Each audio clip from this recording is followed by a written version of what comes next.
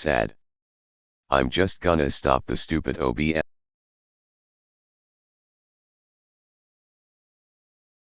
Let me get rid of these things. Hi Badit. Hi, how you doing? How you doing, Angel? Welcome, welcome. Oy vey. Sorry.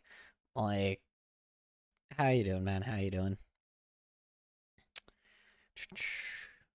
Had a most fucking another heated debate. My roommate about shit, you know? Oy vey. Ugh. Fuck, man. There's a lot of things going on right now. Just a lot. And I'm like, I don't know. It's a little exciting. I don't know how to explain it, man. I'm like, I think this is the first time I think I've been like, I think this is the first time I've, Ballsack. yeah. What? What about it? What about it? I'm confused. Also, why? Yeah. No way, babe, dude. Ugh. I don't know. I guess life has been exciting for me all of the time. I guess I've never slowed down, but, I don't know. Just kind of was talking, just doing fucking politics bullshit. So what we were talking about, nothing crazy. It's the usual. No, well, it was crazy. You know, it's like watched a whole like thing about who's freaking who's like policies and shit he's going to like implement in the future. I'm like, and but there was something that caught a glimpse of what what I listened to, and apparently there is a whole group of people. There's an organization right now that will be against something if the United States tries to become a fascist regime. I'm going to rip off your pickle JK JK JK. Not mine. You can try. You can give it a shot, but doesn't mean I'm not going to defend myself from it. Yeah. I don't know, man. Shoot. Fucking bad dude. I don't know. Is it weird that I'm like weirdly excited for like if a like, if something happens, like if this country is like threatened by like a dictatorship? Like I weirdly I this might be because I also have been like I've been denied from the army before. So it might be that simple scenario that I've been like, it might be the simple scenario of like, I can be a part of a militia. That would be fucking sweet, dude. Like being a part of a militia to like, defend like this fucking country. I have an actual reason to defend this fucking country and feel like I actually like am contributing rather than doing this normal garbage that we always do every day. Cause like I'm so against like corporate America. It's gonna be so fucking awesome if if we get to fight against that. That'll be so amazing. you know, I don't know. I'm weirdly like excited for it, but of course my fucking roommate like I'm going to be a good excuse to get my bestie out of school. be a good excuse to get my yeah. I mean, shoot, you have to probably be an adult to do it, but like I said, I don't know. It'll be very interesting to be a part of that. Um, of course my roommate does this thing of being like, "Oh, well, you didn't vote, so why would you do that?" I'm like, "Because I fucking actually give a shit. If there's actual action that needs to be committed, then yeah, of course. Oh, but you could have done that by voting. Oh yeah, you mean the votes that were apparently like completely you mean completely fabricated? Yeah. Interesting how that works, huh? It'll be very interesting when like I said, I don't know, man. Who knows what's gonna happen these next 4 years, but if it's exciting, fuck, man. I'm down, dude. I'm like okay with throwing my life away for this shit, man. I'm okay with throwing my life away for fucking actual fucking American freedom, Like no more fucking corrupt ass government and shit. That'll be awesome. I don't know. It's kind of, you know, die die trying actually give a damn about the world, give a damn about like the state of how this country is. you know, just because, you know, we're already kind of losing a lot, but if I get to fucking take down all of these goddamn corporations because, like, from a civil war, hell yeah, man. Hell yeah. Fuck yeah. You know, that shit will be sick as hell. You know, I don't know. Uh, I don't like war, but when it comes to civil war, oh hell yeah, dude. Fuck yeah. I definitely, you know, not civil war in other countries, obviously, because no, I don't want that to happen to people. But here, oh hell yeah, dude, that would be amazing. You might be an introvert or an extrovert, but fun fact, I'm a pervert. Uh, then if you are, you probably should get out of this chat. I prefer one or the other and not the third option.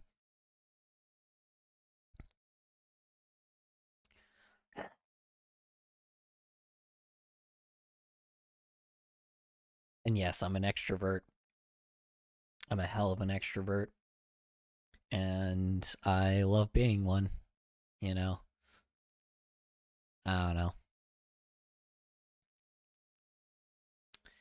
Who knows?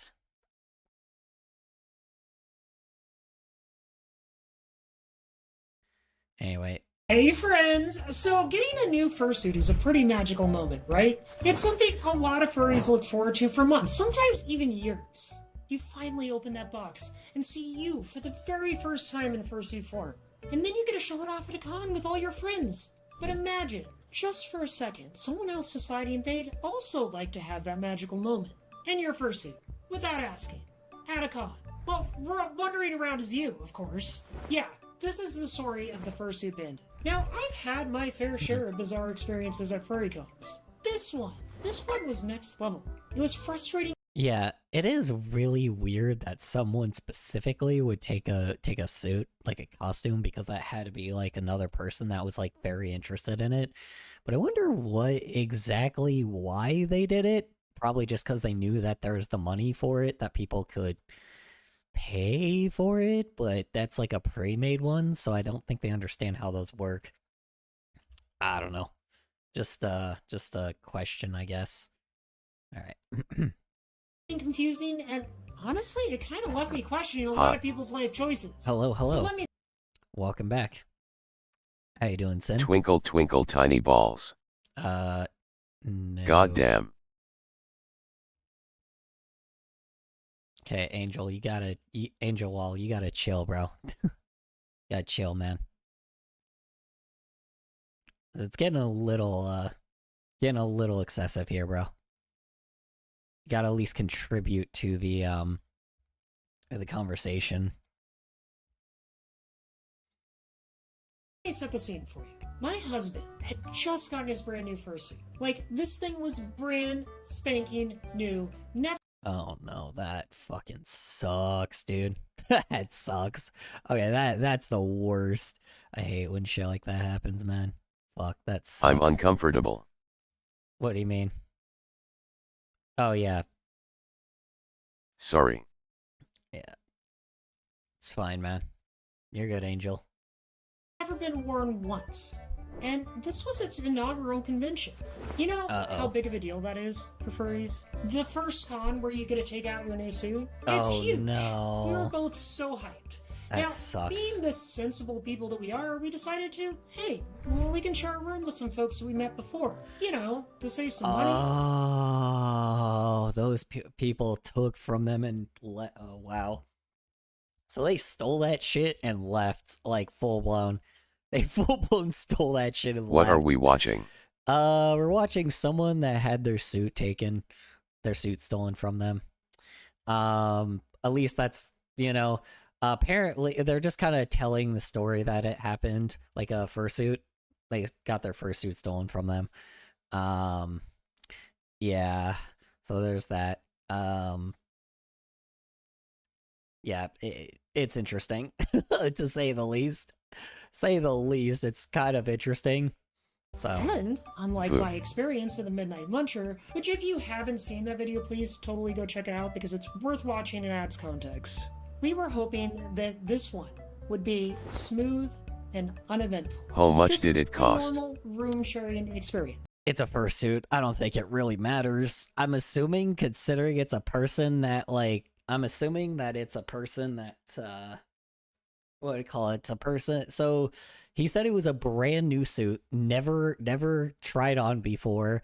I'm assuming, like, we don't know who stole it yet. All we know right now is that is the person that ended up sharing a room with someone when they were at, like, the convention, and I'm going to assume that that's the person that stole it, but we're not there yet. I'm jumping to conclusions right now. But yeah, it's most likely pretty expensive. Michael Jackson is going to eat CYN. No more Michael Jackson. He's already gone. He's dissipated into the ether. No more Michael Jackson. Michael Jackson is disintegrated. And if not, Angel, I'm gonna disintegrate you. We're past Michael Jackson. I find SBFF today. Fine, SBF. SBF, my gosh, my favorite, my favorite protection. Anyway, I'm a grown-ass man. Anyway. Yeah, I've always been thinking of death. Always been thinking of death. Where did that come from? Where did that come from? Oh, got it. Oh. Hey. Sure.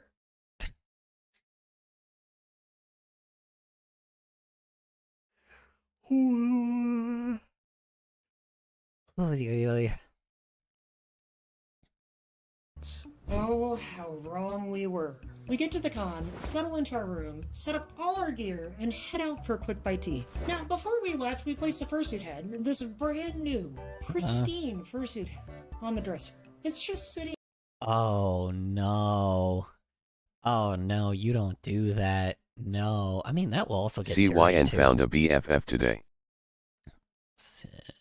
Nice. Glad to hear it, man. Yeah, I know. I'm glad to hear it. Tell me more about it. There, looking all adorable, waiting for its big con debut. When we get back, though, there's one small problem. The head is gone. At first, I do a double take, like, what?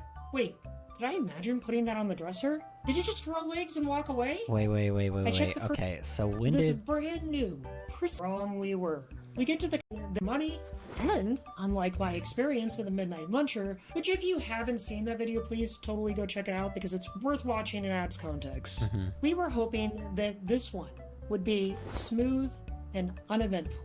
Just a normal room sharing experience. Okay. Oh, how wrong we were. We get to the con, settle into our room, set up all our gear, and head out for a quick bite to eat. Now, before we left, we placed the fursuit head, this brand new, pristine fursuit head, on the dresser. It's just sitting there, looking all adorable, waiting for its big con debut. When we get back, though, there's one small problem. The head is gone. At first, I do a double take, like, what? So they didn't... Where did they leave to? They didn't really ever bring back where they left to. Okay, alright. But sure, they're back at the hotel. Wait, did I imagine putting that on the dresser? Did it just grow legs and walk away? I checked the first suitcase. No, it's not there. I checked the dresser. Not there either. We look under the bed.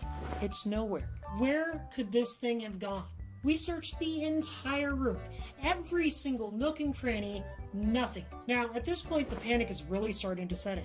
Oh my god, someone's stolen our fursuit. We need to figure something out. We're about to blast social media with a missing fursuit alert when suddenly, ding, Interesting. notification pops up on our social media. Oh, and what do we see? Oh, it's a picture of our fursuit being worn down in the lobby. Oh my god. A million things are racing. I'm a big back. We bolt out of the room, race the... Oh no, someone else wore it? What? I'm big back. Oh, nice. Glad you're back. Welcome back. Big back, though. Specifically, big back. No small backs here. Ba-doom-ching. Anyway, yeah. That's... the lobby, eyes peeled for the thief. But of course, by the time we get there, there's no sign of the head. Or the imposter. Exhausted and defeated, we head back to the room thinking, I guess we're just gonna have to get the con staff involved.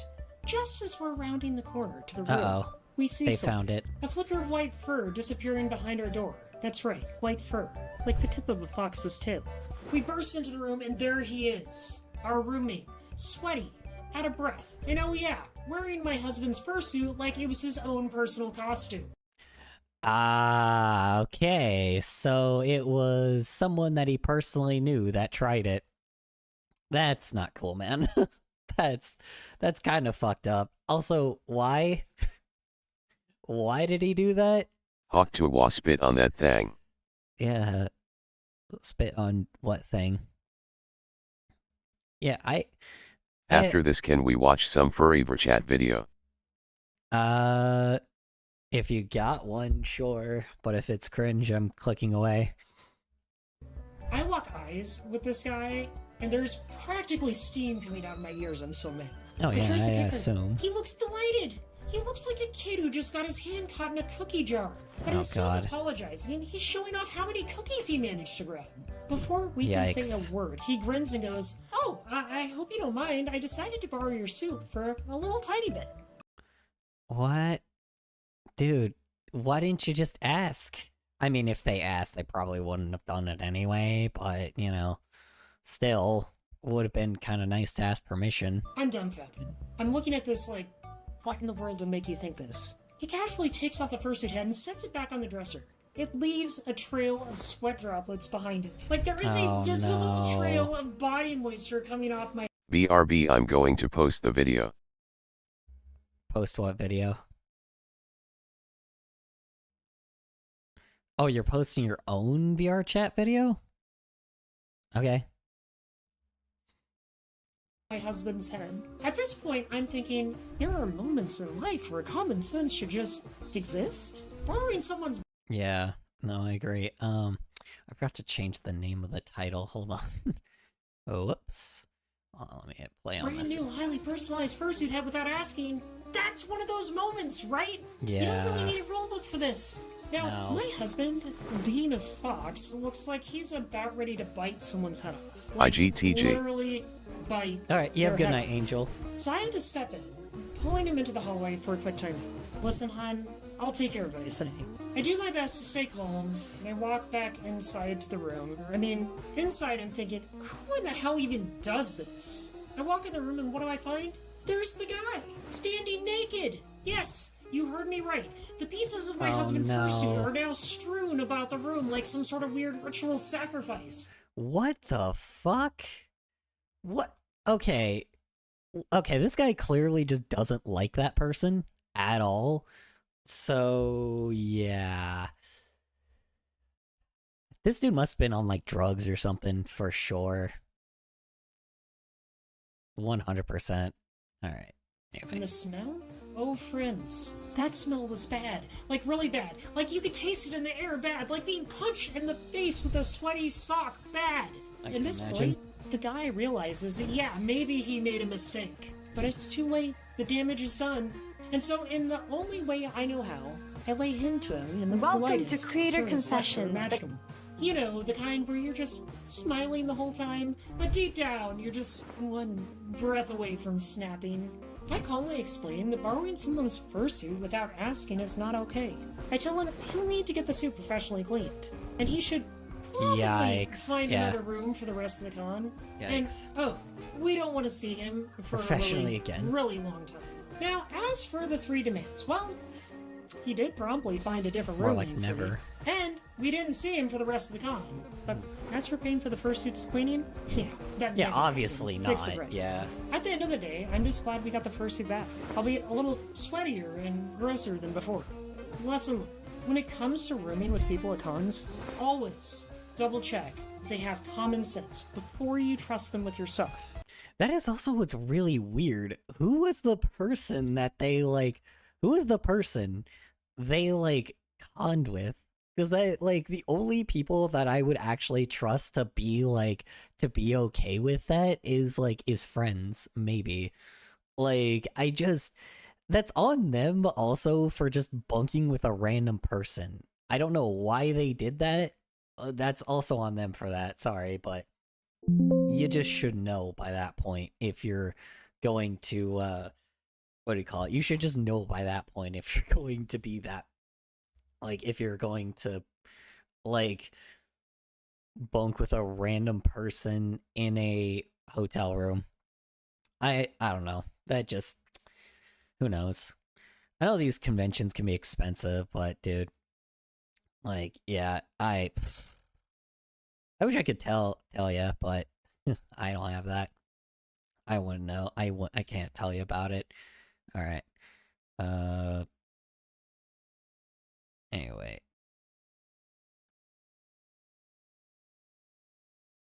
Let me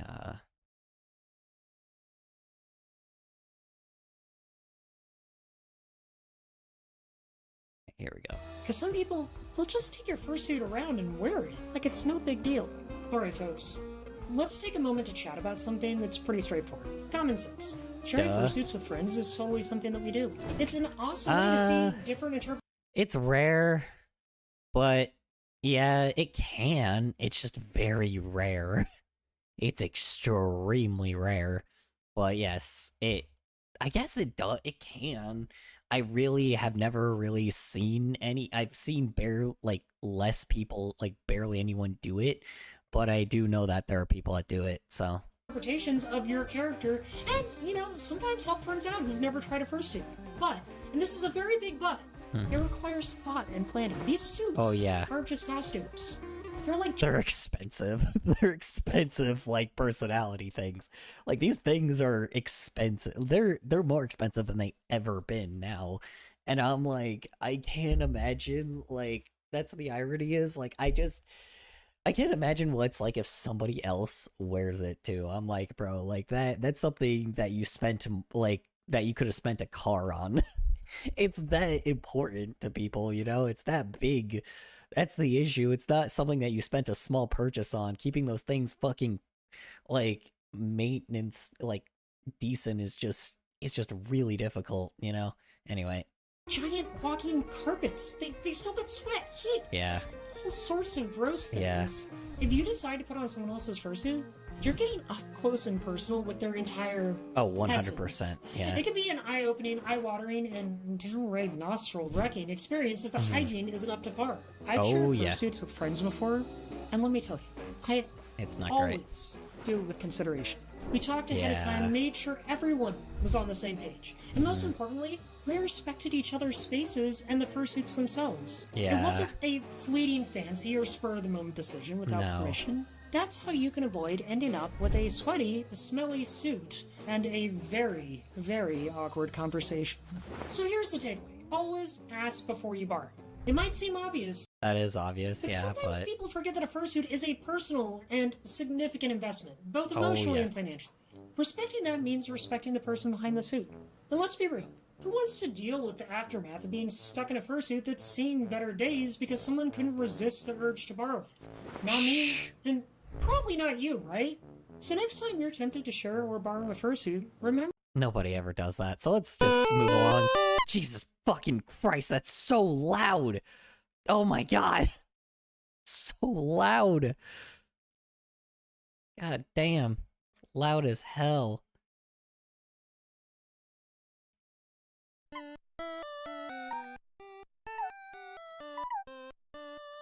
What? What is this? Oh. I don't know what this is. I was sent this on the Discord. Oh. Huh? Oh. Okay. I'm very confused. What's going on? Oh. Why is he femboyish? Why was he standing like that? Cute, I guess? Oh, Jesus Christ. I'm very uncomfortable. Oh, he's speaking Japanese. Oh, jeez, I didn't even notice. Wait, how did I get this in my... How did I get this in my how did I... Who sent this?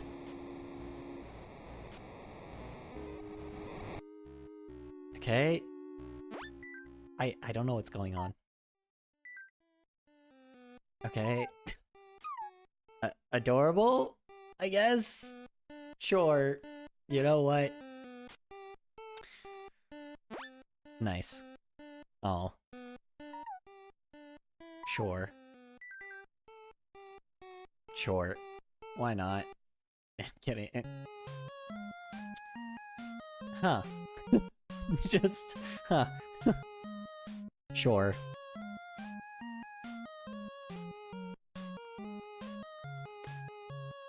Cute. I need a giant I guess. flush of Rapidash that I can sit on nude and piss on. I need her to have a mount for a bad dragon sleeve so I can fuck her. Wait. Sorry, what? I need a giant plush of Rapidash that I can sit on nude and piss on. I need her Ew. to have a mount for a bad dragon sleeve so I Ew. can fuck her. Ew. I need her to be warmed from the inside like a heated Ew. seat. Ew. I need her to be semi-posable. Has a stroke. What's your price Can you range? just find one piz? $5,000 or so. Over if it's necessary, but I'd like to... One piz? I can't find one piz, but this guy can find you one piz. Also, hi, how you doing, Retro? Welcome. Wow, no one from Twitch today, I guess. Interesting. Wait. Oh, no, mind. Yuri Luffy is gone. Okay, Yuri Luffy isn't here today. Wow, okay, no one else is here today. Okay, hold on. Let me go on my Twitter real fast. Let me just let people know I'm live. Holy crap. There's just no one here today.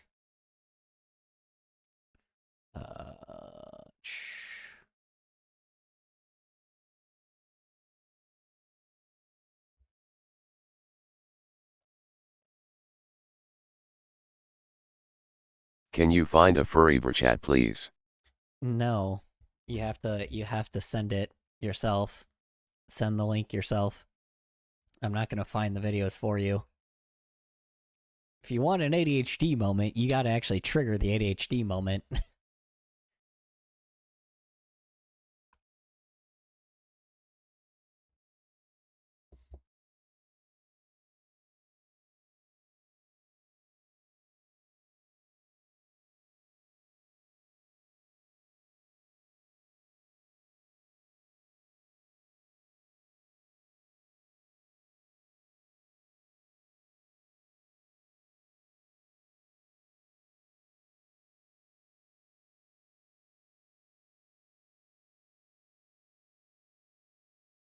Can we watch a documentary? Okay, which one?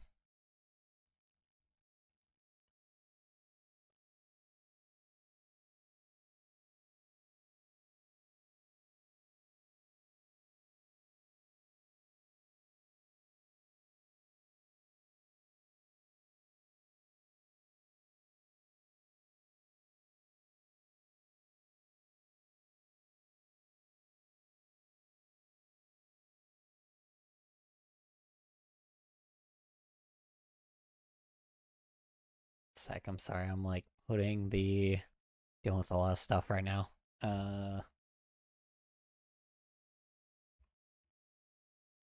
Gotta remember, if you wanna change the direction of the stream, you gotta point the stream in the direction that you want. You gotta point it in a direction. Whatever you want. Well, if it's whatever I want, then I'm going through all the memes that everybody sent through Discord. That's mainly what I'm going through. It's all the stuff that I put in my watch later that people sent on Discord. So, I'm just going through those videos right now. So far. So, there's that. At the moment.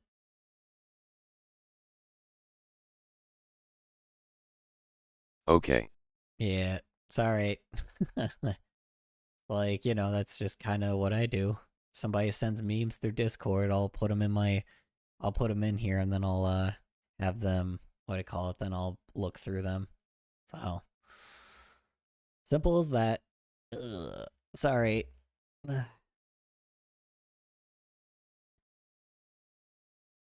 stay around that.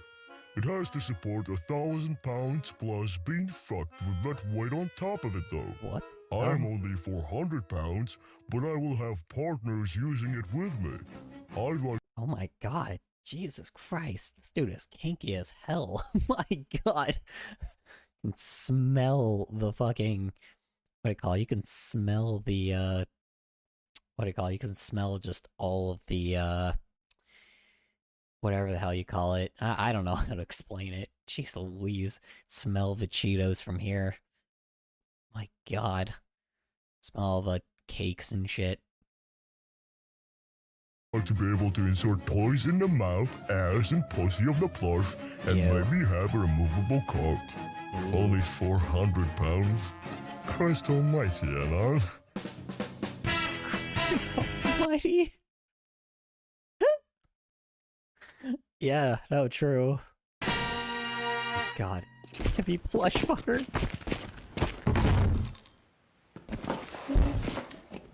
I'm hairy plush fucker. And this is my plush. She weighs 500 pounds and can support over 1,000 pounds of weight upon it, as I fuck the shit out of it. It costs $5,000 to fuck this plush for 12 seconds.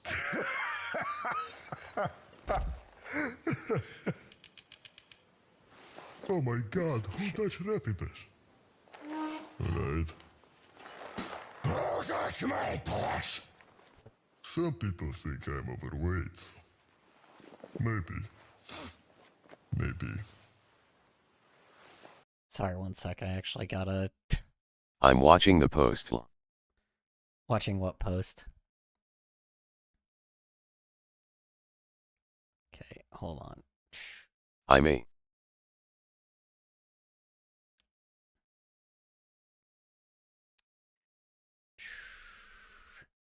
Yeah, fucking Jesus Christ, this dude is I tag you in a post. Oh. Tagged me in a post. Let's see. I should have it on my notifications. I have not gotten tagged yet. On YouTube? Because I don't have anything on my YouTube yet. Let's see. Let me check again. Let me check my settings. Make sure that my settings are correct. Account. Nope. YouTube Studio. Content. Wait, not YouTube Studio. It's my settings. Whoops. Well, let me go to my settings real fast. Channel. Upload defaults. Yes. I haven't gotten anything on the bot yet. Or bot yet, on the notifications yet.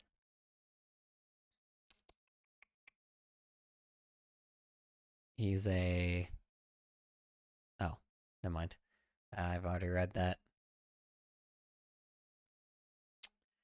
Switch account. Oh, that's switching account. Hold on. Go back and let me go to my settings real fast. Notifications. Let's see. Get notifications. Yep, I still have notifications.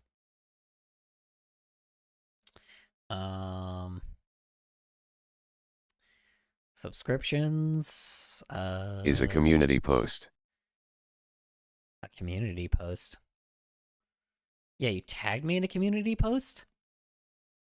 I haven't seen anything. I have activity on my comments.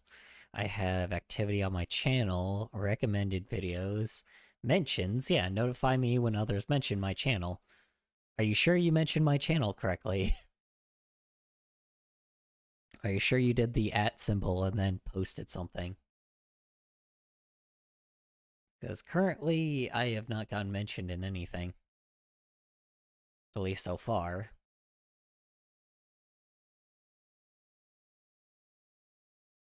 Did you use @ColorStorm for... Yes. I don't see anything.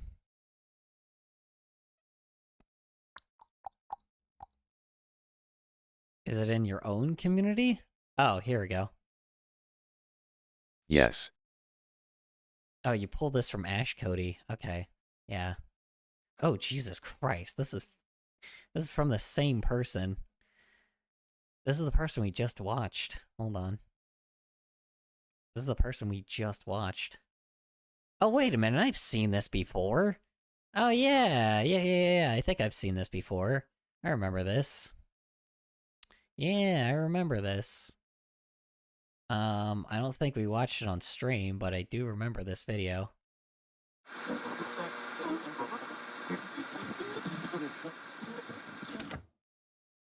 Maybe.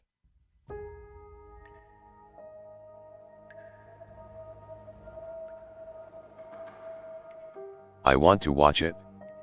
Oh, I pulled it out. Don't There's worry. this weird thing that You're good. humans do. We take animals and we put our words into their mouths. Oh, this is before they even got transitioned. Oh my god. This is before their transition. Interesting. To talk back to us, usually about us. So it's a very strange thing, but we've done it for centuries. Huh. We learn to read from anthropomorphic animals. We learn right from wrong from anthropomorphic animals. But most people don't notice The it. P. I guess that's somebody else that's talking, though. I don't know. Furry fans are the people who know. Sorry, give me 1 sec. I'm like, I gotta listen to the audio again. I apologize. I'm gonna have to, like, cut it off from, like, at certain points to just, like, listen to the audio. So, I apologize. Wait.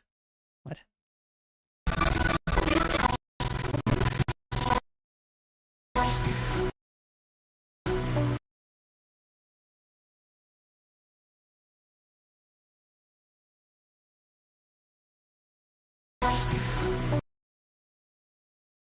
Okay. And then this is where we change transitions again. I think this is the one where it goes, who is horny, who is daddy? Let me tell you. Wait, no, is it this one? Or is it the other one? Let's see. Oops. Sound not loaded? What? What do you mean sound not loaded? I'm sorry, excuse me. Who's horny? Who is daddy? Well, let me tell you. Okay, cool.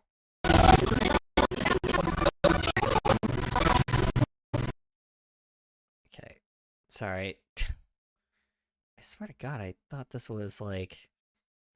Is this not the same horny daddy that I had before? Sounds like a different horny daddy. To horny daddy 8-bit. Is it this one? Yeah, that is the one. Nope, that's the right one. Alright. Sorry. Alright. Just need to make sure that this is like the right point.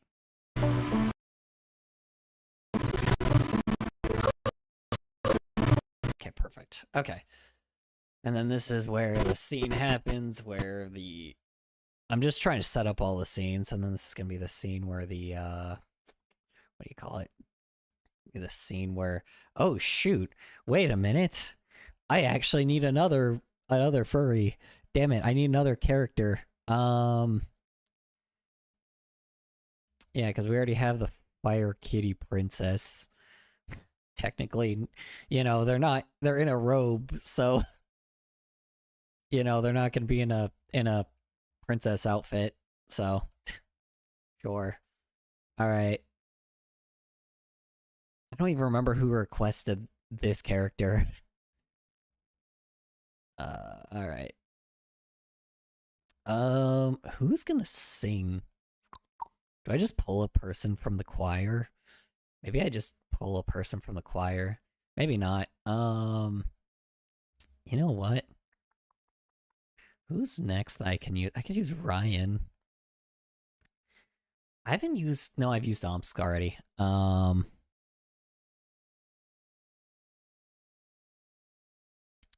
Huh. You know what? We haven't grabbed Mars yet. Let's grab Mars because he's a freaking buffalo. Let's grab Mars real quick. Let's use his image that he got ripped off from. It's one that they ripped him off and sold him a fucking AI image, which is unfortunate. So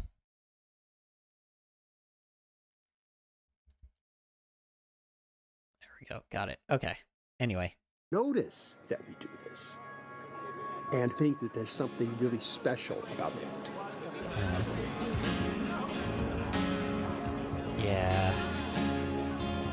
This was in 2022. Well, like the dictionary definition you get is like furry. Not is 2022, a just community of 2020. people that enjoy anthropomorphic art, right? I feel like it's way more than that.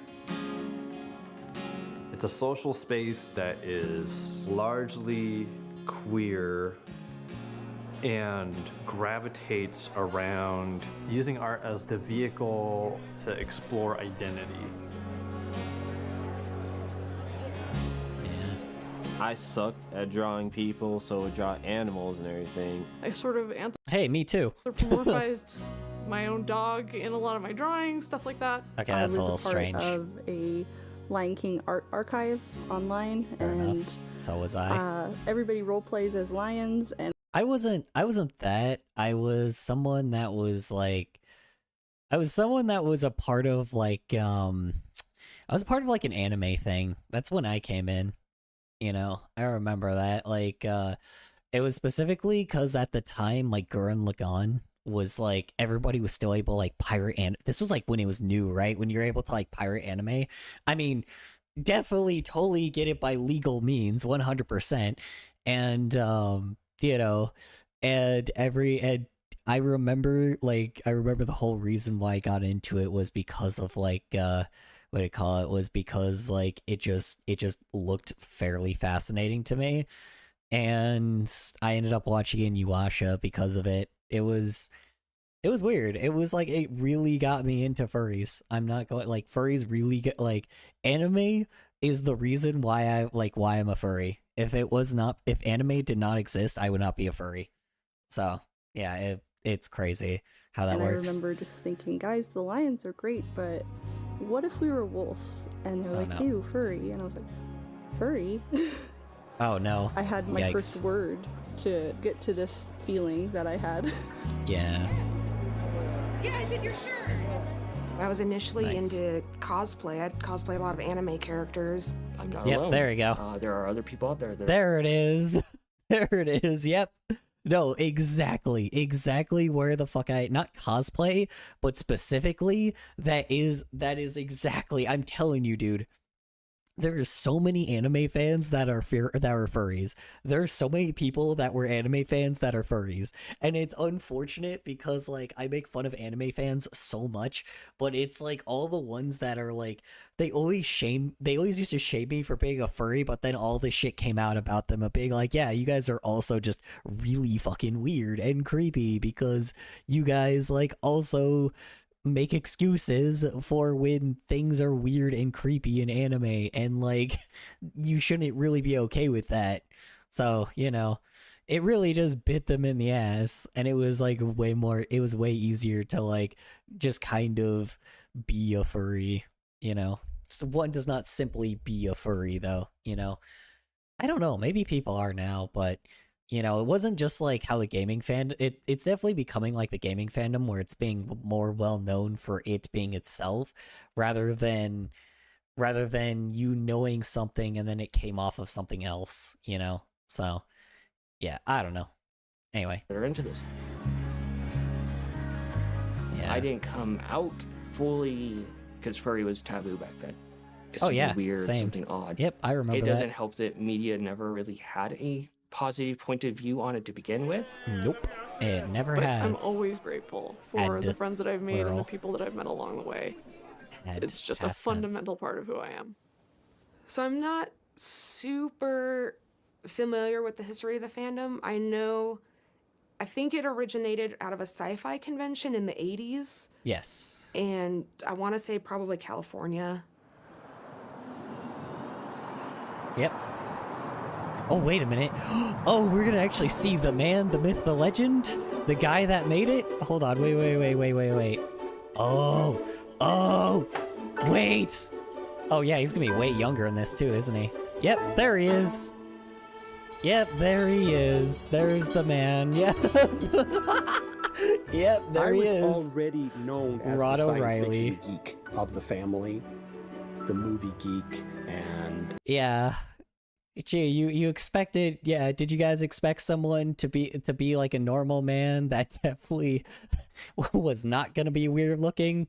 Yeah, there he is. A guy that you expected to be a furry is a furry. It is so funny that, like, the guy that you did not expect, there he is. The Disney geek. I've been all of these things since I was a kid. Yep, there you go. Wow, he looks a lot more clean though than he did like in the pictures that he had like of like in the 90s or 80s of him. Like, it's very interesting. Anyway, yeah, he looks a lot more polished now though. Interesting. I've been interested in science fiction fandom since the 1970s when I went to my first Star Trek convention. Makes sense. I was a Navy brat. Yep.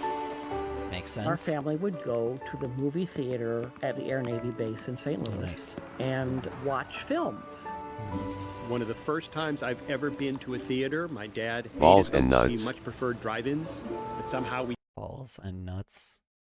Okay, Angel, contribute, bro. Please.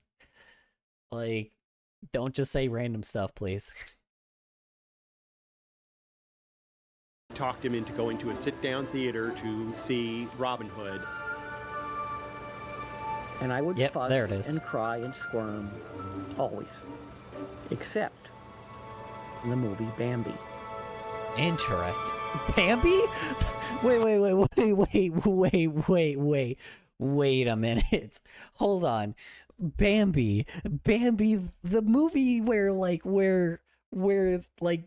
the deer's mom gets shot.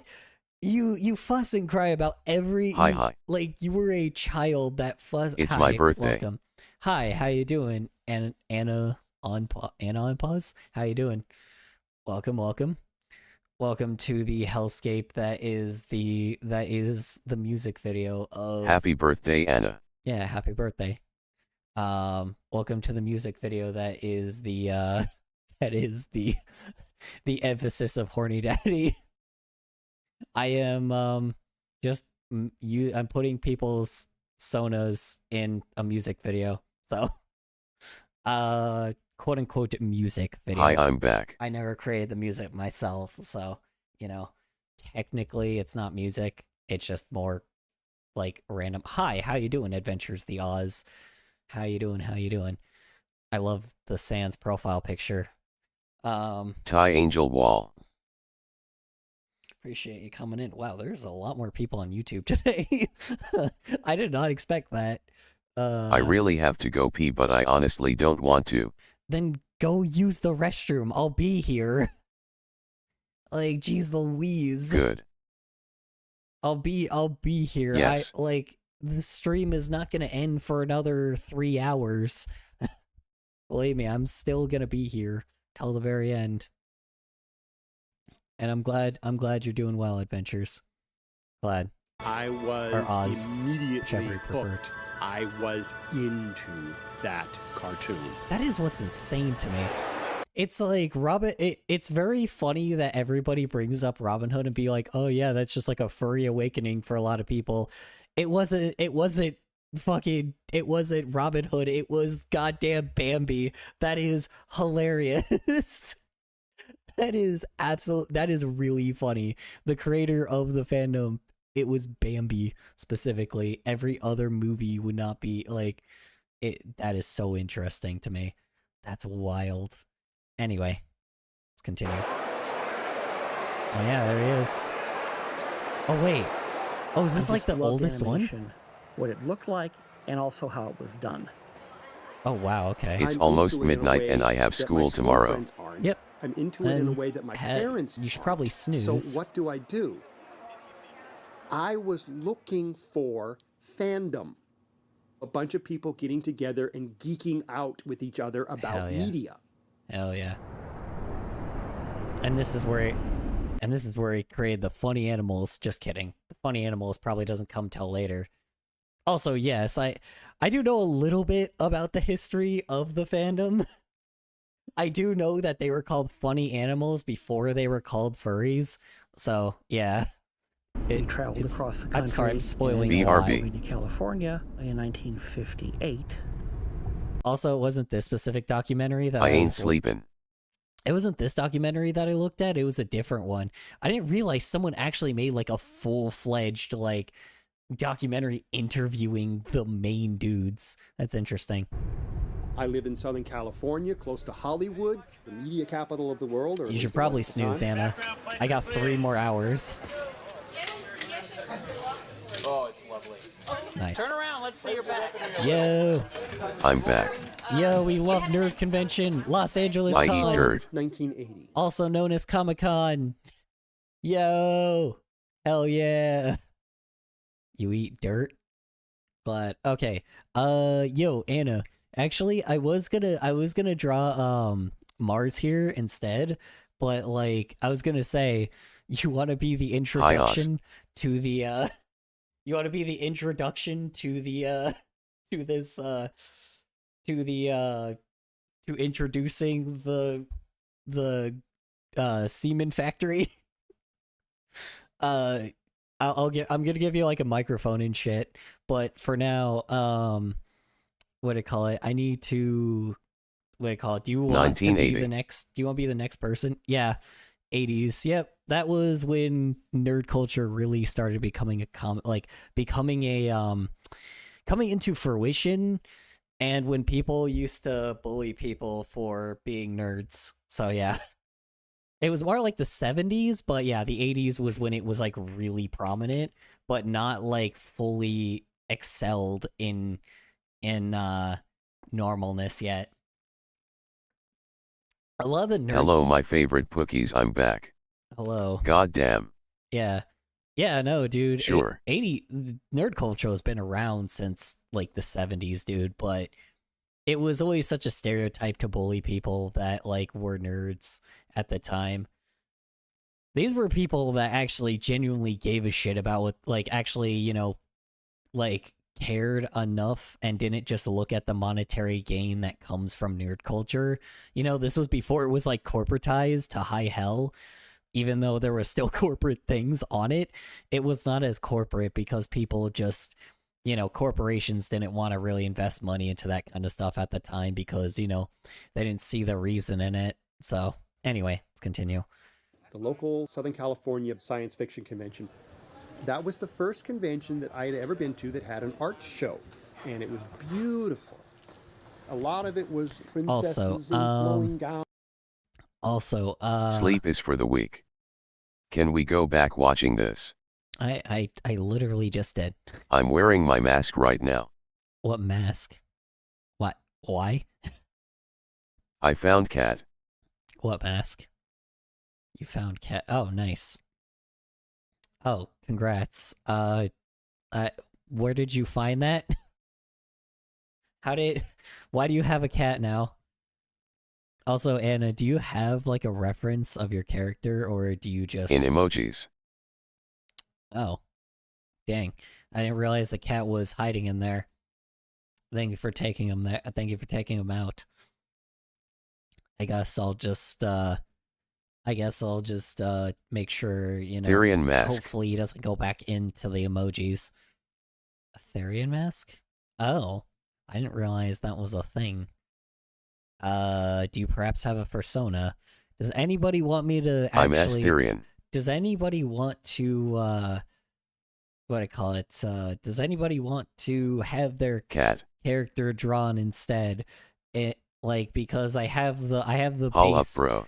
I have the reference. I have the reference. I have the reference set, or not the reference. I have like the base set up. So, you know, if you guys want to, me. I can easily. Okay, who's me? Links. Links. Okay. Wait, Sen, you've already been drawn though. Weren't you this one? Wasn't this your character right here? Didn't you say to draw it like mine, but with, you know, like trans colors, trans pride flag colors? Am I remembering? Is this you, or were you the princess kitty, the fire princess cat? Me. Who's me? Sen. I swear Yes. I've drawn you before. Yeah, okay. So yes, are you the fire cat or are you this one? Yeah, but that you're in the choir, so somebody else has to be the singer. Or the introducer, I guess, you know. You'll pop up later, believe me. There's still, like, believe me, you'll pop up in the end. The choir pops up in the end. You'll pop up a lot in the video, but, you know. I have to have someone else. How about you, Adventures? Do me my fur's own as a lynx. You're just a regular lynx? That's it? Transgender. Doesn't... Yeah, it's already... Yeah, you said with the trans, like, just with the trans flag, it's already there. It's got the trans pride flag colors. All right. Yes. Okay, just a regular lynx. Got it. All right. All right. Let me look up a lynx because I always forget what they look like. Hold on. I always forget what lynxes look like. That's right. Okay. A regular one or a snow lynx? Because there's two of them. I forgot. Like the brown one or the white one? Time to watch. 1 sec, Sin. Trying to get a question answered. God damn, patience.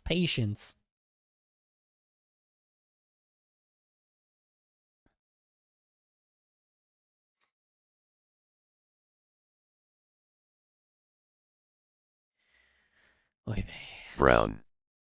Okay, got it. So it's this guy. Fair enough. And then... I gotta take a pic of my mask and make it my PFP. That's fair. Yeah, because if not, I'm gonna full-blown just, because if not, I'm gonna full-blown just wing it, so...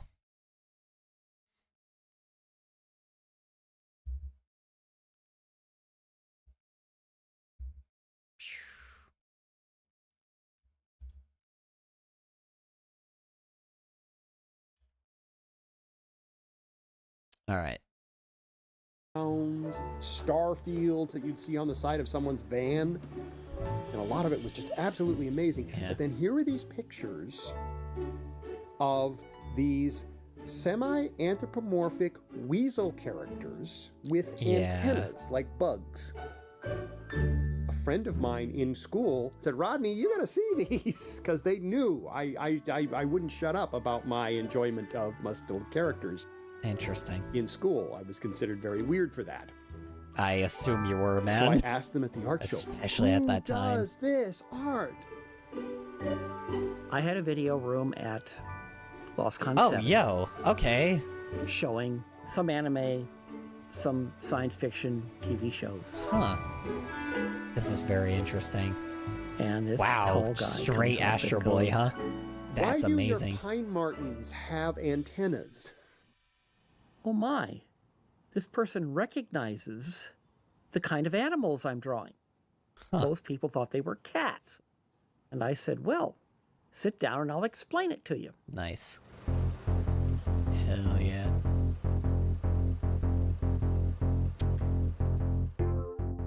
We love Japanese animation and nobody knew about it. I fucking knew. Okay, so this is starting to like really show the absolute like core of the reason why furries like even got into it in the first place is because I knew it was not because of loading, anime. so you will have to wait a minute. That's fine. it's because of like, well, it's fine because Oz already took this place, so you'd have to wait for the next one. You have to wait for the next character that pops into frame. Yeah. OMG, you Ethereum too. Yeah. What was I gonna say?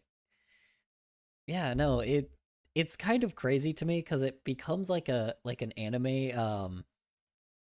I say these guys come from like anime-esque. What do you call it? Like, it's so funny that the original guys came from anime, which just so much explains why like I was able to find this fandom so easily, was because of just it dates back to the origins of how the fandom was created in the first place, which is amazing to me. That means that the anime people have been there since day one, the creators and anime fan. Except for the few shows we were getting seen with subtitles. I'm talking to Anna on pause. Nice. This is the city, Inglewood, California. This is where the Los Angeles chapter of the Cartoon Fantasy Organization meets. This chapter is the first chapter in the club and has been meeting. Cartoon Fantasy Organization. There it is. Here's where the funny animals come in. Meeting here for 5 years. Hell yeah. In 1977, myself and 4 other people, some of whom were animators in the business, actually TV animators. There we you decided go. more people should see this stuff and started a club. Yep. And it was the first anime club. The very first anime fan club in America. Oh my god, they started the anime thing too. They started the anime fan club too. Oh my god, anime people that hate furries. Haha, guess what? This is also your fucking guy. This is the guy that made the anime convention stuff. Oh my god, that is hilarious. The same dude made the anime convention. That's so fucking funny. All right. But a lot of the people that came to the meetings were also into It's still not working. Yep, there it is. Anthro characters. Boom. Which is why the mascot of the club became one of my skill tier. It's gonna take a second, Anna, sort of and also I think it NBM it worked. Yeah.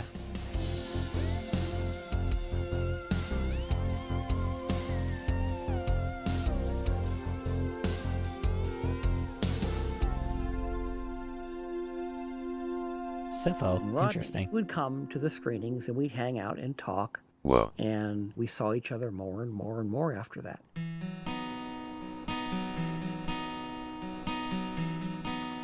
Here were 2 people who came from very different backgrounds, but we were paralleling each other amazingly on interests and passions. Movies, animation, amazing. Novels, comics. That's fantastic. And a few years later, we That's a decided cool mask, to Anna. become a couple.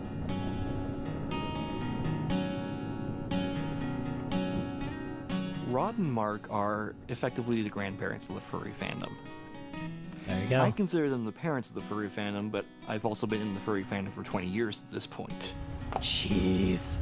It's a long time. Wait, 20 years? Oh yeah, that's right. That's right. This was in 2020. I forgot about that. This was made in 2020. Or 2021, technically. It might have been made in 2019, let's be fair.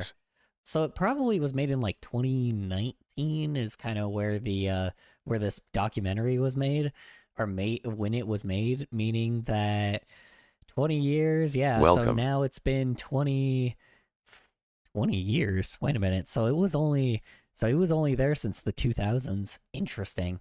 Very interesting. All right. Their household is like a museum and library of furry things. Yep, makes sense. They have figurines all over the place. Of course he has that. Of course. They had bookcases and bookshelves of furry comics, of anime comics, of sci-fi. Yep. So this is San Diego Comic-Con one year. This is Don Bluth and Yo, Don Bluth went to a furry con. Yo. That is all. Or he went to that type of convention. Oh my god. Dude, it's all connected, man. It's all fucking connected. That's so fucking funny, man. I don't know if you know who Don Bluth is, but he is like the original first animator of cartoons. The first cartoon animator. That is crazy, dude. What a wild connection. Oh my god. All right. Remember they had the live action Muppet show. Wow. That's crazy. Wild, dude. Yo. There was lots and lots and lots of science fiction conventions. That makes sense, yeah. Yeah. We saw the birth of the comic book shop.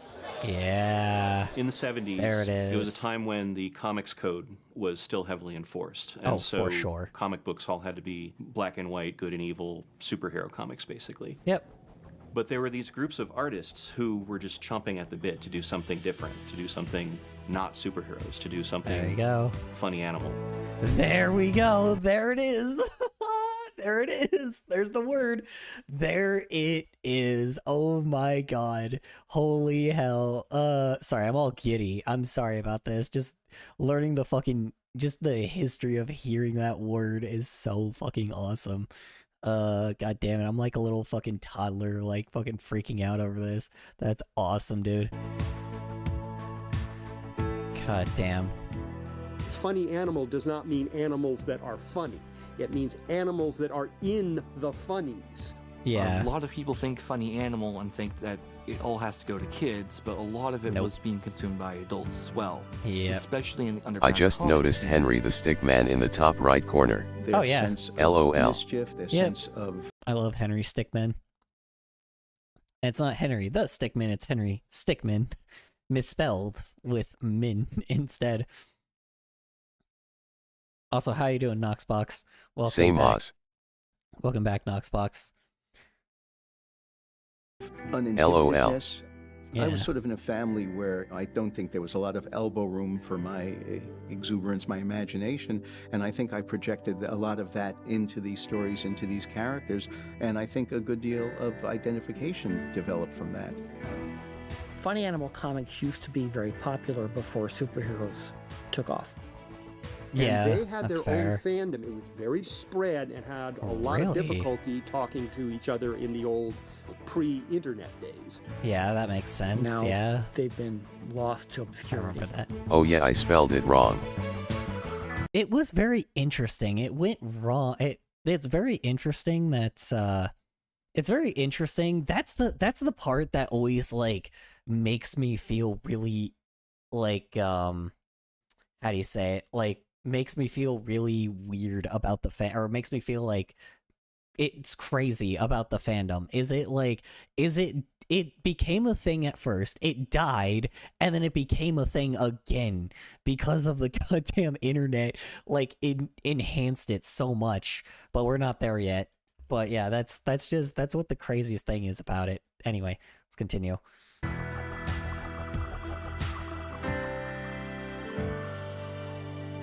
Yeah, we're still in the 80s right now, so the very fandom different. started pretty much. The old folk tend to disagree on where exactly it began. Why is there a chemist here? The commonly accepted starting point was a painting done by the artist Steve Galacci. There he had is. created a character, a furry character, a pilot in a futuristic spaceship. This piece was hanging up in an art show at an Interesting. East Coast science fiction convention. Now, what you have to understand is that hadn't been done before. A furry, an anthropomorph. Yep, there it is. There it is. Yep, it hasn't been done until the 80s, Anthropomorphic but that makes character sense. Was limited to a coyote hitting the bottom of a cliff, standing up, dusting himself off, and going to the Acme catalog.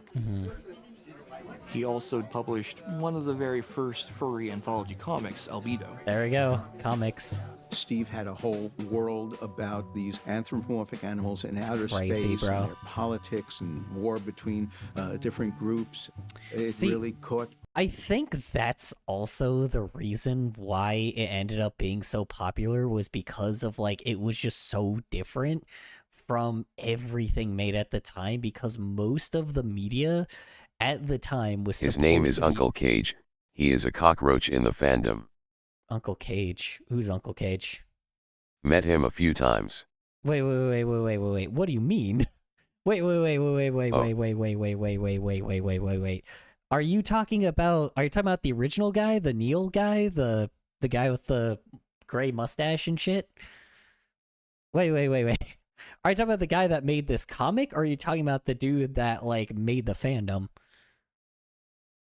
Interesting.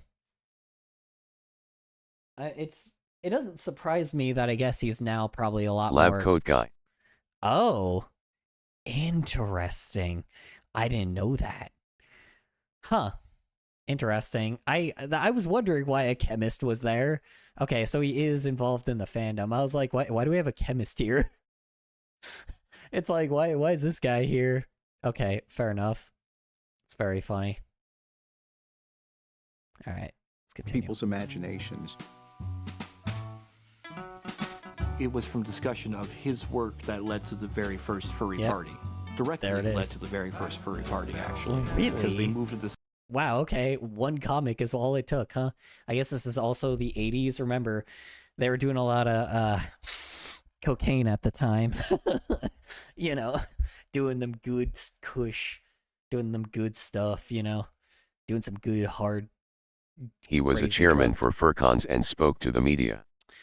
Oh, is he the one that started that whole thing of trying to stray the media of, or that was trying to stray the media to make it think that that it was a place for drag queens, like drag races? I remember there was at one point he was one of the guys that like there was like something that happened with him where he like tried to trick the media that it was like a drag thing. I don't remember exactly what his incentives were though, but yeah, I do remember someone doing something similar to that. And then like obviously the media like villainized it, obviously, but that's just how it is. Discussion from in front of his art panel to a private room to continue the discussion. It started out as gatherings of people in room parties at science fiction conventions. Not that I know of. His room parties and science fiction conventions, yeah. Okay, so this whole room party thing, just it's always interesting on how these things always start, and it's always fucking room parties. It is insanity. Okay, fans would show up and discuss this universe he'd created.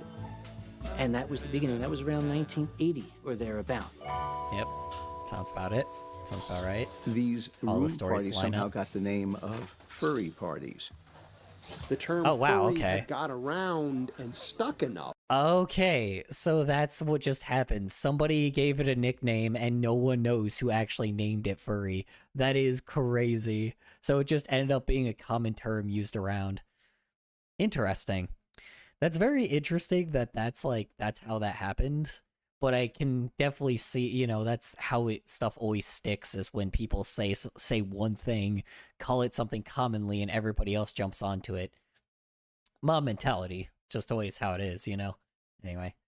That when we had another party at WesterCon 1986 in San Diego, we decided to call it a furry party. All of these artists were amazed that there were other people out there drawing quote-unquote funny animals in the way that they did. Oh, there you go. Gosh. Someone would... Okay, so sorry. I know I keep pausing, but someone that I do like that is involved in one of... So this was kind of a lot later, but they were like involved in like one of the they were involved in one of these. They have passed away, sadly, like a few years ago. But I do remember this person was involved in one of these directly. Someone that lived in Arizona.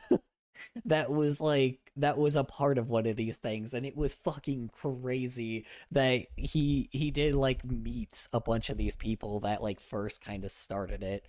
And he did really tell me about like he did tell us like about his like long story about like how he was able, or how the fandom kind of kicked off, and how how much it meant to him. I don't know. It was like weird. He was just such like a crazy personal story. I don't know how to explain it, but he was like not in the greatest state of his life, and this fandom is kind of what kind of kept him going, which sounds insane to hear now because of all the drama, but you know, it's amazing like that just something could change someone. It changed his life a lot. My internet is wonky, so I must fix. That's fair. That's fair. Walk into our party, pull out a sketchbook and say, I was the only one I thought that was drawing this kind of stuff. Yep, there you go. BRB. And that just kept happening again and again. Yep. There you go. They had this same revelation as I did. Artists, man. It's always so funny, man. It's like, gosh, artists always like think that it's like they're alone, and then in the end they don't realize that they aren't, you know? Especially at that time, God, I can't imagine how lonely it was just to be someone that made art, and then people like, this was at the time too where if anyone drew cartoons, no one would take you seriously, ever. This was at the time when like people thought cartoons were like a massive waste of time when it came to art, unless you want to be like a children's artist. That was it. It is insane how much the culture has changed with that. And I'm so glad that it has, because it is very interesting just seeing all, like, we would not have the animation we have today without these guys, full blown. We would not have a lot of the stuff we have today without these guys. I'm not the only one. I always thought I was weird. I always thought found no it. one else would understand. Ooh, nice. And here are people who are just like me.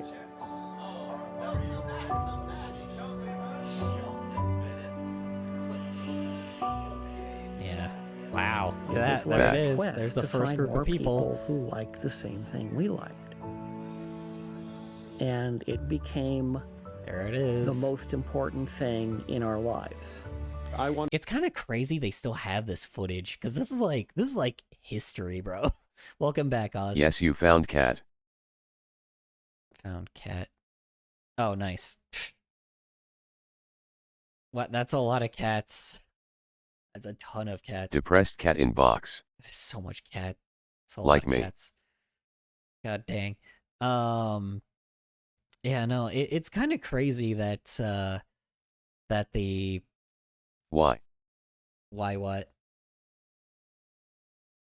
Why what?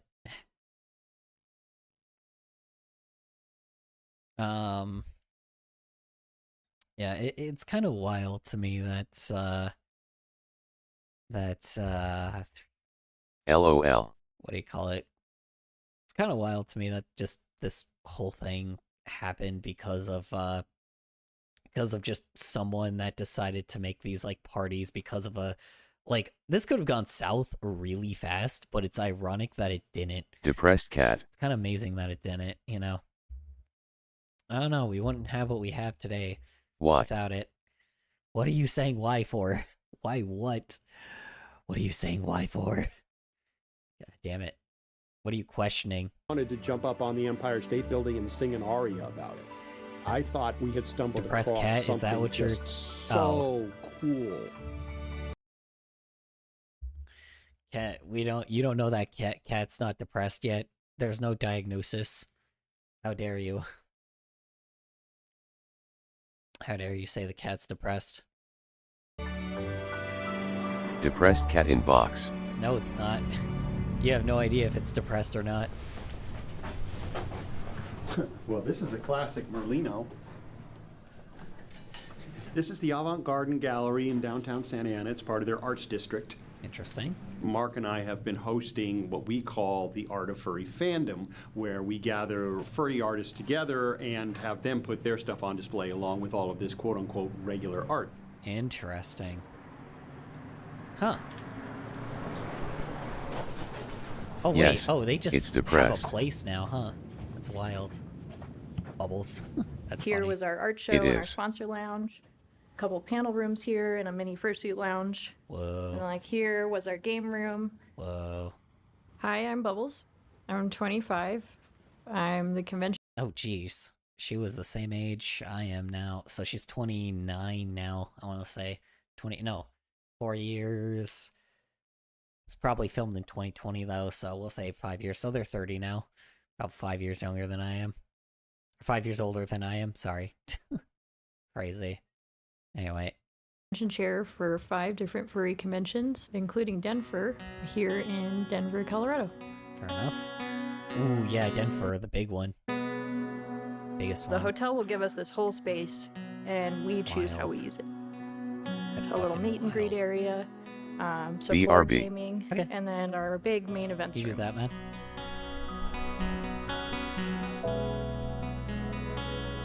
Bathroom break.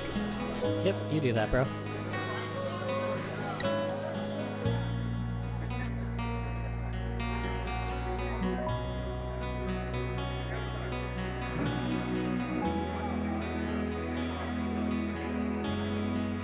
The music? We have had hotels that are like, so I looked up this stuff and what the heck is this? Oh, I mean, yeah. Denver is, So that doesn't happen anymore, sadly. Usually when people, kind of don't just accidentally find it anymore. That is one thing I do kind of miss, is people finding it accidentally by complete and utter accident. I wish that, like, people, what do I call it? I wish that was still kind of a thing, but also not really, because like we're at like stage, I want to say like 3 or 4 of the fandom. I get snack BRB. Where now it's like mainstream, and it's people are still making fun of people for it, but it's gonna be definitely a lot different than it ever was, for sure. Like, people know about it, but people haven't really fully been okay with it yet. Eventually, people are going to have to be, but right now, it's still not there yet. We're getting there. We're getting to the final stages of how a fandom forms in the first place. So, like a celebration of the anthropomorphic arts. Well, I found furry probably junior high-ish. I didn't know what furry was yet. hey, same here. Anyway. I was back in the days of Neopets on the internet. Oh god, yeah, same here. Fuck. I found all those, message boards, and I'm like, these are my people. Sadly, so. I guess I'm here now. I don't even know, like, yeah. My parents, they always thought it was like some weird, kinky thing that, like, what is my daughter doing? The fandom growing up was kind of a hobby. I'm kind of surprised that they, like, I'm kind of surprised that, like, her parents even knew at the time, but, like, or how the hell she was even able to, like, my parents still don't know I'm a furry, but I don't really ever want to tell them I'm one, because they don't need to know, because why? And also, like, it's not that important. It's, they don't like that I'm a gay dude, so, so there you go. And yes, there are still parents out there that don't like people that are homosexuals, by the way. So, anyway. Especially working as a medic. It was a side thing that I could do and enjoy outside of work. Now, I run conventions. I mean, my life is the fandom, and I don't know where I would be now without it. Same. It's 6:30.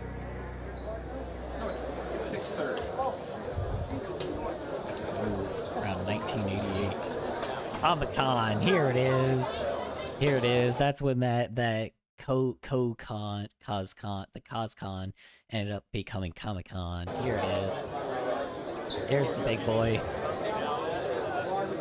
This is still happening to this day. Oh wow, okay. Interesting. Dude, the creator. It is so crazy to see all this old art too. Like, look at that, man. Hold on. Go back a little bit. Look at this. Hold on. Check this shit out. Hold on. Look at this. Dude. Look at that, man. That's wild to look at. That's wild to look at now, man. It is amazing. Like, it's always funny because, you gotta remember, if you call someone's art bad, just remember this is how the furry fandom was. This is how, this is where it started. Believe me. Like, if that's the case, all art's bad art, but obviously it looks fine for what it is. Anyway. You had Sorry, the going into creators, my personal gripe. the people that made the art. They were fans of comic strips, they were fans of comic books, and they were all aiming to be in that business. Yep. And there it is. Here's where it is.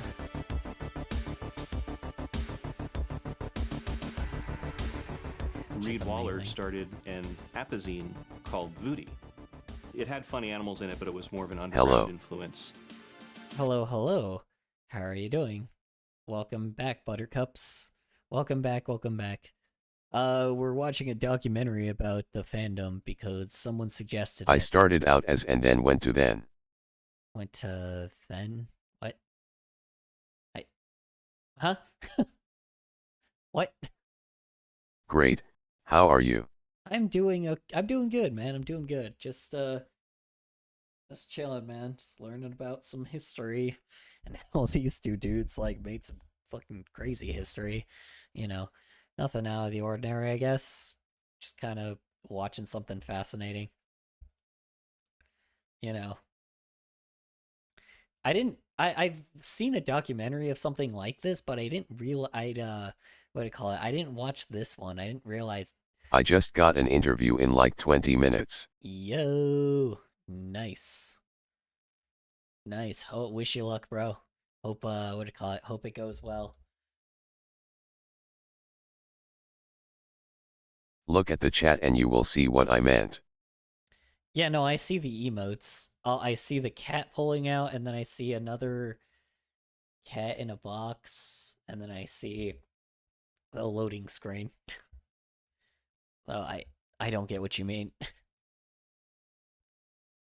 Still doesn't really make too much sense to me.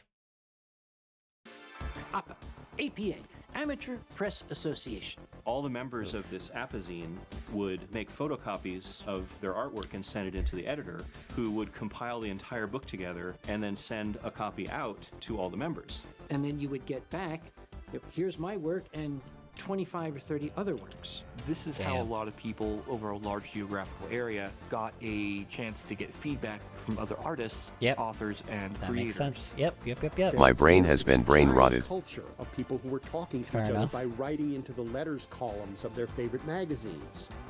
It was like the internet in slow motion.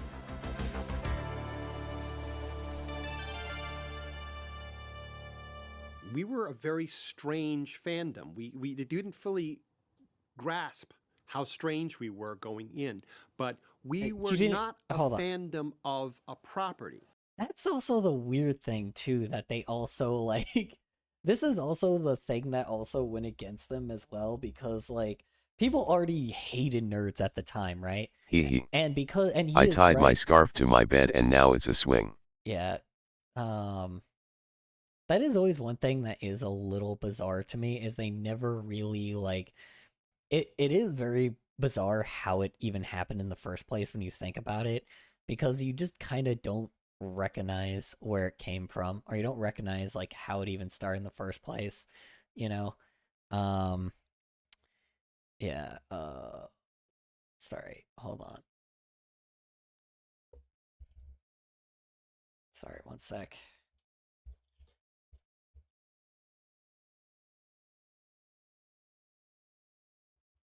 One second.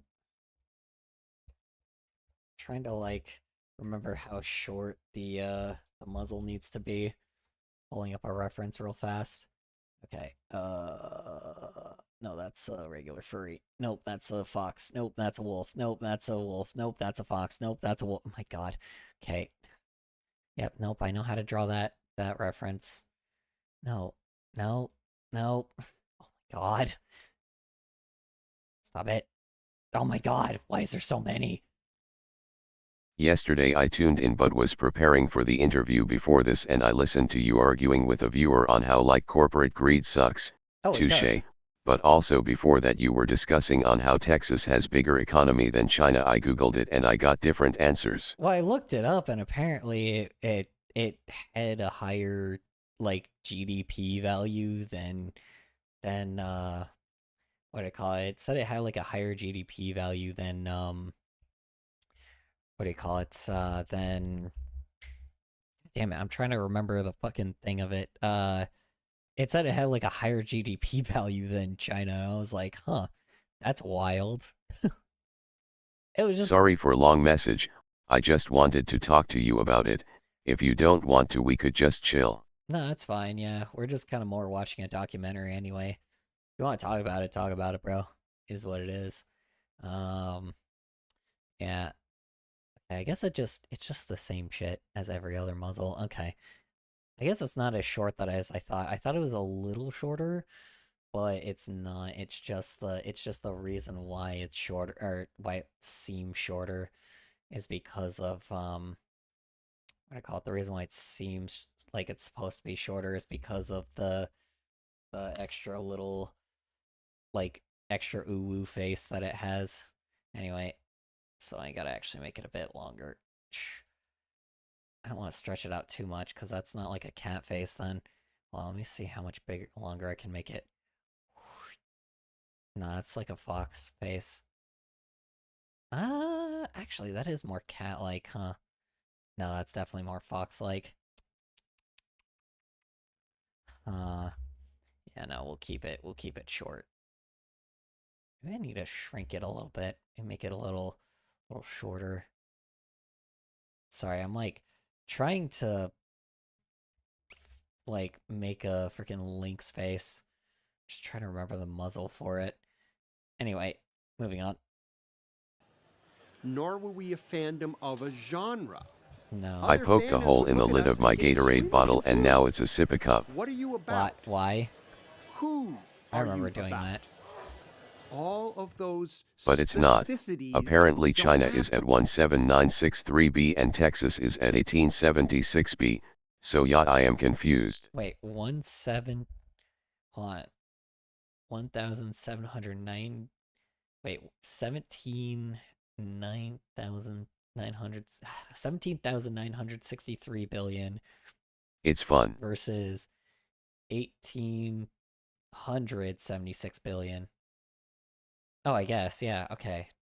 Oh, you know what? You're right. I probably looked at that in the reverse. For some odd reason, okay, that makes more sense. Because I looked at it and I was like, God damn. Okay, that makes way more sense. I should be preparing for interview, but I am confused, lol. No, that's fair. Okay, no. You should be preparing for the interview. Why are you talking to me? Go do your interview. Or go practice for your interview. Yeah. Okay. Yeah, I thought it was... Oh, shit. I for some odd reason thought Texas was the one with 17 billion, or 17,000 billion, or almost 18k billion versus Texas, and I thought China was the one with 1,876 billion. Okay, that makes more sense. I just looked at it in the reverse. Yahoo. I looked at it in the complete reverse. That's fair. Okay.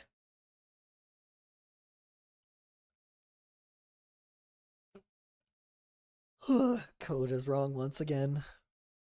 There he is. Oy mate. Oy mate. Oh yeah, I also learned that my roommate is like okay with a fucking dictator taking over, or is okay with a dictator taking over our country. So there's that. Or a person that's trying to be a dictator, like... Yeah, the viewer you were arguing with yesterday kinda sounded like they were trolling. The funniest thing about him is that what do you call it? The funniest thing about Code though is that he what do you call it? The funniest thing about Code is you think he's joking and you think he's a troll, but the irony is he's 100% serious.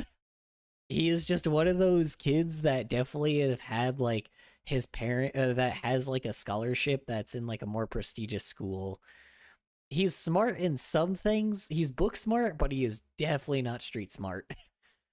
He doesn't really know a whole lot of common sense. So, you know.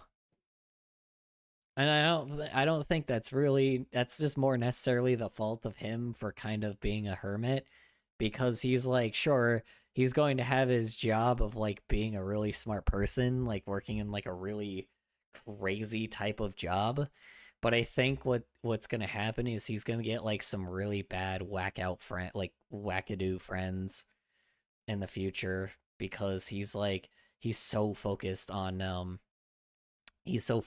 like numbers all the time, or he's focused on like things that are, a little bit like good for career sake, but not really person's sake, I guess.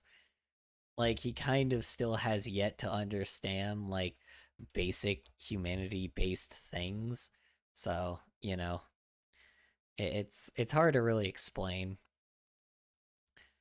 He's not like, because he's not like a grad student that's like, he's not like a It's almost 1 in the morning for me. That's fair. You should probably snooze then. I mean, they were trying to have an argument and learn from it.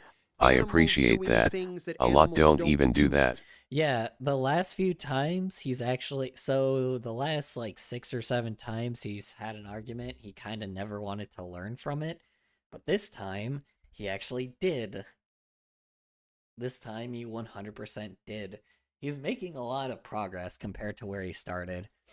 When he started, he kind of was not too great. But that's the thing, though. Rather than just being a person that banned him, I really did think that he had something that was really more deeply rooted, that was an issue. And it worked, It worked. It took a lot of time and patience, but it worked. And I'm glad. Oh, so they are regular here? Yeah, he was commonly here, but he always he was very aggressive about a lot of things, but he always was making progress, which I appreciate, He makes a lot of progress compared to like where he first started. So I think that's great, because that means that like because of that, he also just he's definitely going to be more like improved as a person later on, It's going to be nice to it's going to be nice to like, see the progress he makes. I just hope he doesn't undo all of it. Because typically when people have something that they start out with, a lot of times things that will happen is sometimes what will happen is people will go backwards after a while with the progress that they make in life. I'm hoping that doesn't happen to him, because he really does. Do you watch Hell of a Boss / Hashbin Hotel? I watch Hell of a Boss. Hashbin Hotel kind of sucked. I'm not going to lie, I watched Hashbin Hotel. It was not that great. The latest episode of Hell of a Boss fucking was also awful. I do. It was terrible. And that could be because VisiPop like fired most of their staff and uses overseas labor. So yeah, she's not a great person. She's just as bad as the other corporate fuckers that use overseas labor and underpay. It would be fine if they didn't underpay them, but again, yeah, she underpays them just like everything else. And I'm like, bro, it's yeah. But yeah, she's not a great person. I like Alastor. Yeah.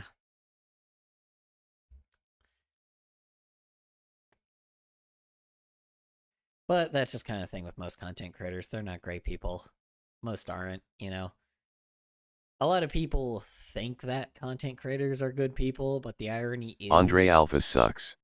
Some have some Andre and Real Ralph. What the heck? Who is that? Is that the snow dude? Like the brother?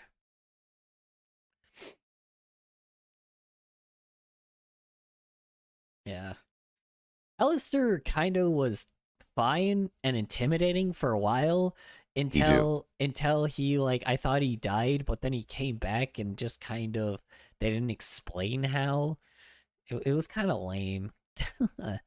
I don't know. They kind of were just like, what do you call it?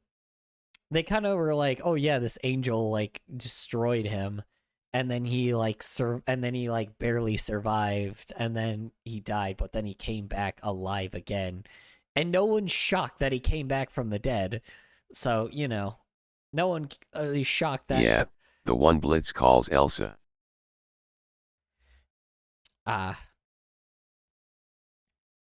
Which is funny because that's technically like a legal thing, but it's whatever. It's transformative enough, so hopefully, who doesn't try to come in and sue them. Anyway. Thing that binds this all together. Beyond that, it can be anything. Probably the earliest furry work I would talk about is Omaha the Cat Dancer, which exists because Tarl Wayne, who is fairly influential in the early furry fandom, wrote a letter to Omaha. Hootie. Got it. Sent in a postcard saying something about how there wasn't enough sex in funny animal comics. And I've never... This live has one like we must act. I'm not resisting dares. In response, Kate Worley and Reed Waller came up with Omaha the Cat Dancer, live, which is about a exotic pole dancing feline and her boyfriend and sometimes girlfriend. It gets a complicated storyline sometimes. It was a story with drama, a story with realistic action, with character motivations. Fair.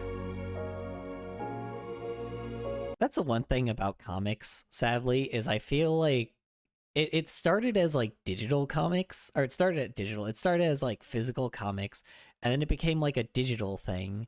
And then people kind of like stayed like that for a while, right? And like there was digital comics like everywhere, especially like on the internet. Man, dude, they spread like wildfire, and it was awesome. But then I think comics just got killed by the internet. Let's be fair. Like, I'm pretty sure animation is what killed comics, like, full blown.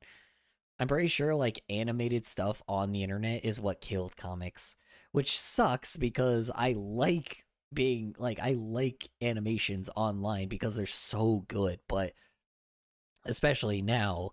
But we did lose, like, a piece of, like, what made art, especially where it started. Anna's still here?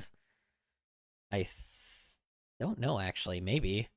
MHM Omaha was widely acclaimed as a great pro-feminist comic as well, because it showed the female main character in control of her own destiny, and she didn't let society decide what she wanted.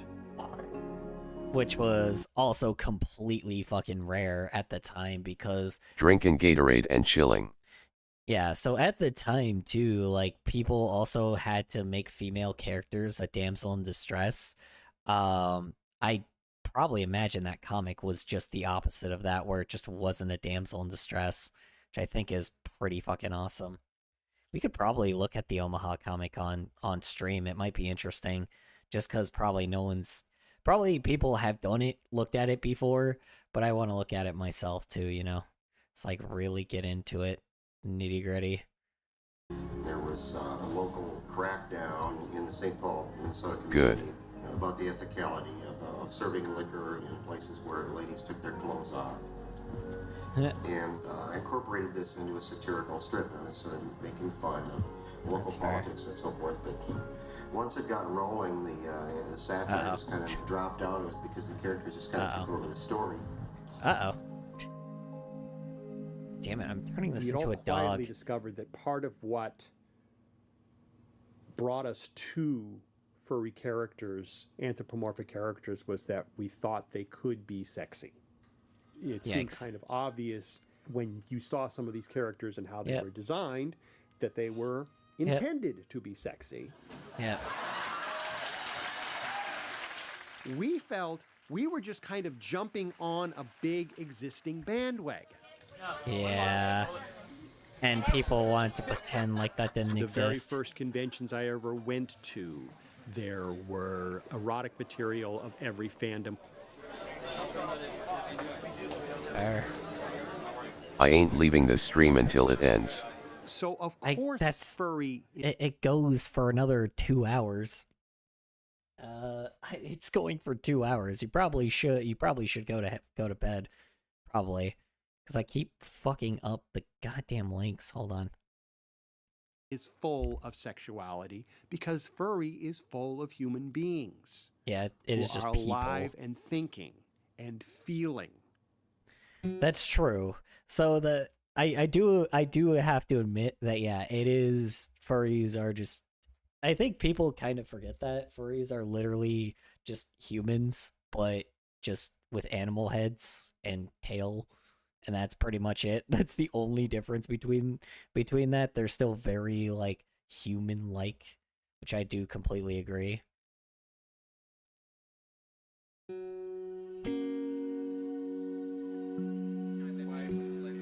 Ken Sample quite often would draw this little cougar guy that looked an awful lot like Ken.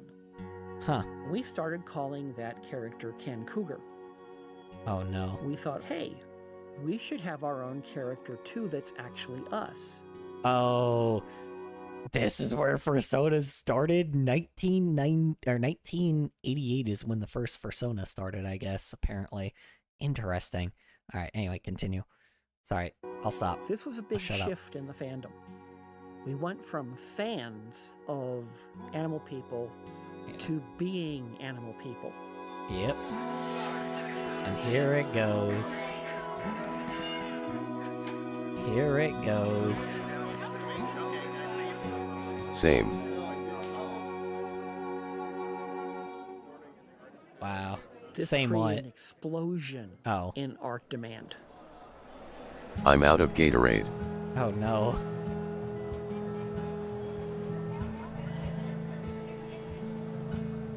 Okay, why am I having such trouble drawing this? Fuck. A fursona is someone's character that represents them. That's, yep. That may be how they see themselves. It may be an aspirational character. So true, bestie. What they wish they were or would like to become. As an artist, it involves kind of getting inside their head and figuring out what is it that their fursona is saying.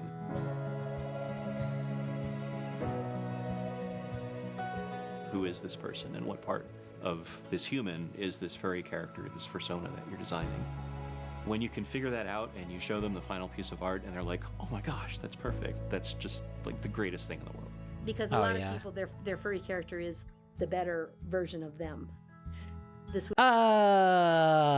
better? Debatable sometimes. Okay. So to be fair, it has been a shift in a lot of like furry characters when the internet came out. So when the internet was first a thing, or when the internet, like, I'm pretty sure it made a massive tonal shift with furries, where a lot of times it's actually more fun to make a character that kind of sucks than a character that's like fun, right? Like, also, hi, how you doing, Awesome Sauce? Sorry, I didn't. By that they mean hotter version. Well, yeah, I guess you're right. That's true. That is fair. But I think it's always interesting because we definitely have turned in. I'm pretty sure she probably doesn't mean that. She means like, oh yeah, they're a better character and they are like actually cooler and nicer and probably have like a way better personality and shit. But the irony is now now it's way more appealing to make like an asshole character that makes progress later, you know? That's what my dude is. He's just a he's just a void. The only reason why he looks the way he does is because it's supposed to be like a joke that like, you know, he has this layer above him because of like, you know, it's just a satire thing just to piss people off, you know? I accidentally spilled a little Gatorade on my keyboard. Nice. The reason why you should probably clean that up before your keyboard short circuits. That's probably important. Yeah, you should probably grab like a rag or something. It's very bad. Yeah, I think that the issue is with it is people or the funniest thing now is people kind of just create douchey characters because they think that I think that's more of like an era thing though. People now just kind of create douchey characters because they think it's just, you know, it's more fun to create one. The comical essence is easier to do there, especially with like their ignorance, so you can make it where like the characters like highly... Don't worry, I cleaned it up. That's good. Glad to hear it. Their character essence is always put in that how do you explain it? It's an easier character to progress, I guess, if that makes sense. It's easier to make them look like they have progression rather than start with a character that's just like really cool and very normal and very average of a person, and then like unless they live in a world that sucks, it's really hard to make them look, you know, not what do you call it? It's really hard to make them not look average, you know? Or it's really hard to make them have a lot of progress, you know? Because if they're like a person that just goes batshit insane, that's like a good character that you turn into like having them be more used to their world and becoming a little bit more soulless than when they started, which sucks, but that's like a character you're still rooting for because you're like, fuck, man, this dude like is in a shitty world. But when you make a character that's terrible and then they get better, that's kind of that's kind of a thing that, you know, you may hate them at the beginning and their comical nature makes funny jokes, but then like, you know, later they kind of become a character that makes better progress, if that makes any sense. I don't know. It's the point of my dude. He's full blown just supposed to be a dude that was made of I've been super quiet. That's fair enough.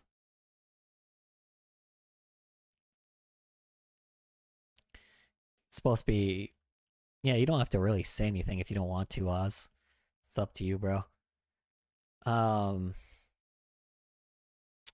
Yeah, I don't know. Anyway, I don't know. I may be disproving this a little bit. I know that's not the point, but, you know. Why am I having so much trouble with this? Jesus Christ, okay. Would be me if I didn't have these problems and these things. This is the best of me. Because everyone likes to think of animals as being more pure and more innocent and stuff like that. I guess I'm the exception. I think animals are like wild killers. Like, wild animals are fucking killers, dude.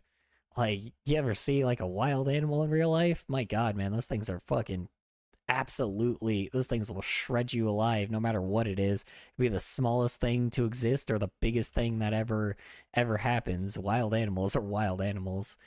So, you know, anyway. Because humans can do some pretty dark things. Granted. Yeah, I think that's the point. I don't know. Anyway. So do animals in the real world, but we're not getting into that. This is fantasy. At least that's how I always interpreted it. Oh, whatever. That, and I think some people just thought certain animals are cute. Yeah, there you go. There's the reason. Their personas. We started getting together discussion groups. What is your fursona? My earliest character was a kangaroo named White Death. Because I was 13 and I was super edgy. I chose a husky. They were always my favorite dog, and the personality-wise of a husky is... Oh, wait a minute. I actually have seen that dude before. Because they're super smart, and then I was like, but I need to be ferocious like a wolf. Yeah, yeah, definitely where my dude came from was definitely... I made mine off of a satire of an issue from... Sorry, yes, I know nobody asked, but, you know, I made mine off of a satire of, you know, how silly the fandom was being at the time where everybody was gatekeeping rainbow characters, you know? That was my like full blown... I don't think I was ever going to make a furry if it wasn't for that scenario. And like actually showing the purpose of the reason why my dude even exists. he was literally, because everybody was gatekeeping rainbow furries at the time and being like, oh yeah, but I made a rainbow furry, so you can't make a rainbow one. And like everybody would talk about them copying each other. And I'm like, the rainbow ears with the rainbow sock-like tail, or sock-like, looks like they have rainbow socks on, like, you know, long socks on, and freaking with like a rainbow tail is not the most creative thing in the world. I hate to be that person, but you can't copyright rainbows. And, you know, like, I definitely was contributing to that point of people that were also being like douchebags about it, but I was like, also, you know, I wasn't the one contributing to the gatekeeping. I was the one contributing to telling people to shut the fuck up, which, you know, was also not the right way to approach it either. But I thought it was just very interesting that that was like a point in, you know, the furry fandom at one point. Anyway. A border collie wolf character. His name This is a seal. Kygel, this is not a lynx. And I had what am I doing? stolen the name from an exchange student that was at my school. I think people join furry because of how encouraging it is of exploring yourself, understanding yourself, and expressing it.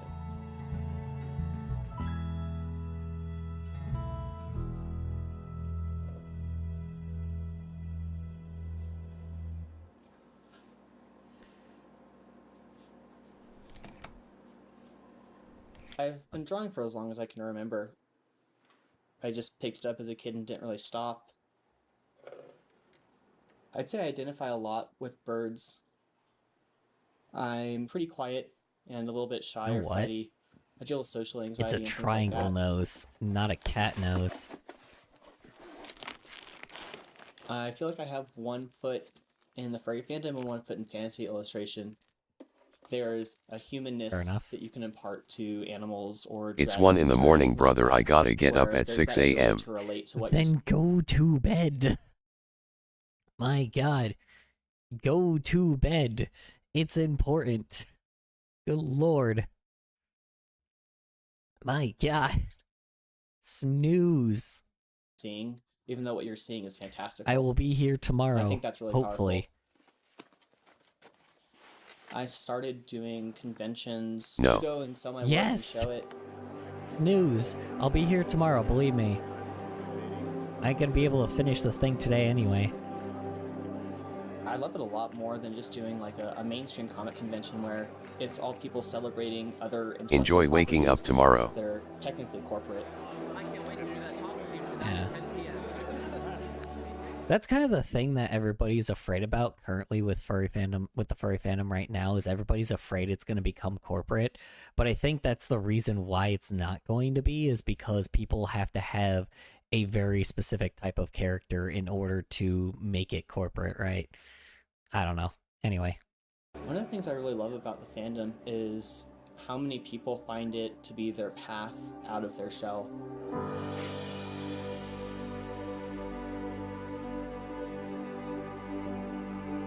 Yeah. I will say too, it's gotten a lot less inviting compared I will to sleep when the live is over. I've got an hour and I still got an hour and 45 minutes of the stream. No, sleep now, because that means it's gonna be 3 in the morning by the time the stream's done. Sleep now, or forever hold your peace. Good God. I will be here tomorrow. Snooze. Jeez Louise. Like, I don't want to be the excuse on why you stayed up super late at night. Goodness.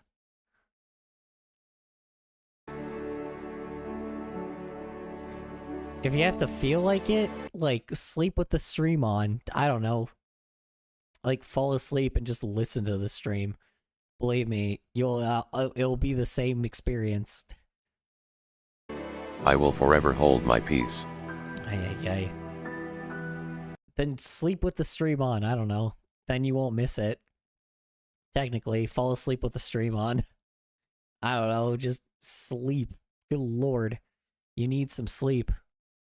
Believe me, I'll still be here. I'll be here for like another hour and a half. Or an hour 45 minutes. Believe me, you will not wake, or you will fall asleep by that point. Lord. I started looking at all the different suits and stuff like on Google search, and they just look so unique and just fascinated me. And I was like, I can do that. I really want to. This is a seal, bro. Why? How the hell did I make a seal muzzle? It just doesn't look like a lynx. Why am I having such trouble drawing a lynx? Okay, you know what? I need a reference. Hold on. I'm gonna grab a reference real fast. Because for some odd reason, I've drawn lynxes before, but for some odd reason I can't seem to draw a lynx now. Hold on. Let me grab a lynx real fast. Because for some odd reason I'm having trouble taking this to this. And I don't... seal? Yeah, it looks like a seal. I swear to God. I don't know why. I'm like having so much trouble drawing a lynx. Hold on. I want to do that, and this is another creative outlet that I can use. Hold on. Let me give it the and ears. I wanted Maybe to make my own character come to life and be one of those fursuits. Yeah. I remember wearing my Luna suit for the first time. Oh, I wow. ran into so many people that wanted to take pictures with me. And it was just really exciting to like That's go fun. around and have fun in fursuit with other people in fursuit. That's fair. You can look at their character and learn things about them in that very moment. Like what their species choice is, what sort of colors they're using, what their name is. How sketchy the person is. It's all broadcasting a lot of things that they want you to know about them, and they might not even realize what they're sending out subconsciously. Usually when I go to make a suit, everything from gender to height plays a role in creating these characters for people, and it's actually really fun to help them explore this whole new character that they're creating. Love how they showed the dude in kink gear. I think you're Yep, there it is. I think you're in focus. This is our Sportsmaster. We had been going to Baycon, and the anime fans were taking over the convention. Yeah, that's the fair. People running the convention kind of politely said, could you guys maybe get your own convention because this is science fiction and it's becoming all anime? Rodney and I said, gee, maybe we could have a furry convention. Yep. Okay. So yeah, because I was like, yeah, I'm pretty sure this is probably, they were told the same thing as like the other, what do you call it? Told the same thing as the other, gosh, what do you call it? The other, anime people. The anime people probably also made their thing, but yeah, I guarantee they probably, it's very funny that they also made their own thing. Anyway. Just for furries. So we started looking around for a hotel local to us. We weren't coming in there with a corporate credit card and laying it down and say this pays for everything. Yikes. If I signed the contract with the hotel, I was liable to pay the hotel. Yep. I will admit I was young and had kind of stars in my eyes. I think we had a crew of like 5, counting Mark and myself, for running everything. Yikes. We'd been tossing That's very names small. around, and I had the idea, how about conference except put a U instead of an E? Conference. That's funny. That's the name we picked. We numbered the first convention 0. Oh, yeah. Okay. Yeah. Okay. I bet, I remember being told about this when it started. Like I said, I wasn't alive. I'm just saying I remember the person that was involved with this told me about it. Okay. Anyway. Because history, we weren't bro. certain it was History. going to work. So we said to ourselves, let's get crazy. If we're going to put on our own conventions, let's try and do some things differently. It's fair.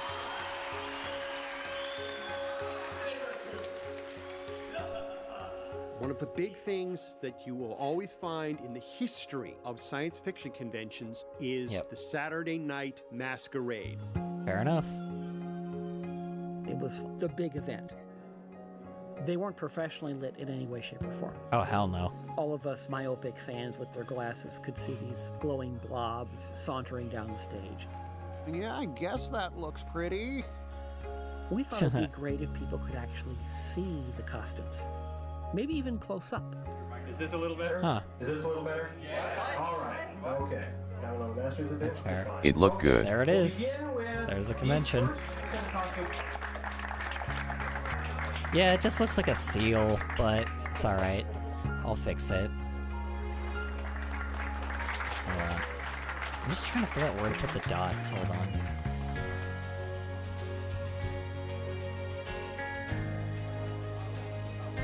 Back then, the art show was the biggest thing. That the makes art sense. shows were always popular and always made a lot of money for the artists. Which makes sense.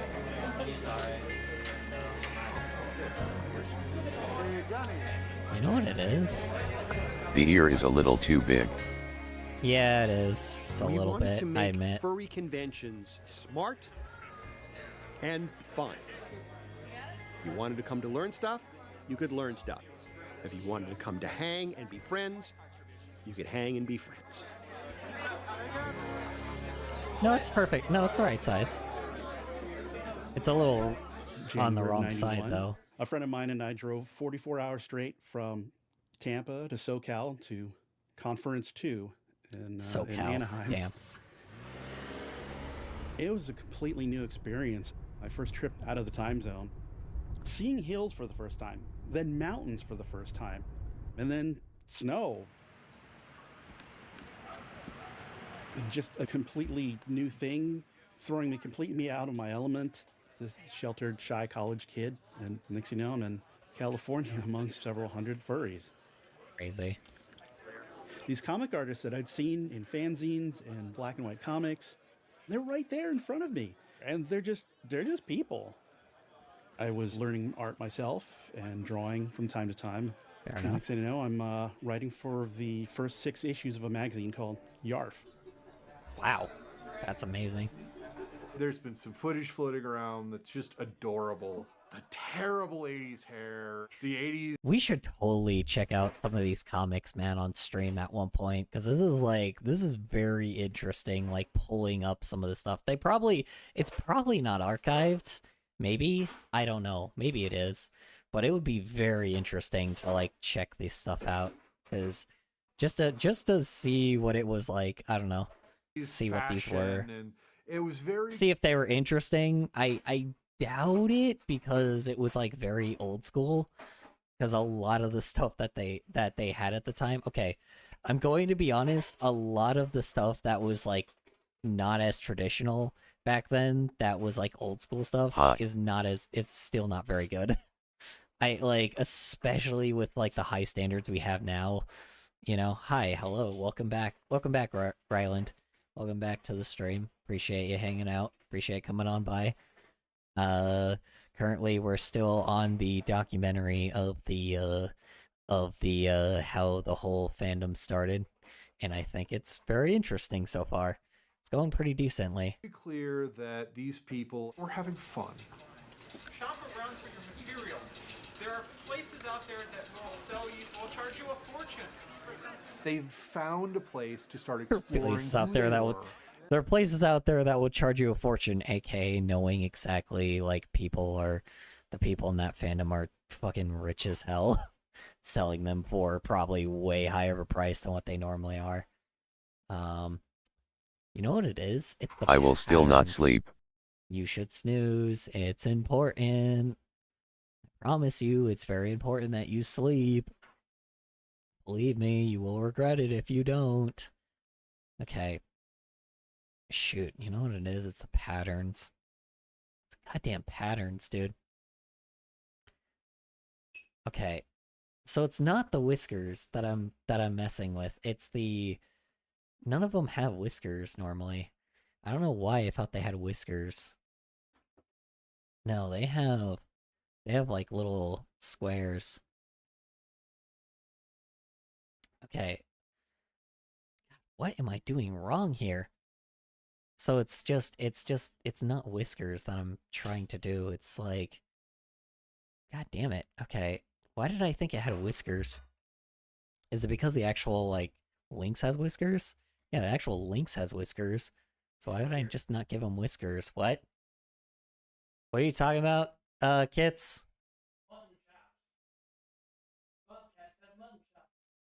Yeah, but that's not... Whatever. At a time and a place that they never had been able to before. It was very inclusive and very welcoming, and became sex positive. Not that it was about sex, but that when sex happened, it was generally viewed favorably. It wasn't dirty. It's always been wasn't like that. Wrong. It was just sex, and people have sex, and that's fine. I can imagine how it was at the time, especially.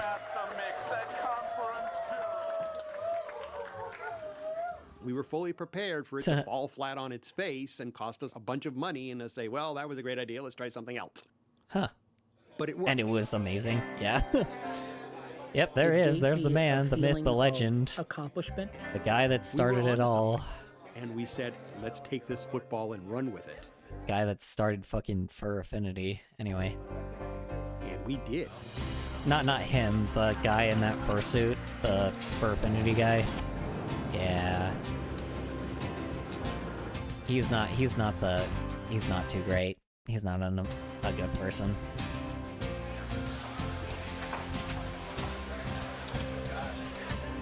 Dude is extremely Denver. That's funny. Yep. And we're back to the present. Really? We just looked at 1990 and that's it? Sleep comes later. God damn it. The conchair is always the one in the spotlight. I'm telling you. People think we're the only one. I'm telling you, put it behind the, what do you call it? That's what I'm saying. Put it in the background and you'll be fine. Believe me. Put me in the background and you'll be okay. Like, and snooze. Just fall asleep to the stream. I don't know. Something. 'Cause you're gonna regret it if you don't. So. Making the decision. This whole team of 60 to 100 people put in months and months of work to put on this show. We can't run it with 5 people. It wouldn't happen. There's no way. Not anymore. No. Yeah, that's spoiler to Truffle. The thing that I didn't know was how many small moving parts there are. What time things open, what time things close, when things finally get locked down, and how Those are just conventions, period, dude. Anyway. many people it takes to put on something like this.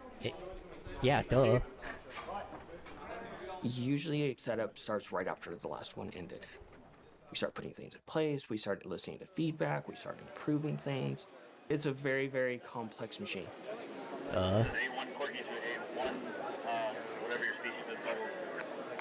Screen machine.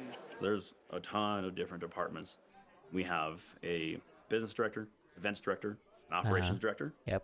Marketing and public relations. Yep. Theming. Yep. Our HR managers. Yep. IT and AV work, so all the sound and lighting that you see. Things like Dealer's Den, which is a vendor space, requires hand choosing the dealers. And we go through 400 applications every single year. That's it? Okay, in 2021, that's actually not a lot. Compared to like how much it's grown over the years, 400 is very low. That is kind of surprising. I'm very surprised that it is not larger than that. Anyway. There's only 2 female convention chairs in the entire fandom. Really? And we have one. Huh. And we're proud of that. Huh. I graduated as an EMT and from high school at the same time and worked my butt off to get to paramedic school as soon as I could. Yikes. The president of that program sat me down in an office and said, look, you're going to be the only woman in this class. I think you should leave. Yo, Just being able to can I try on my dump on you? Also coming to I don't have no one to talk to. Can I try on my dump on you? What? What are you talking about, man? And sure. Go ahead, man. Like, what do you mean? Like trauma dump or what? It's fine. has made a big difference because in the convention leadership world, there's not a lot of women. It is still extremely male. Not anymore, yeah. Or not anymore. Not yeah, it never really was, but it's definitely starting to be. The 911 first responder profession hurt their back. That's unfortunately what happened to me. I wasn't allowed to do that job anymore. Okay, got it. So she full blown just wasn't able to work in her field anymore. That's fair. I do miss medicine. but I get a lot of the same gratification out of this. Yeah, trauma dump. As long, yeah, sure. Why not? The computer, the network, the mass communication revolution is what made furry fandom take off. Yeah. A whole lot of people who are furries are in IT. But it was the realm of the military and colleges. That were the only people who knew about it. Eventually, the college people went home and took a lot of the computer stuff with them. And then along came ARPANET, FidoNet, bulletin boards, the proto-internet. There we go. Here's where it started kicking it off. You had to dial in to this central network, and you could post text, pictures. The pictures was the painful part because it would take about 30 minutes to download. Yeah. It's okay. already 1:30. So here's the funny thing is... // Uploading a video on YouTube was like, well, it's 1:30 for you, meaning that I still have an hour... Let's see, I still have an hour and 30 minutes left of stream. No, what? Never mind. Yeah, you should probably snooze. What? What are you talking about, Rylan? Yeah, go for it, man. Do whatever you want, man. I'm not preventing you from it. Yeah, no, I remember that part of the internet, man, where it was just like, what do you call it? Where it was just full of, it was full of, remember that part of the internet where it would just take, like, so long to upload and download shit? You know, but that's just kind of the thing. You never really were staying on the computer.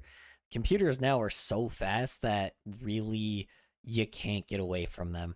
Back then, it was so much easier to get away from them.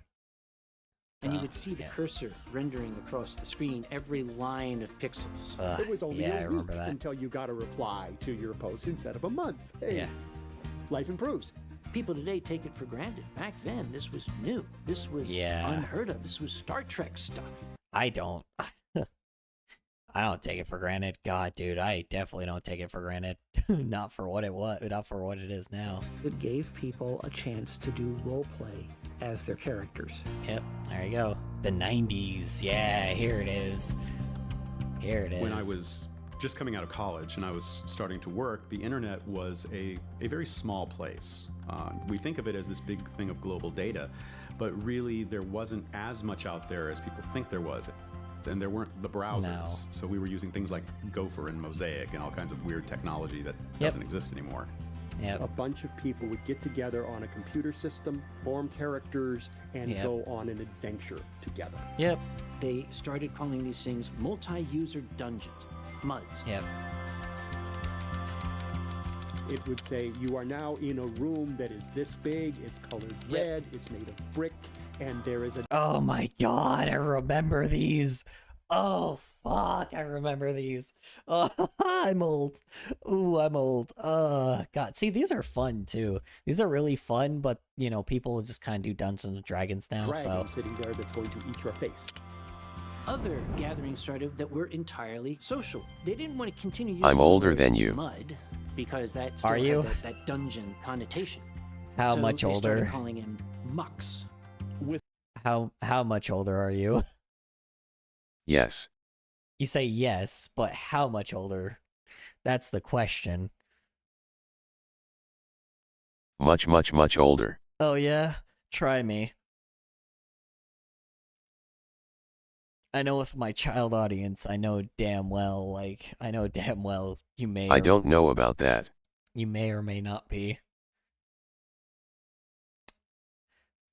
Willing to test you on it. How old are you? In my 40s. Oh damn. You win. Fucked. I don't know why I thought you were in your 30s. I was like, ha, Yeah. gotcha. Nope. Okay, damn. Fair enough. I told Yat. Damn. All right. Well, fair enough. You win. Damn. Freaking. I guess you're just a full millennial. Damn. Oh well. least I can get that right, you know. I was around when Amiga Computer was around. Yeah. I definitely was around during early internet, but I was at least around during a time when the internet was still like it was not established, but it was definitely like a lot more interesting. That it had so much potential compared to what it started as, if that made any sense. Like, people were using it to a pretty good potential at the time. Kind of, you know. It was used in such a weird form, but this was like way this, like, you know, this was obviously like, you know, a time where it wasn't when the internet was nothing. Let me say that. It was just a lot of times when people really didn't ever use it because people thought it was just like some gag at the time. So no one ever really thought, oh, this has like no potential at all. And, you know, eventually, you know, man, how wrong were those people? Am I right? I just ended up using it because I was like, I just found something. And people couldn't really find things at the time. I don't think Google was a thing yet. No, it definitely was. Gosh, when was Google first a thing? Hold on. I have to see if I'm older than Google. Hold on. Let me see. Am I older than Google? It has to be. By the way, I'm Superspurg. I changed my username into Much Serious. Ah, fair enough. I am trying so hard not to fall asleep. Then sleep. Oh my god, you don't have to stay awake. Jeez Louise, man, snooze. You need to sleep for tomorrow. So do it. 1998. Okay, yeah, no, definitely around the time. Okay, so it was officially Google by the time. Yep, yes, it was. Okay. Interesting. It probably didn't come popular till later, right, though? NASDAQ. I remember that AOL era. Yeah. I remember just, this was way later, but I remember like when just, you know, shit used to take forever to load, and you would just, you know, you click on something, and then it would load, and then you would come back to it later, and it would be like the most interesting, like maybe couple minute long thing that existed. Like, Flash games were fucking king at the time, bro. Like, really simple Flash games or really simple like videos were like the absolute where people king. Would type shit like ASL. Yeah, or comics, bro. Oh my god, comics were so king at the time because it was like, because everything would take forever, dude. So it would be so nice to like just kind of sit there and read. Me no sleep. I just remember when people used to have to like worry about like, oh gosh, how much data is this gonna take to like upload, and nobody's gonna really want to look at this if this takes forever. Like, I remember that. I remember that era. It was very interesting, but like, I remember a time when people, you know, didn't really necessarily understand what Google was yet, necessarily. So, yeah. It's very interesting. And I remember when, like, you know, people that did use Google were like, man. I remember people would carry floppy disk just to carry furry pictures. Oh my god. Yeah, fuck, man. Okay, I remember when people... Okay, so... I remember when flash drives first became a thing. I think... I may be misremembering that, but I remember when flash drives, like, became a thing and people were just like, oh my god, this is revolutionary. I can carry around this thing, this little USB stick around, like, everywhere. Hold on. Let me make sure I'm, like, remembering this correctly, because I think... Yes. Yeah. No sleep till Brooklyn. Oh my god. I remember when, like, I remember that shit, man. I remember the freaking, how you say it's, YEAA. Yeah. I remember that era, man. It was just like, I remember how you can reboot your computer were. with flash drive. Yeah. So I think that was, I can't remember if that was if it was flash drives or like some kind of USB drive. It was like, it was more efficient than the floppy disks, and people were fucking ecstatic for that shit. Hold on. And I remember like the first time people were able to upload things like on like Newgrounds. No Oh sleep my till god, Brooklyn. dude, people were ecstatic that they could upload their shit online, bro. Like that, people were so fucking happy with that. Like email, oh my god, dude. People were just so fucking ecstatic for all this shit. But like, it was a very specific group of people that were not like adults, if that makes any sense. It was very odd. Oops. So, you know, old person talks about old person things. Sorry. It's just, hold on. Flash drive. I don't remember if I'm misremembering. They were like, I got flash drive with 14 megabit. Yeah. People were like, whoa. Dude, people were fucking shocked. I am never sleeping again. Where I am, it's 10:41 p.m. Then sleep, dude. Oh my god. I am not forcing you to sleep. I'm like telling you to sleep by this point. Yes. I'm begging you to sleep. Where would... Okay, where... Sorry. When were flash drives created? Were flash drive... Because now I'm actually like trying to make sure. Yes, the 2000s. Okay. Wait, late 2000s? Whoa. Hold on. It was that much later? Holy fuck. Okay. I thought it was a lot earlier than that. Wait, were people really using floppy disks that I went long? crazy when the first Wacom came out. Oh my god, no, wait. Yeah, wow, okay, so... Went crazy when the first... Yeah, no, dude, honestly. Yeah, it is insane just how much, like, how fucking ecstatic everybody... Like, okay... maybe I'm overdoing it. People weren't like ecstatic about it. People were just more like interested, if that makes any sense. Oh my god, flash drives. I was like, really, no wire or battery in a tablet. Whoa. Yeah.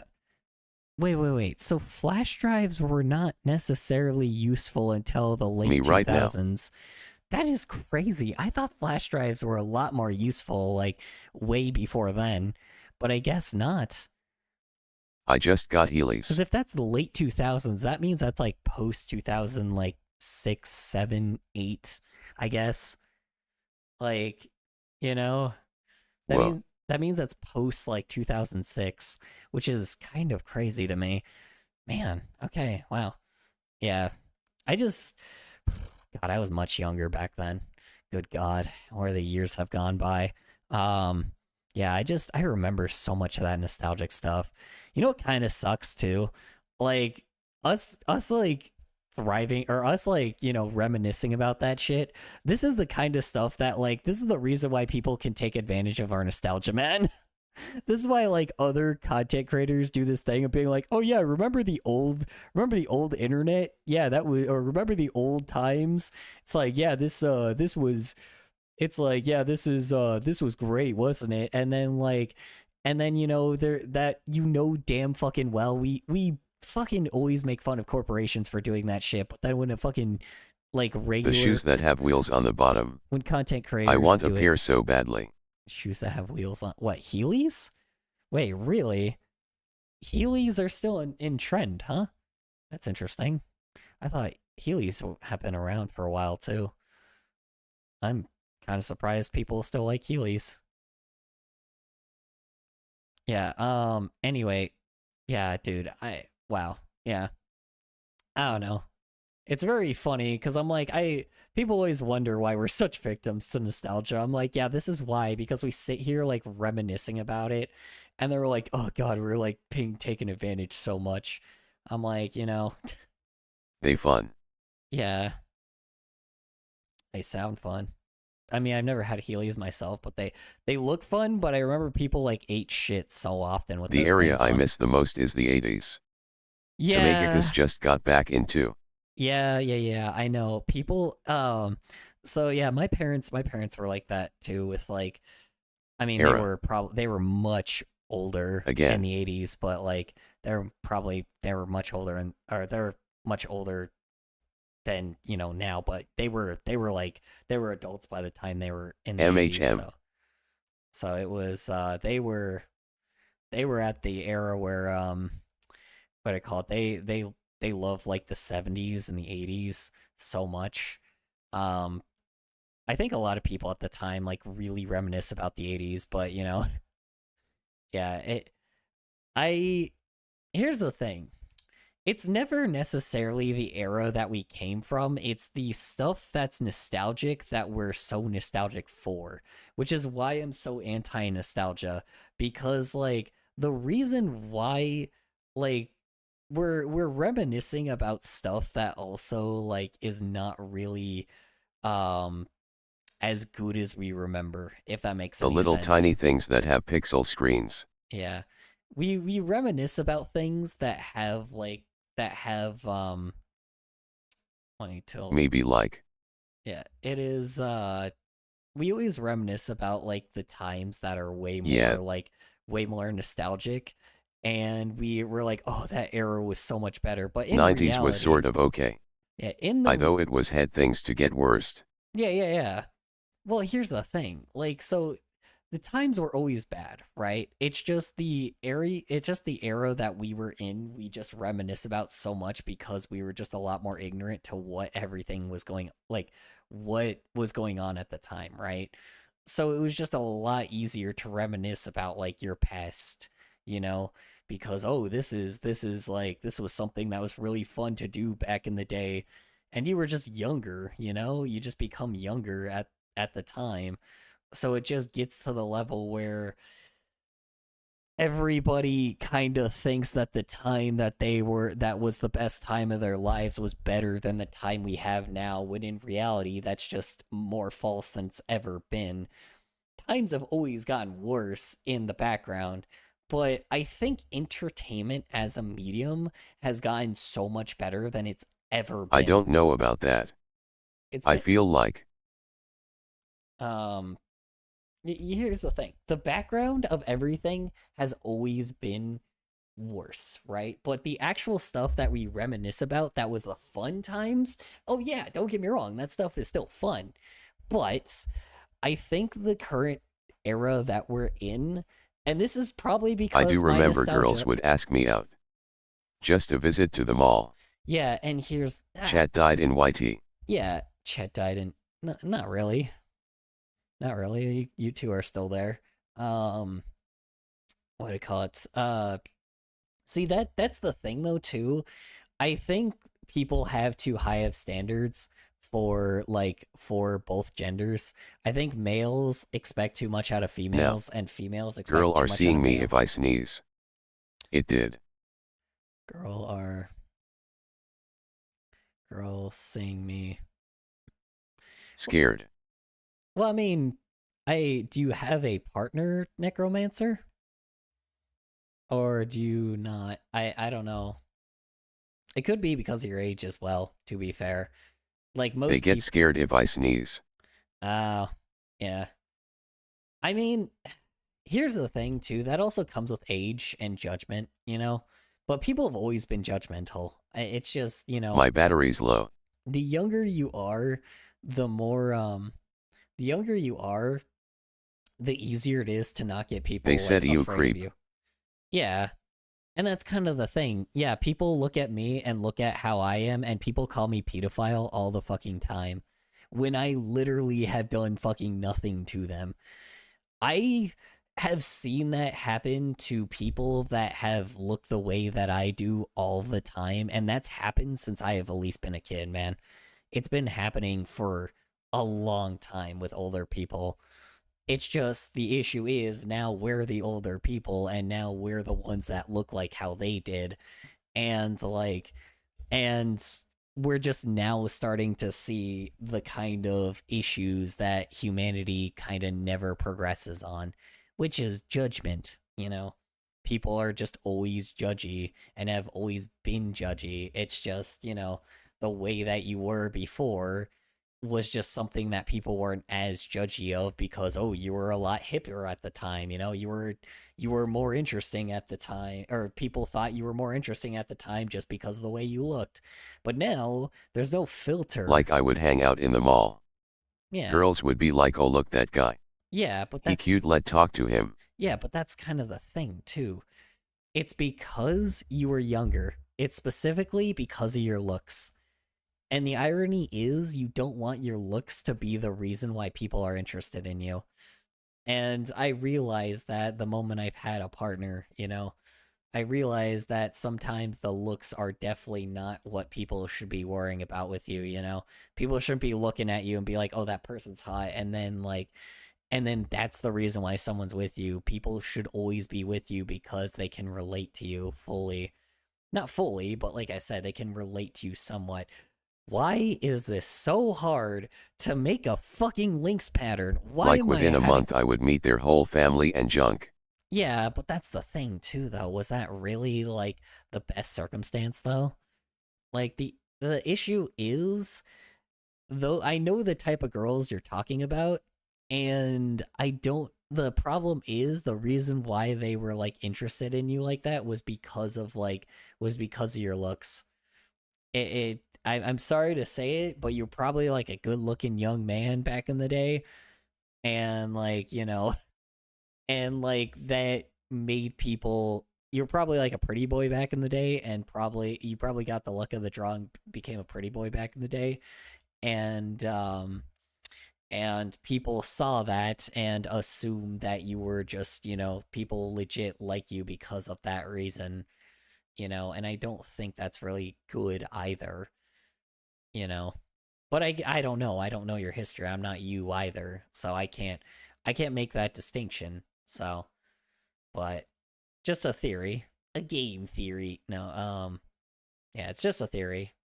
I can't really give full context on it. So, but yeah, time has gotten better in my opinion. In reality, probably not, but not. I consider my average back then. And the elderly was nicer people too. Yeah, but that's the thing though. You consider yourself average, but like if I saw like an older picture or like a picture of you when you were like in your 20s, I probably guarantee I'm going to say you look better. Like you probably look better than most people. Well, especially at the time, you know.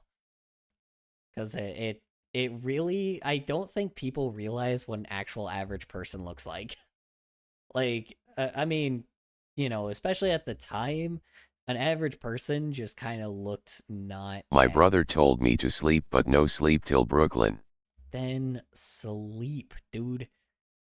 If your brother's telling you to sleep, sleep. Snooze, bro. Go to bed. Good God. Christ, man.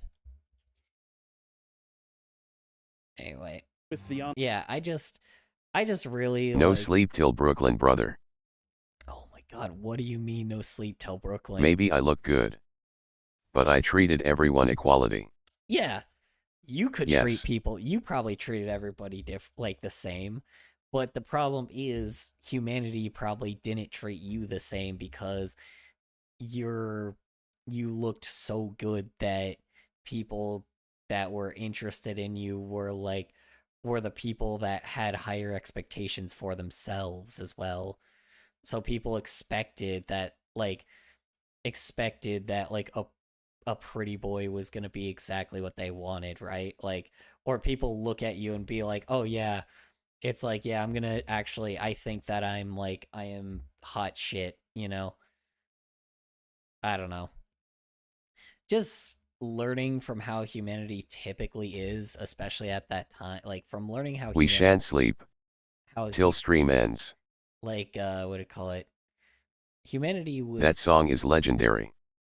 N.A. Everyone was nicer back then. No, they weren't.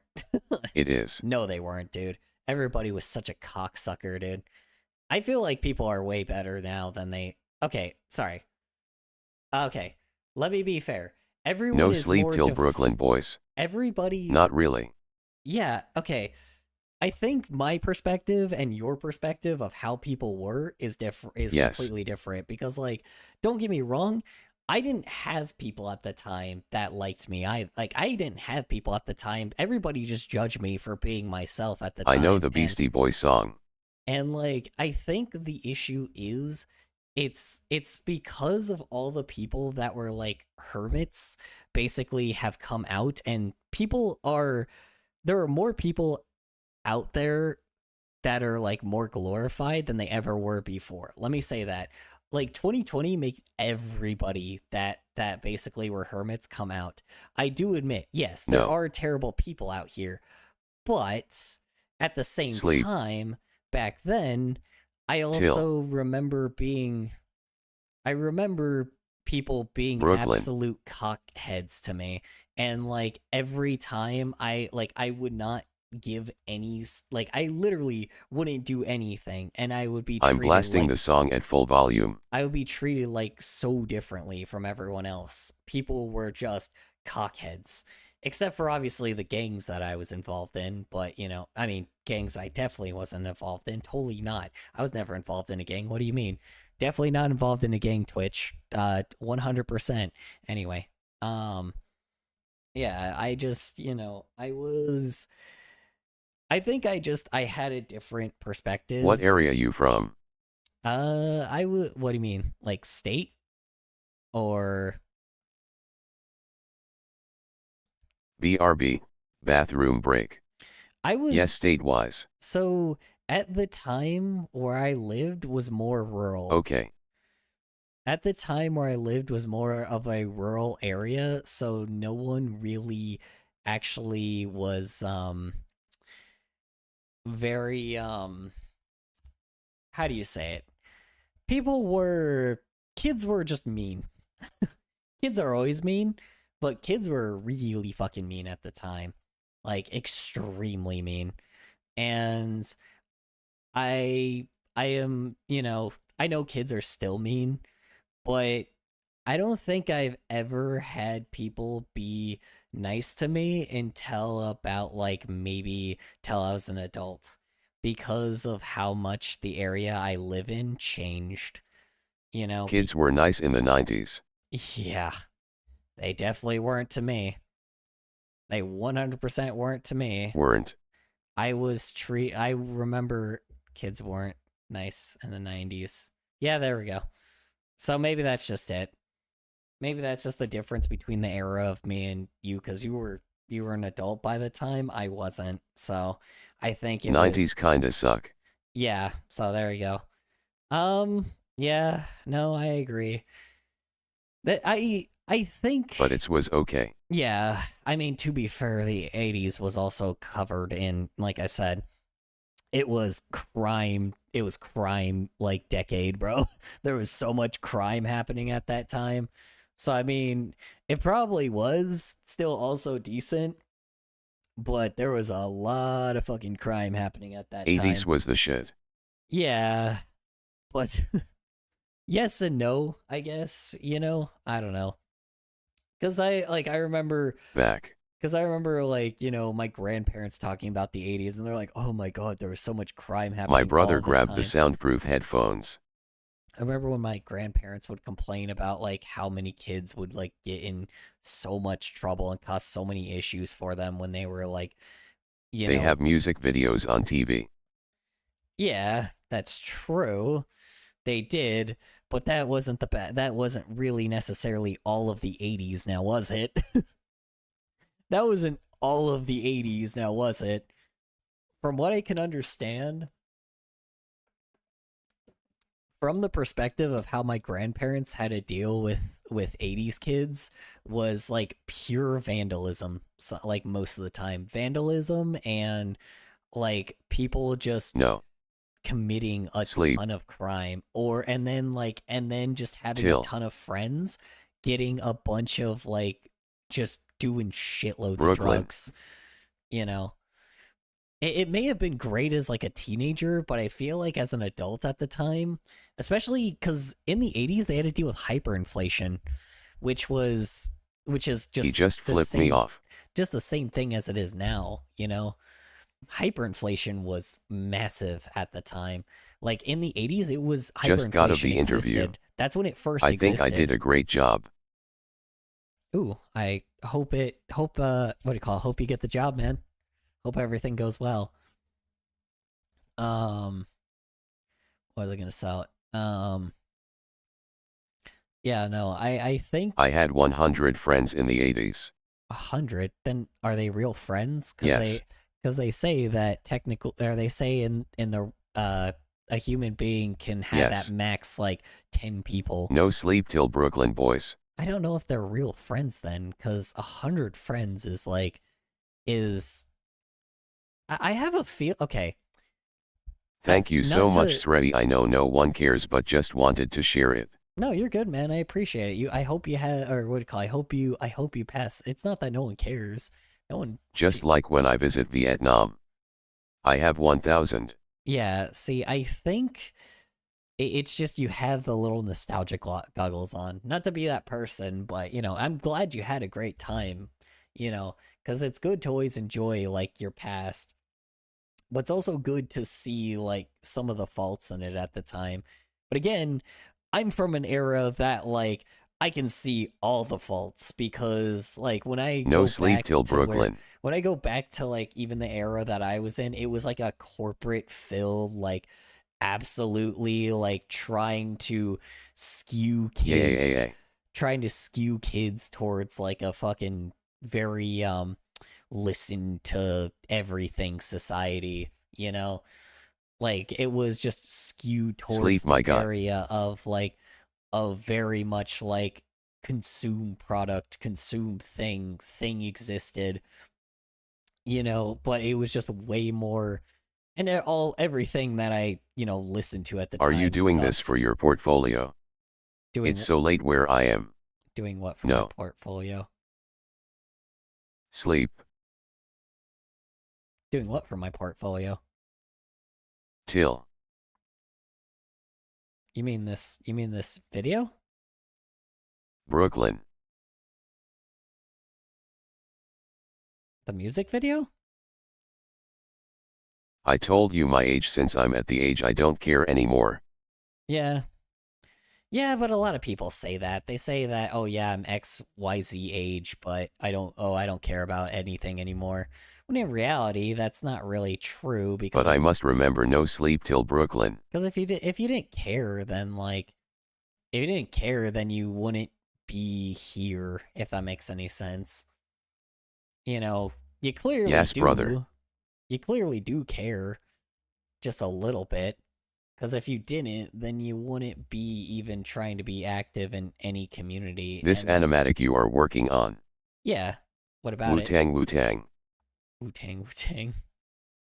Yeah. Like, you care a little bit, because if you didn't care, you wouldn't be a part of, like, a community. You wouldn't be trying to, like, go out of your way to, like, try to find someone that's trying to be, like, a genuine person. You wouldn't go out of your way to try to find like another artist that actually just is chilling. Some of I care yet. Yeah. Say you care a little bit. It's 12:53 p.m. If you didn't care, are you doing this for someone? Or just learning new stuff? No, I'm just doing it for, I'm doing it for a video. I'm doing it for a music video. Because Chet made like a goofy, stupid, like AI song thing, and I'm using chat members' personas as their what do you call it, as the people involved in the music video. So even better, 204. Goodness. Hey Finali, you got some sharp edges on your drawing. A.M. Hey, finally got some sharp edges. What do you mean sharp edges? What are you talking about? I'm making a microwave burrito, it's so loud. I have many sharp edges. I have many sharp edges.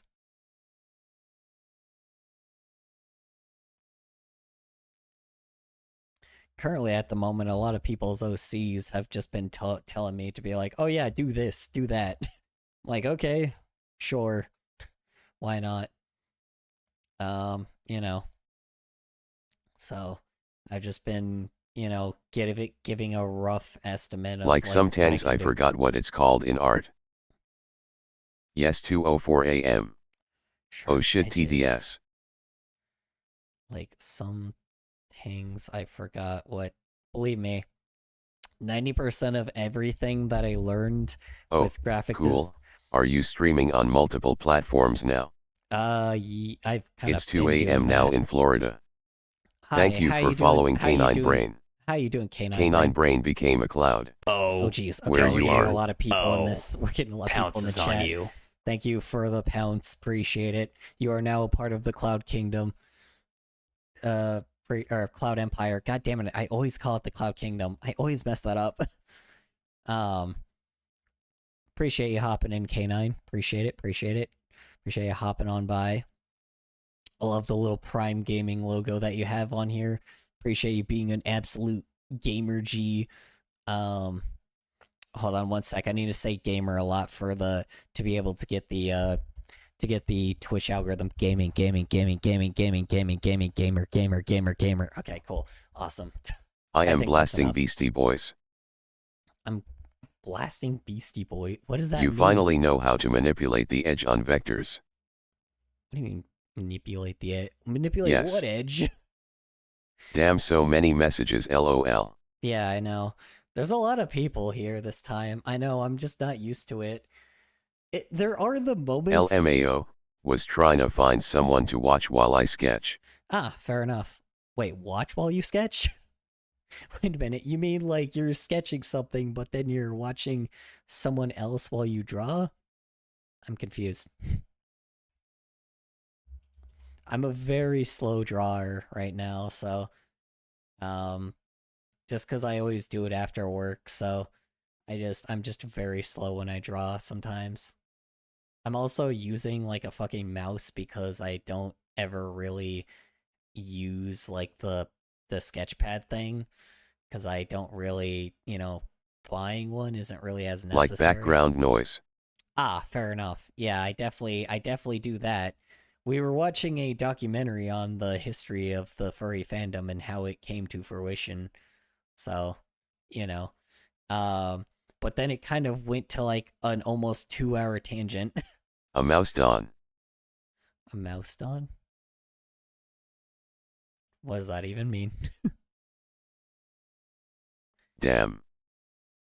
A mouse dam? Yeah. Okay. Adventures of Ozio. If you wanna be friends, you can email me and we can never sleep ever. My email is in my bio. Cool. What do you call it? Okay. So I would say, yeah, so the mouse, I'm going to let y'all know a little secret. Most animators don't email that guy. Don't actually need email what guy? No. How do I find your bio? If I mistype, it's because I'm half asleep. Anna and Oz are talking to each other. They've been talking in chat.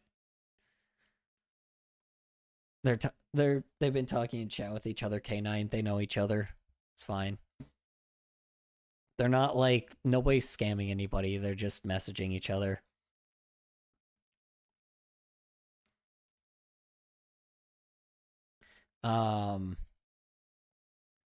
Anyway, what was I talking about? I forgot. Oh yeah. Yeah, no, funny thing about the whole mouse thing. I was just joking, LMAO. Yeah, Furry. Usually a lot of people that furry. What about it? Oh, okay. Yeah, most people that usually, yes, there is furry. There is a lot of furry going on. Okay. I don't know what style to give this guy. Should I actually try the fade cut? Like, give a character a fade cut finally? Because I always draw the same hairstyle. Kind of want to give him like a fade cut. Just because it would be very funny. I don't think I've drawn a more modern style haircut. I might actually do that. I don't know. I always give them the same hairstyle. especially for all the new ones that I made. I remember first furry friend I made gave me floppy disk of furry. I was like, WTF is this? Yeah, I definitely am pretty sure I went in the fandom when it was like there was definitely the source of how it happened was just the whole anime thing, which I'm pretty sure most furries kind of were involved with at the time. I don't think furries are as anime buffs Beastie as they Boys used to on be. repeat. I'm pretty sure they're definitely not Then as... he would giggle. That's funny. Yeah, I think the first time I ever was in, like, I'm pretty sure the reason why I ended up doing, like, getting involved was because I remember, like, the specific anime forum I was on, and it just happened to be a furry forum. It was like a thing. I watched Gurren Lagann, right? I was watching Gurren Lagann, and then like I was looking for other animes, and then like I found Kill la Kill because of the furry fandom. So I think it was Kill la Kill, or maybe I don't know. I was looking for ways to like find other ways to sail the high seas to get like anime, So I know, crazy. What color do I make this links? I'm gonna make them orange. No, I keep making things orange. Let's make them red. Let's make a little bit. Not a big anime fan, but Kill la Kill is god tier. Yeah. So the reason why I think I found it in the first place was because there was a I was way into anime. Yeah. I was watching black and white anime in the 80s. Yeah, apparently I am introverted. It was just super like common at the time. Me too. Well, I'm not introverted, sorry. That's a lie. I'm not an introvert. I'm an extrovert in an introverted world. Anyway, I almost said me too. No, yeah, I just was in the I ended up getting into it because I swear I was looking for anime. And, and I got my answer. I can't find yo bio. So I think I'm big huge anime fan. I'm big huge. Yeah.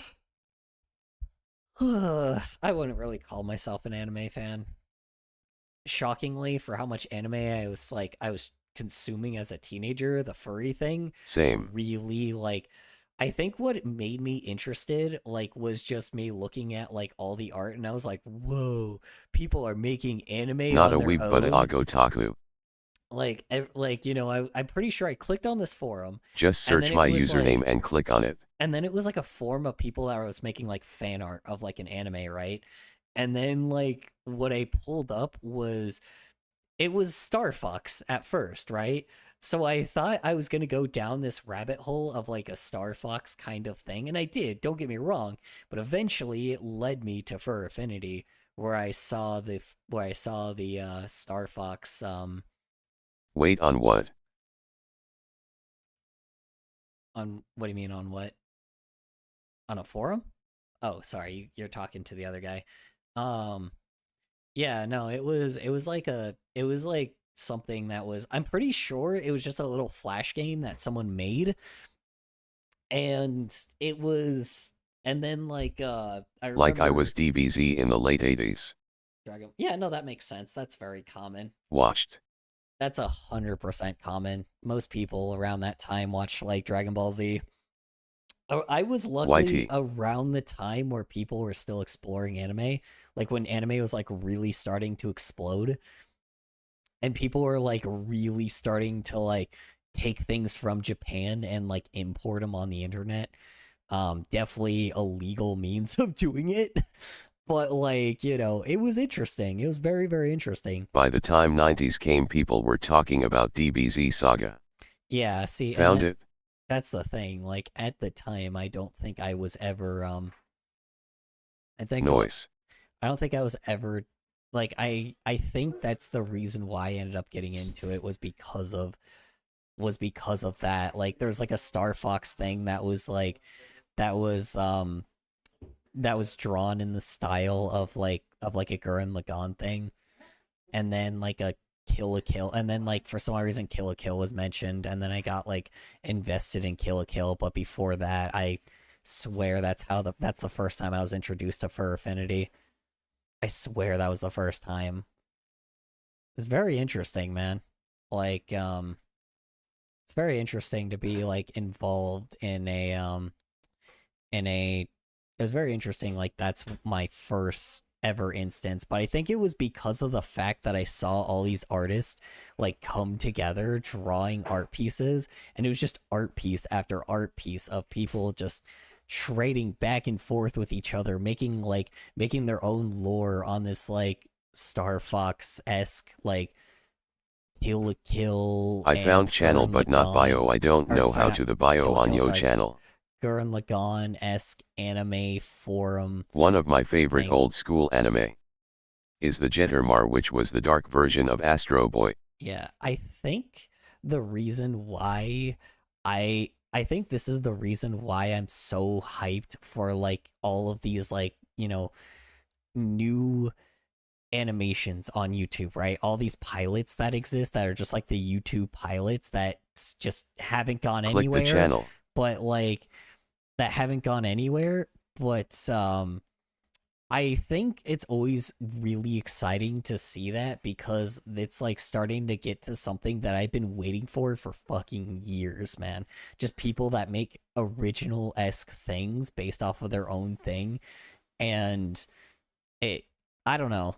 It's weirdly exciting seeing the times that we're in when it comes to animation, where it's purely like not purely corporate run Then anymore. click the bio and it will show the email. Like, I remember seeing so much stuff on Newgrounds. No, sorry, that's the thing that got me interested in Newgrounds. No, I was on Newgrounds before that. That was the thing that just got me interested in a lot of things, man. But I just remember that comic. I don't know if it's still around. It might have been deleted, but it's really, really cool, man. It was just a very cool-esque, like, thing to be involved in at the time. Anyway, okay, we got to get through this documentary. Particularly furry muck that started in 1990, people were getting to know each other, and they would go to conventions to meet each other. Yeah, I remember the Flash Boom online. Hi, I'm the Joe Yeah. The Flash Boom. Yeah. Yeah. Was that what it was What program called? are you using?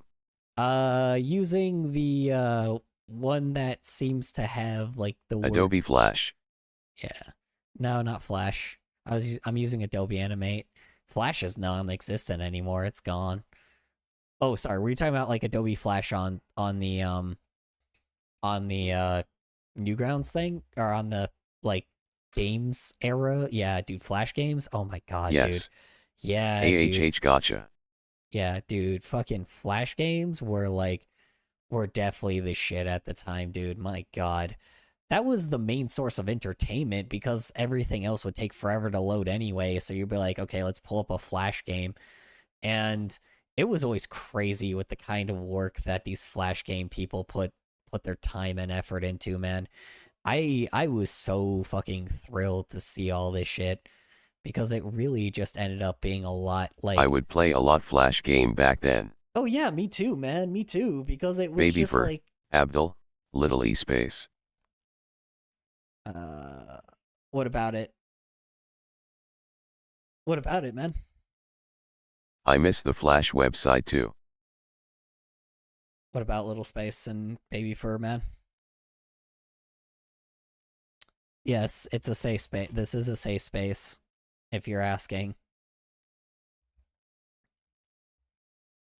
This is a safe space for anybody. Do you draw that stuff on here or just a tag? Sometimes I do, sometimes I don't. Just depends on what the person wants. Did you email me? No, I like the same shit, just curious. Same. Where you click on the site. Then you hear music playing and stuff. Oh my gosh, yeah. No, I think I did. Like the same shit, just curious. Yeah, no. So yeah, I can sometimes, just really depends on if that's what the people wanted me to draw. But lately I haven't. I've just kind of been drawing a lot of really goofy shit. So, just cause, I just... Okay, draw people's furries for free. So. But the shit made your site heavy with info.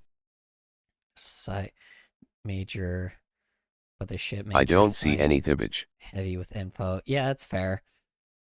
Or you click the site, then you hear music playing. And yeah. I remember that. I remember it was very interesting. It was just, well, that's the thing too. People would have to stay on like one specific page too, right? With install Flash stuff inside website. Yeah, that is true. So people always had, that's the one thing that was that I don't think a lot of people forget about the internet, is the fact that like, that people, the strategy was to make sure everything was on one page, right?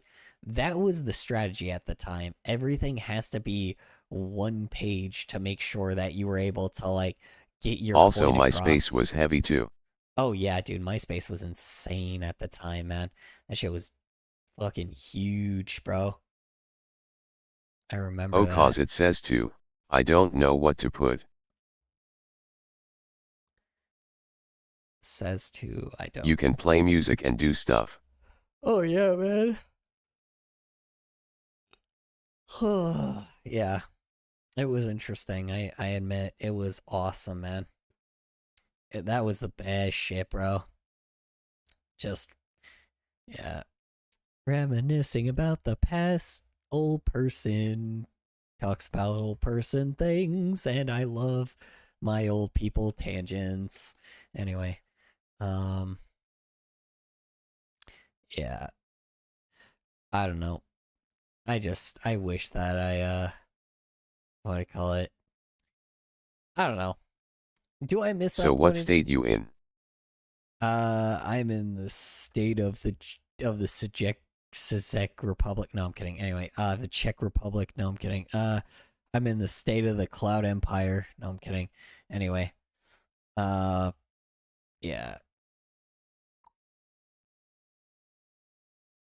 I'm in this state of despair. Ba-doom-ching. No, the area, tough area you lived, I mean. The tough area you lived in? Oh, yeah. No, I was in a bad like neighborhood at the time. Very ghetto. But, you know, it is what it is. Yeah. I lived in a pretty ghetto area at the time. Alright, it wasn't ghetto. How about now? Right now, not really. I used to living in ghetto area. I technically kind of do, but it's nothing like, it's not like gang area ghetto, if that makes any sense. It's more just like a lot of like crackhead, like ghetto-ish, but it's very safe. It's a very safe like area, I will say. You know, safe as can be, you know, but it's a very different area. Like now I kind of live in an area that's kind of but like it's fine, you know. Part of it's fine, part of it's not, you know. I don't live in like the type of ghetto area that's like the, you know, really dangerous areas. It's ghetto but not hot. No. Yeah. It's not like to the level where there's like so much gang activity going on. It's nothing like that. And thank God, because I can't imagine living in an area like that. Well, I say I can't imagine. I did for a while.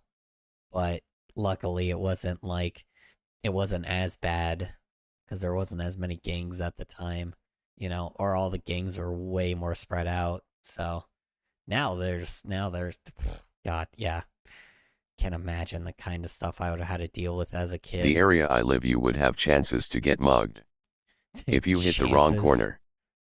Chances? Wasn't just a chance, it was sometimes just guaranteed.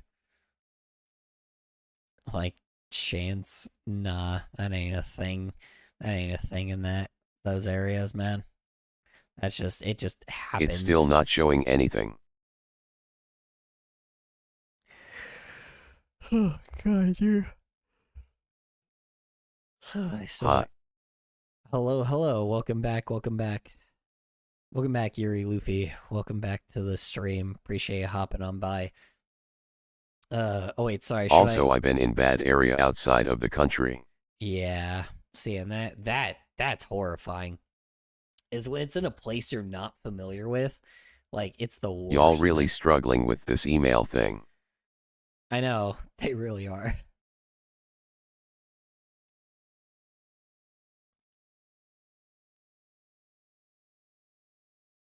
Here, I'm gonna Hi, Yuri. Here, I'm gonna help y'all out. One sec. So, here, I'm gonna help y'all out for just a second. Hold on.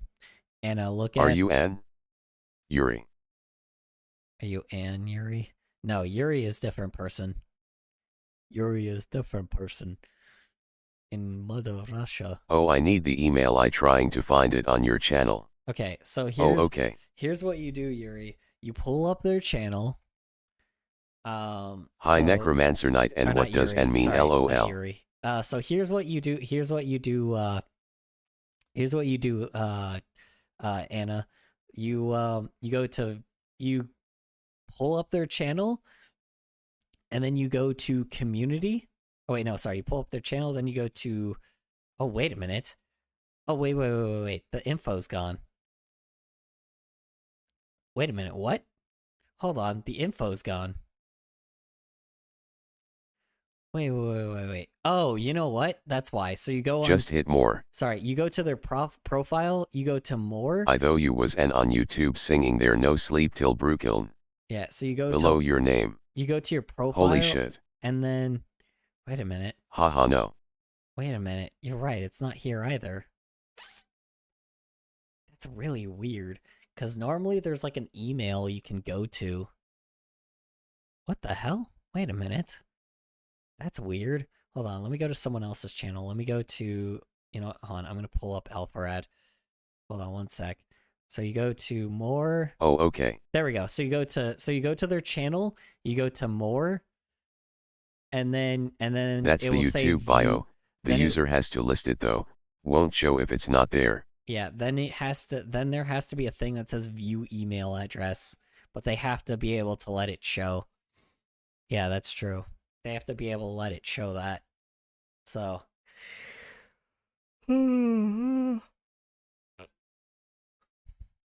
So again, you go to their channel, you hit more, and then it should say view email address on the top right here. And then you have to like verify. I notice you changed your username too. Who changed their username? Who, me? When? I never changed my username. Oh, it doesn't say that. Yeah, so it probably doesn't exist on there. When did I change my username? No, it's always been the same. It was ColorCom or something. Nope, it's always been ColorStorm. It's always been ColorStorm. Oh, okay. Yeah.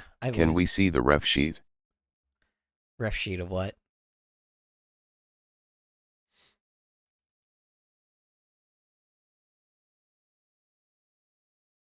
What ref sheet? There was no ref sheet for this guy. This was just someone... Your character. Oh, my character? Oh, I actually don't have ref sheets. If I stop typing, that mean I fell asleep. So the first thing that I think I've ever made of this guy, or not made, but the first thing I think I've ever, like, I have that really is the closest to a ref sheet is, what I call it, was this fan art. Hold on. Because someone made pretty good fan art for me a while back. Let me see if I can find it. It was... Oh, not that one. No, not that one. No, not that one. Hold on, I'm trying to find the fan art. Here it is, right here. There we go, this one. Your Discord is very strange. How so? No sleep till Brooklyn, boys. How is it very strange?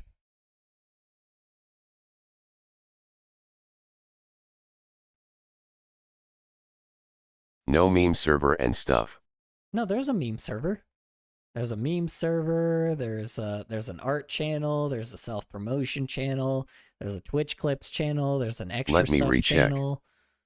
Yeah, there's all that stuff. You just probably didn't get any of like the roles yet. What's your name on here? What is this? Like a meme creator. Was this like a meme creator? What are you talking about? Also, hi, Casey Mark. What's up? How you doing? Welcome back. Welcome back.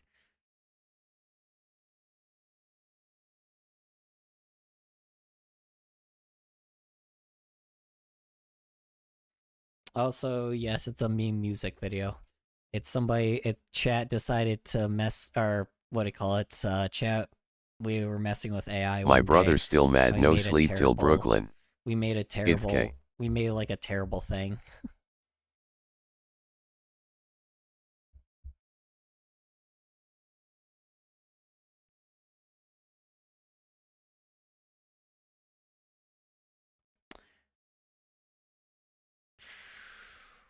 Yeah, anyway, I was gonna say something, but I forgot. I forgot. Yeah, no, there's like a meme channel and stuff. Cake, shoot, I forgot your name. God damn it, hold on. Necromancer, there we go. Jeez Louise. I don't know how the hell I forgot your name. Oh god, hold on. Wait, now I fucked that up.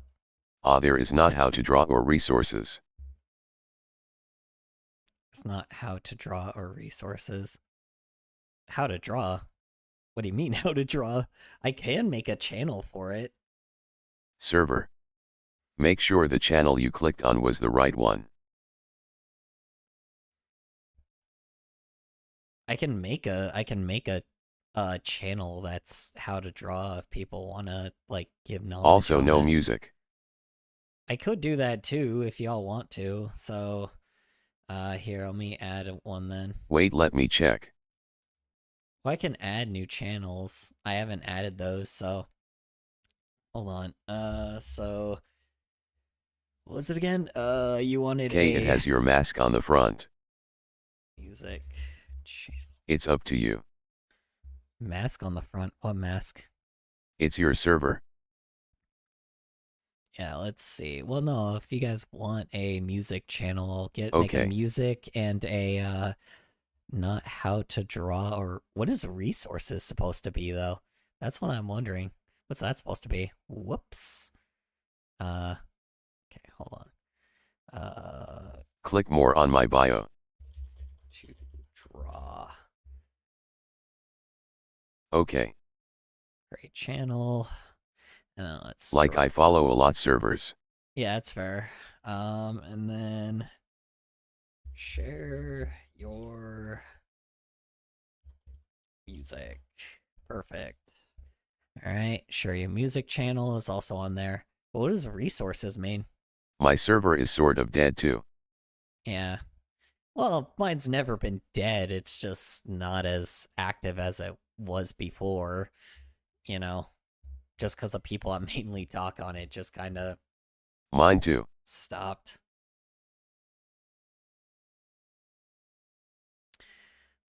I just kind of wish more people use voice chat, but nobody really seems to use it that much. I keep getting people coming in. Yeah. I mean, I have, what do I call it? Yeah. But not talking. Yeah, that's the issue. I need to actually, like, add a VC role where people that want to voice chat, like... Since my server is for learning. Oh, yeah, that's fair. Yeah, what I would have to do is I would have to, like... Did you do it? What? Do what? Oh, sorry. Freaking, I keep thinking that they're not talking with each other. Yeah, fuck, I forgot what I was gonna say. You know what? Doesn't matter. I'm like, my brain is mush right now. I have still about another 26 minutes of the stream left.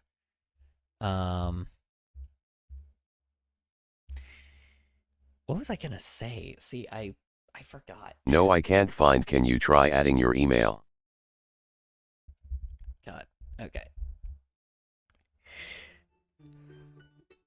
Damn it. Phone's going off. In my server there no nude stuff and talking about politics. Yeah, so I have an adult channel for stuff like that. But other than that, nothing really crazy.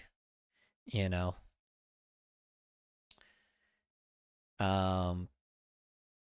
Yeah, I have stuff like that, but that's specifically for people that are like that.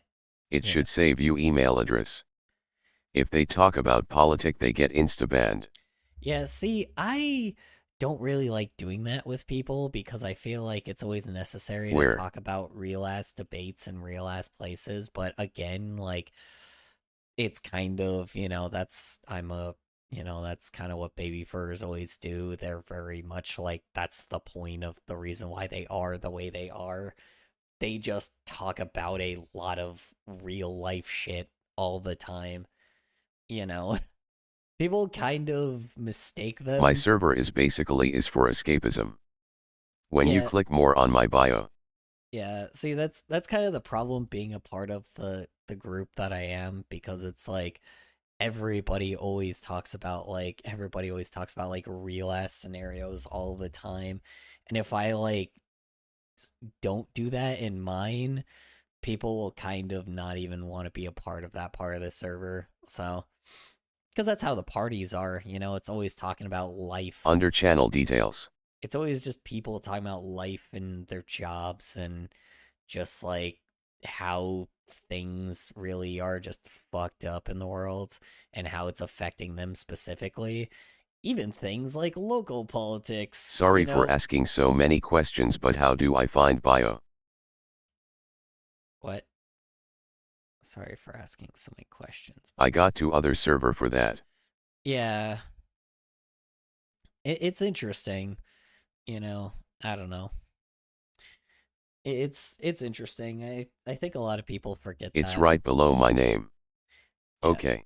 People just kind of forget that about the people forget that about the fandom, you know, or fandom, not this fandom, but the you know, fetish group, I guess. You know, it's always interesting, you know. That's kind of the reason why a lot of people also like try to give their solid thing of being like, oh yeah, but these guys are immense pedophiles. I'm like, but we're not. We literally don't do anything but talk about like real personal issues. I forgot to ask meme in your server. Forgot to ask. Add meme in your server. Well, no, meme's already in my server. Hashtag meme's already there.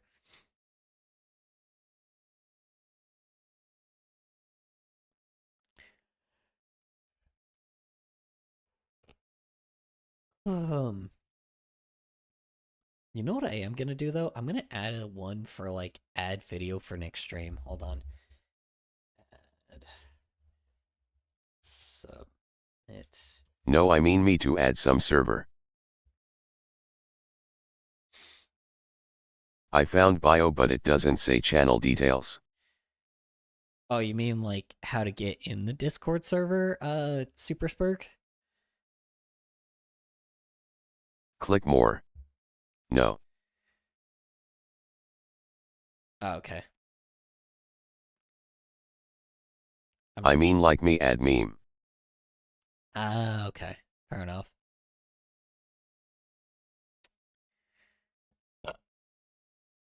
Ooh, excuse me. God damn. Oh, spicy. Alright. Hey, hiya, Joe. Oh yeah, shake right there. Here we go. Good lord. I see it, but there's no email. Furry muck. Whoa, furry muck for furries with long tails. Nice. And it became more about meeting each other and having this sense of community beyond just people centered around creators. That's how I first found that there was an organized furry fandom. The community was my solace, my salvation. I was not very happy in where I was, the south side of Chicago at the time. I spent a very, very long year there. I'm on my channel in a different tab. And somebody mentioned that there was a convention coming up in Southern California. It is called there. Conference. Maybe you should go. I said, I'm a postdoc at this point. I don't have any money. I called my dear and sainted mother. Okay. Kids, never lie to your mom. I told my mom the truth. I'd like to go to a conference in California, but the professor won't pay for it. That's a true statement. Oh man, he had stuff that his parents paid for. Ooh, I don't know, man. That's kind of unfortunate. I'm like, ugh. I don't know. I don't feel very good about that. But whatever. Which She tab? sent me the money to go to the conference. And that was Hi my and good first night. break. I have school tomorrow. I hope you have good sleep. Smiley face. You too, bro. Now, I had been You should have going to snoozed science a long fiction time ago. conventions for 10 years. I've been volunteering at them. I was a Okay. convention goer. But this was the first time that it was a convention that was entirely of interest to me. And started going to furry conventions every year after that. Uncle Kage. No sleep Uncle till Kage Brooklyn. / Sam Conway. He's very charismatic. He's very funny. OML. He had this sort of mad scientist kind of persona. You're gonna create real furries. I am, as a matter of fact. And Yes, how are you I'm- gonna do that? Well, it's quite simple. You see, you take the. So I was sitting in the lobby. It's funny. I and will was send you a telling link. Somebody a story. It's in my nature. As Mary Shelley said, if you make the creature a gigantic Okay. statue, you have a much easier time in dealing with the parts. You see, it's easier to And they simply said, would you come back next year and do that as an event? What? Complain about my job?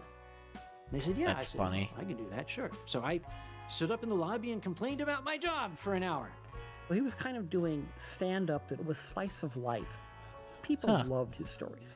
He was already getting a reputation for his performances. Fair enough. And we were just thrilled to have him at our show. And that was 25 or so years ago. And people still fly That's me all wild. over the world to get up on stage and talk. That's all I do. I don't understand it. I just do it, and they keep inviting me back, so I must be doing something right. So, it's funny. After Furry Muck, almost all the furries were college students. That This makes tripled sense. our attendance since we had all of the role players coming in. All the college students. So this is kind of where I am starting to realize why a lot of furries now are so oppressive now, because they were all fucking like people that peaked in college. Am I wrong? Or like, am I starting to like, it just really unveils the veil of like what furries really started as, and like the reason Click the words why below they're the name. why they're so bad now, because they're so much worse.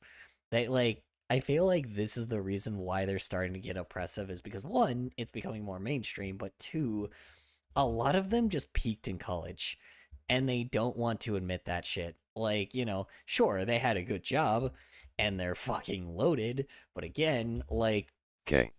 they think just because they have that, and they were like also involved in like a lot of what do you call it? They were involved in a lot of like military based things, that they think that they're just like hot shit. Sorry, I had to bring that rant out there. It just, there is a massive, like, there's been a massive problem with the fandom lately, and I'm like really There should starting be to get something tired that of it. says more. Something that says more. Oh, gotcha. Yeah, no, yeah, it's interesting, man. It's very interesting. Do you see it? Obviously, do you see it?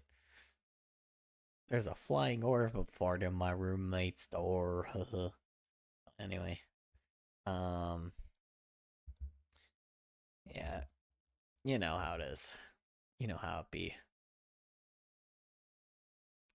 Anyway, moving on. I don't know. It really does just reveal a lot about it, you know? It really, really does. People kind of need to wake up about that garbage. I don't know. Saying.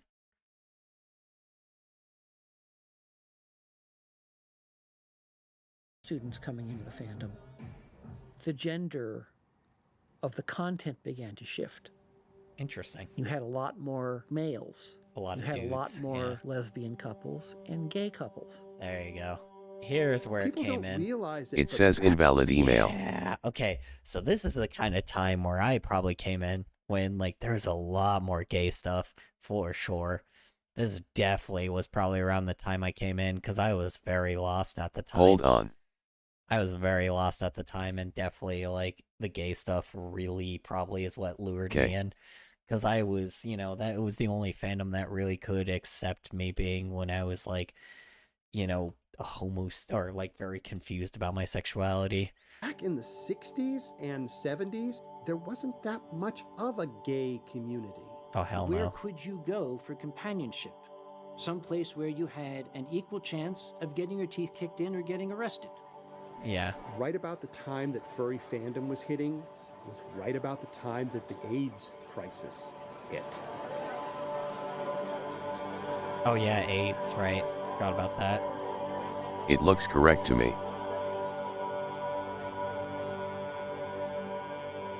I know people who lost dozens of friends. An awful lot of people had to come out of the closet and get active for their own survival. There was, in fact, an LGBT contingent in the furries. We're going to celebrate both of those at once. I still remember how I felt when I joined the fandom, like when I was like a teenager and I had no idea if I was queer or not, and I was really scared to talk about it and I couldn't tell my friends. Yep. High school was rough. High school was rough. I was pretty socially isolated. Yep. I was nerdy. Yep. I was bullied. Yep. The community around me at the time ticks was all the not boxes. queer friendly or even art friendly. Hell no.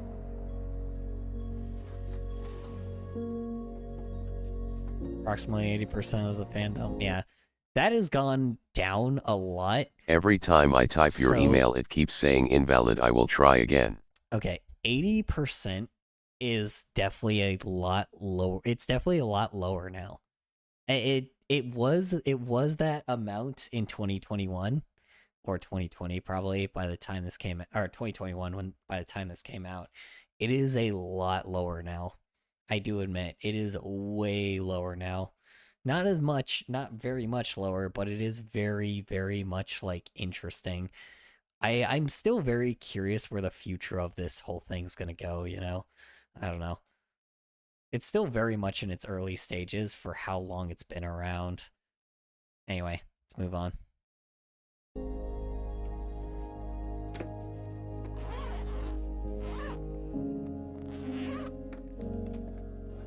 Doing art's really vulnerable. Like, if you put something on the page, then you probably did that for a reason. That's the start. About midway through college, I started questioning my gender and eventually transitioned. And that was a very powerful time in my life where I got to really resort my identity as this purpose-driven person. I'm not a furry, but I have some friends on Discord that are furry. Yeah, it's not for everyone, to be fair. I get it. It's just it's got so much of like a very how do I explain it? It's such a broad term now. What about now? It's such a broad term compared to what it was before, Like, it's such a weird thing. It's so mainstream now, too, so it's not as unique than when it first started, It's not as unique as when it first started, because when it was, like, when it was first a thing, then sure, but, like, it's not as contingent as it was before. Beforehand, it was a little bit way more frowned upon. And don't get me wrong, yeah, sure, there's still tons of people that really, like, that hate it, but now you just got, like, the really extreme people that hate it, You don't got the people that are just like, oh, man, that's weird, oh, that's terrible, At the time, you just had people that were just not as, you just had people that were just, It was the reason why I have furry friend. It's so... I keep telling him, if you love furry, show it. Well, it's just furry is not me. Well, he think I'm accept him just because he not a furry. Well, nothing. Here's the thing. I think just at the reason why the furry fandom got so big in the first place, he's about to tell you, they literally just told you, but the reason why it got so big in the first place was because of the LGBTQ plus community. I keep telling him, just be you. Yeah, it's kind of hard to do that when, like, you're somebody that started in this fandom as, like, I don't know if he came in at the same time, but, you know, when I was in it, I'm a lot more of a vocal person. I'm a lot more of an extroverted person, but it took me till I was in the fandom to be okay with, you know, the hate around me, right? But that was because, like, I got into it because I was, like, a homosexual man. Like, I was not a homosexual. I was very confused. I mean, I was a kid that was very confused, or a teenager that was very confused what my hormones were doing when it came to, like, something like that. I told him into dudes, but the majority people think it's cringy. Oh, yeah. Well, that's kind of false now, too. That's kind of the problem. It's so much of a mainstream thing that it's starting to become to the level where it's becoming so common where people don't... It's cringe, but they know that it's cringe. That's the problem. It's cringe, but furries know that it's cringe. There are people that are very extreme that hate it, but there's no one that really just dislikes it anymore. You know, people, like, used to really dislike it, but there's not as much of those types of people anymore, if that makes any sense. I mean, there's still the people there. What if you type your email in the About section? Almost 3 a.m. Yeah, I got 8 minutes left. Yeah, the stupid thing. So we're not even going to be able to finish this documentary today. But it's very much just a time of, it's very much a time that, I don't know how to explain this. It's so weird to see it become mainstream, but it's going to become like the gaming fandom. I'm sorry to say this, but it's going to get to the level where it gets so big that, like, the vast majority of people that are in it are, like, the most average of people that are not strange, which I think is going to take the cringe out of it, which is, why does he look so dead in the eyes? Hold on. Hold on, this is not the right look. Hold on. Hold on one sec. He needs to look down a little. Hold on.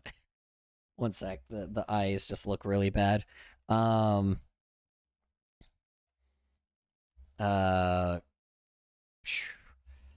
was I gonna say? Yeah, no, it's very... I used to watch a lot cringy completion of Sonic Fan.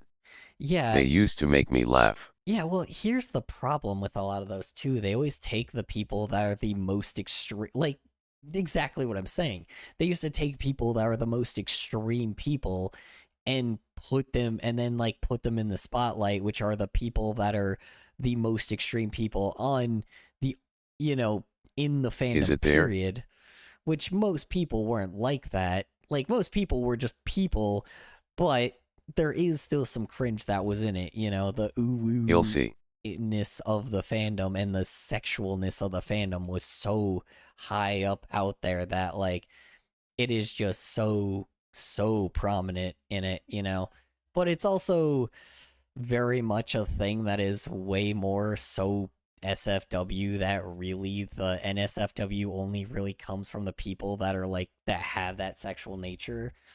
So it's hard to explain, you know. The reason why people associate, like, people now just have this misassociate, like, beforehand, people just assumed that furries just, like, were, like, you know, were fucking zoophiles, which was completely incorrect.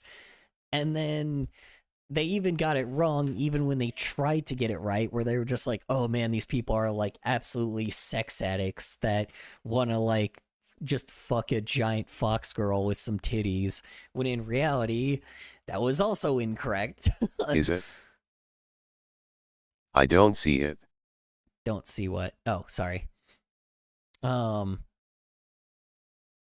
Yeah, it's very, very interesting to me that, like, in the anime community, I hate those toxic anime fan that do cringy TikTok video and reverse sex anime characters. See, that's... Click more. See, and that's the that's the funniest fucking thing about it. That's the funniest fucking thing about it. That's what I'm talking about. Like, it's like if somebody took all those, like, it's like if somebody took a compilation of They all make those... us look bad. Yeah, exactly my point. There are people, same thing in the furry fandom. There are people in the furry fandom that make us look bad.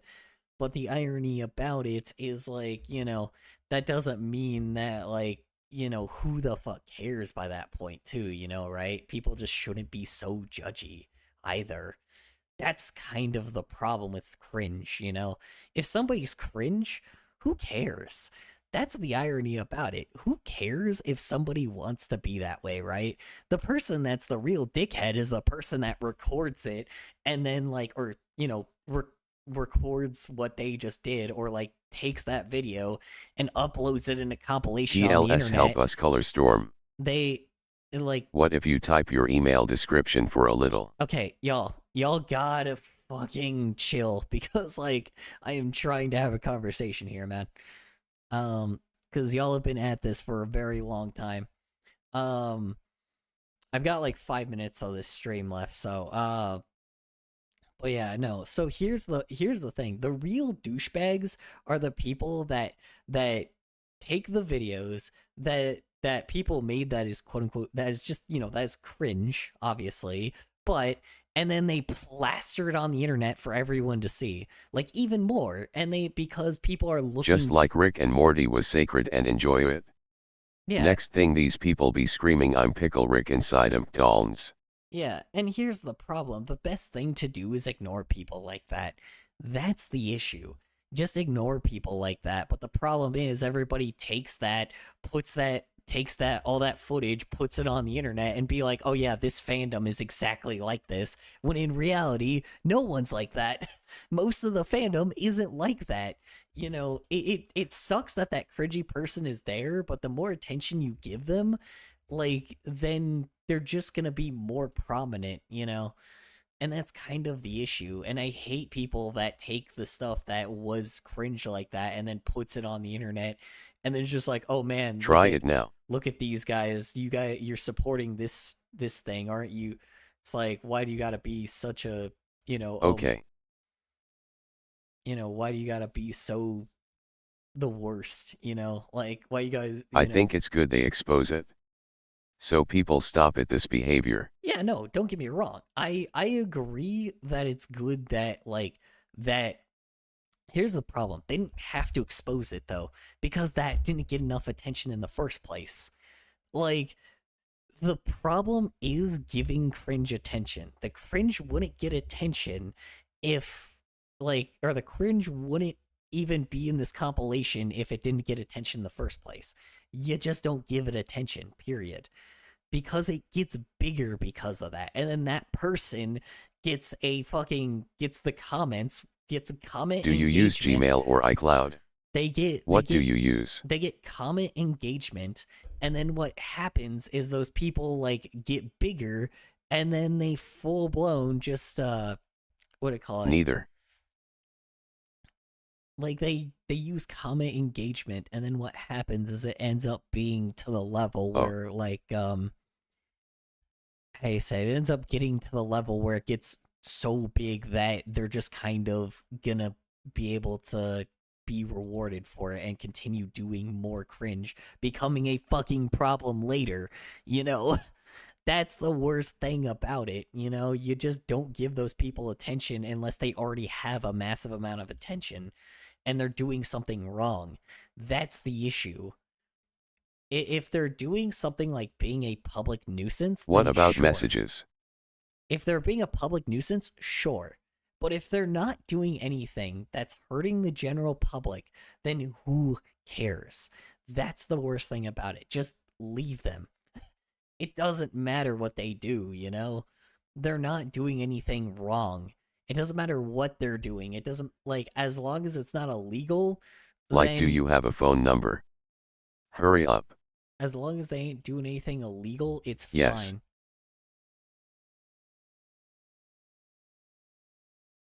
Don't put your phone number on YouTube, please. Message each other privately, please. Do not put it in this chat. Please. I will put it in my bio for maybe 3 minutes. If they do, I will call. No, don't do that either. That's a jerk move. Okay. Yeah.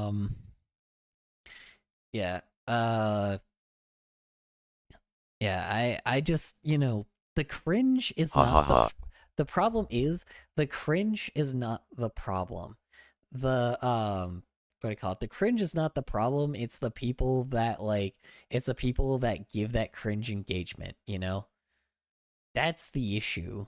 You know, it's like if you just don't like something, just don't give it attention, because giving it attention makes them do it more. What do we do then? We do then. Well, don't message each other privately, please. Or put it in, put your comment in, put a comment in one of y'all's own videos, you know? Like, go to each other's channel and comment it, and then delete that comment later. You know? That should work. I don't know.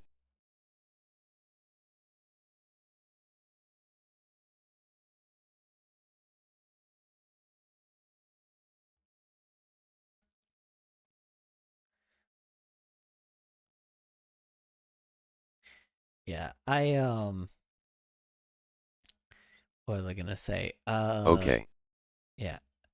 I was going to say, yeah, just, you know, the fandom really, or any fandom, anything that happens, it took till, you know, the Sonic, cringe video thing came out. I will make VID, you can comment on it. Yeah, Oz, go to one of my posts. Yeah. Yeah. Nick, on YT. I feel like the issue is just people need to stop being such cockheads. Need to stop being such dweebs. Let me say that, dweebs. I'm gonna say a really controversial word here, but because this is my fucking word now, I can use it. How you say it? I'm gonna tell you what the people that re-upload those cringe videos are. They're fags. Okay. Absolute fags. They do nothing but hurt people just because they want to. They are fags, and nothing more, nothing less. They do not deserve to be treated like real people. And comment on it. Because what they're doing is they're pulling out something that someone just is doing casually on their own with no others, with really no other incentive other than to share it to people. And as long as they're not being a public nuisance, they're okay. I don't see the reason to give that attention, you know? I get if they're doing it for the attention, fine. Then, if they're doing it for the intention of making sure that they're doing it for the circumstance of being like, oh yeah, I'm going to get tons of views off of this, fine. That's fine. If that's the intention, sure. Done. But if their intention is just to engage with their own community, who cares, bro? That's the irony. Which one? It's the reason why I criticize people on Kick. Why I criticize a lot of the streamers on Kick, because a lot of them have this thing where they are absolute the worst nuisances to ever exist. Kick streamers, their Twitch streamers are just as bad, don't get me wrong, but it's just Twitch streamers are greedy. Kick streamers are just desperate for attention. And like if anything, that's cringe. And that's like me going to their videos. The one that says Merry Christmas in it. That's me like taking a lot of those kick streamers that do those like slot machine things, or like the ones that are in like the just chatting where they're like having like a fucking paparazzi round. Like, stuff that Kai Cenat does is cringe. That's cringe. Stuff that IShowSpeed does, that's cringe. But the problem is people don't see that as cringe. They're like, oh yeah, he's doing something stupid. That's funny. I'm like, but it's not though. It's cringe in the end. But the problem is I'm not going out of my way to be like, to grab these videos and upload them and then show how fucking cringe they are, you know? They're doing it purely for the attention. And I still don't really think that giving them the attention is the best idea, you know? But, you know, who knows, right? I just don't like hurting people. That's just not who I am, you know? I like fighting for the people that are the little guy. So I don't like just being a dickhead, you know? There's 3 of them. I just don't like being a dickhead on the internet. Simple as that, you know? Like, I've already been that, right? Which Christmas one? When I was on Vine, I would do exactly that, where I would make videos and, like, attack people that didn't deserve it. Luckily, I didn't know what I was talking about because I was, like, a fucking teenager. The one that mentions Anabin and I didn't know how to make video structure, but I was attacking just random-ass people just because I wanted views. And, like, is that really, like, the best way to, like, you know, is that really the best way to, like, really spend your free time on the internet? Is that really, like, what you want to do as, like, a career if you're trying to make it a career? I don't think so, man. Pretty messed up. And people really shouldn't be rewarded for making cringe compilations. But, you know, people are rewarded for reacting. So, you know, no justice on the internet, I guess. It's always good to contribute to a community than to sit back and, like, fucking do the worst of the worst on the internet and, like, just make more garbage, hate-fueled content. Okay, that's scene. This is the next scene, so I'll skip this for now. Alright, let's listen to the song. Oh. Forgot That one has no comments.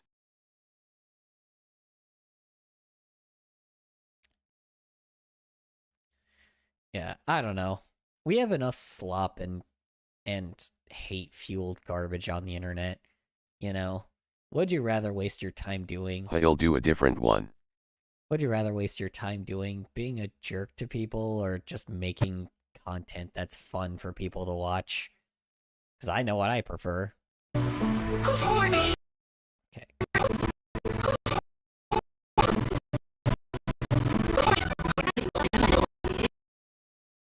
Well, let me tell you.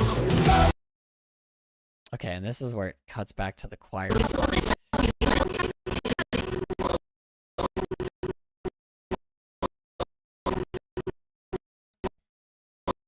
Okay, and this is where this cuts to here. I should have not filled this color in yet. It's alright.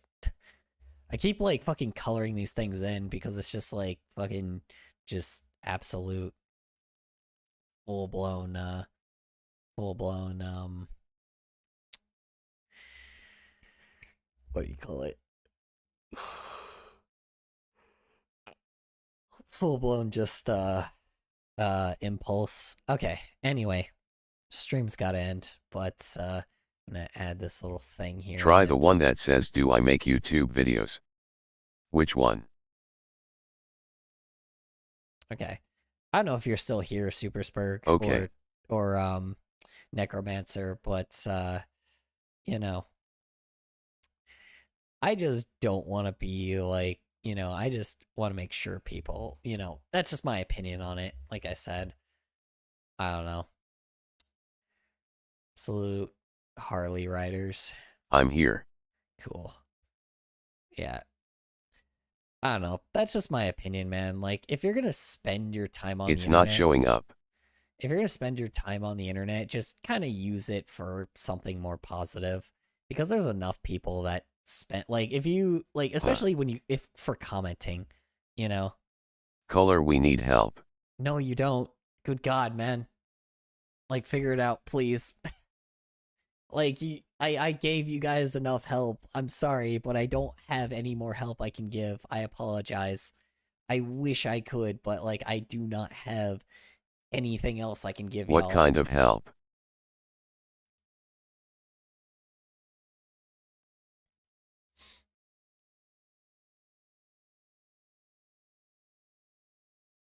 Like, I literally gave y'all the clear... PLS help. Okay, but what do you need? Like, okay, so go to that video, post a comment in that video, tell him to go to that video, and then post that comment there, like, with the information. Believe me, it will work. It should work already. Good Lord, man. He'll make a post comment on it. Please. Half of the time Color was helping.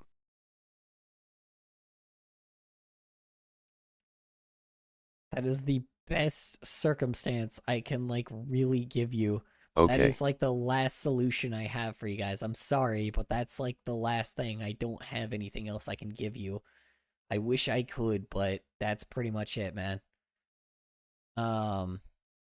If, like, after that, y'all are gonna have to figure it out on your own. Color. LOL. I made a VID. Yeah. Yeah, so I'm just going to recommend that, like, yeah, no, anyway, moving on. Yeah, we just, like I said, I mean, you know, why spend your time on the internet, why spend your time on the internet making negative shit, you know? Don't get me wrong, that's very hypocritical of me because I had a fucking video that, like, that was posted for, like, drama purposes, but that was literally purely just to defend myself. It was literally to defend myself, to make sure, because I know exactly the type of fucking person that's going to criminalize me. Because they're going to make me look like a fucking bad guy next time I go to that meetup. And they're gonna make me look like a terrible, or they're gonna say shit that's untrue about me to smear me. Which is just, you know, wasn't true. So I just posted it just to make sure that fucking they can't just lie about it or delete their fucking, like, direct messages online and then be like, oh yeah, like, oh, this guy said this and that and the other thing, when in reality I did absolutely fucking nothing. So, you know, but then that's the only thing I've really been in, you know. I do admit there are moments that I do bring up a lot of negative stuff, but my negative stuff is towards things like greed or, like, well, yeah, just purely greed or selfishness, which is things we don't need in the world, right? We don't need more selfishness. We don't need more greed. We don't need more people that do douchey things in the world, right? I know that that's still a negative thing on the planet, but the funniest thing is like, it's literally just keeping people's morals up, right? Like with the whole AI thing, even with the garbage of, like, me, like, even with me being like, hey, AI is absolute garbage, and I showed that physically during a stream, and I have a video that's still being, like, that I'm still editing with it, that shows how just ridiculously awful AI is and how much Nightshade has changed everything.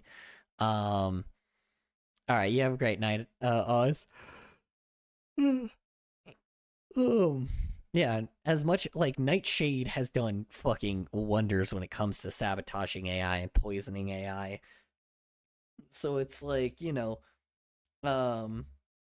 so I show just how crummy it is and just the kind of industry it's become because of how terrible people are using it, because it's not really that useful right now.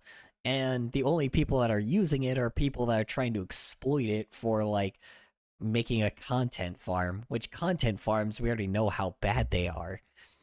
Like, that's already an issue. And then like with the AI music thing, like it can be used in a funny way, but other than that, like AI arts and AI like music can be used in a creative form as long as somebody's being creative with it. Like shit posters, they make funny like, they type in a prompt, put it in an AI thing, and then upload it on the internet.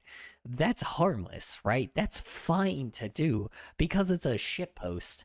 Like, who cares who does that? But then when you start posting slop on the internet and then expect people to give you tons of attention for it that took zero effort, then, it's kind of not okay.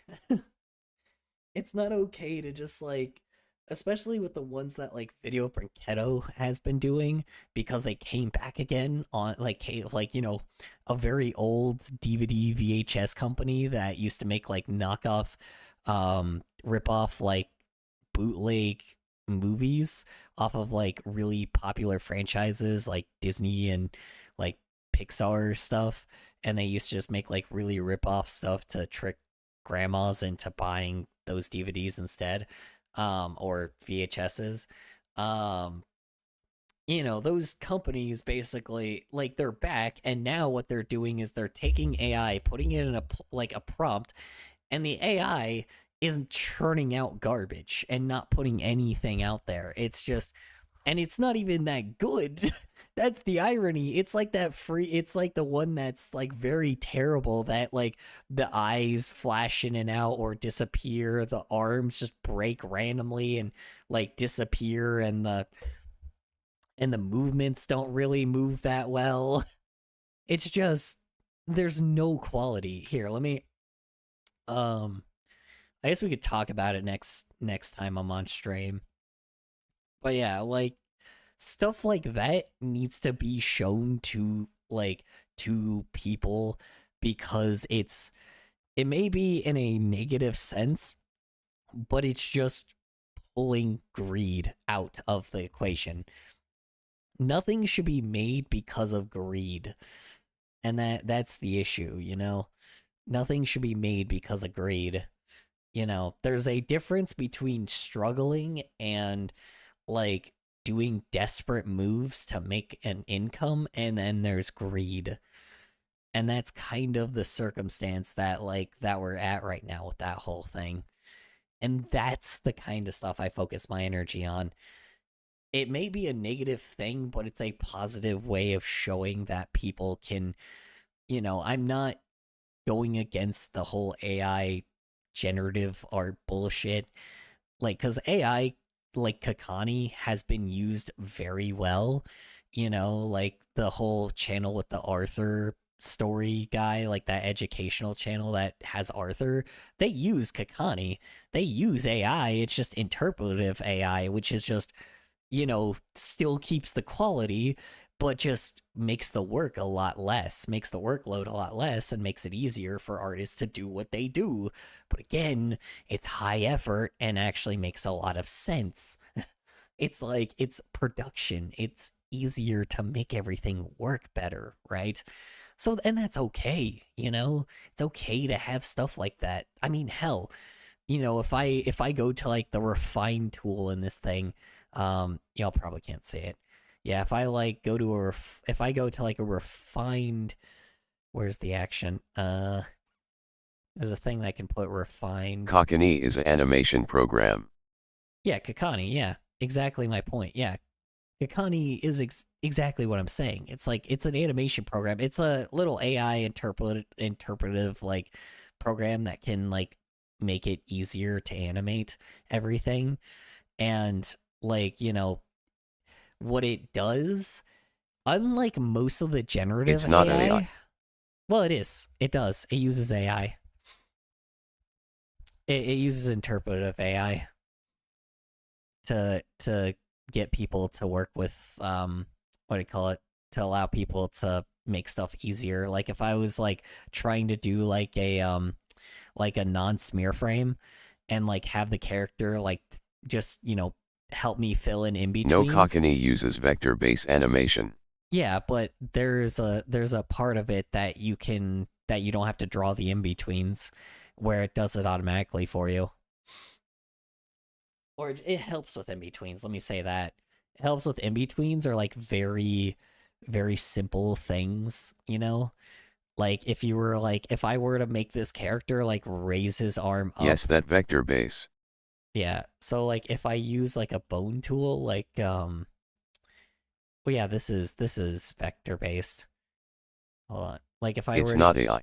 If I were to use like the bone tool, this is technically AI right here. Hold on. Just like pull it. Like if I were to use this like bone tool and I were to like draw an arm, right?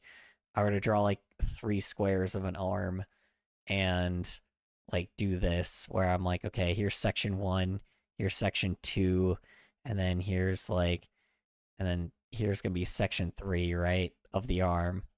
And then I were to like take the bone tool and I were to like attach it, right? And try to do that to that. Oh. Huh? Not be applied to... Wait a minute. Hold on. Hello? What? I know one of the owner of Kokkani on Facebook. Oh. I talked to him. Huh. Interesting. Okay, hold on. What the hell? Oh, there we go. I was like, wait a minute. That's right. I forgot they changed it. Yeah, but like if I were to use like the bone tool, right? Like this is technically still AI. God damn it. What did I do wrong that time? You just came back from school, Owo. Who did? Who did? Bro, what the... Okay, hold on. Why did that work the first time? About to attend after-school classes. What the... Tuition. Why did it work that time? It's not AI. Okay, there we go. Jesus Christ. Okay, sorry. Now I'm like, sorry, not trying to like, you know, not trying to like invalidate. Fuck. No, that's not it. Hold on.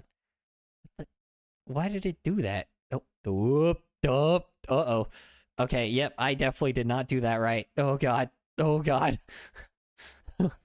Oop. Yeah, yep, that is definitely not what I was trying to do. Yay. Alright, well, I'm gonna have to work with the bone tool later.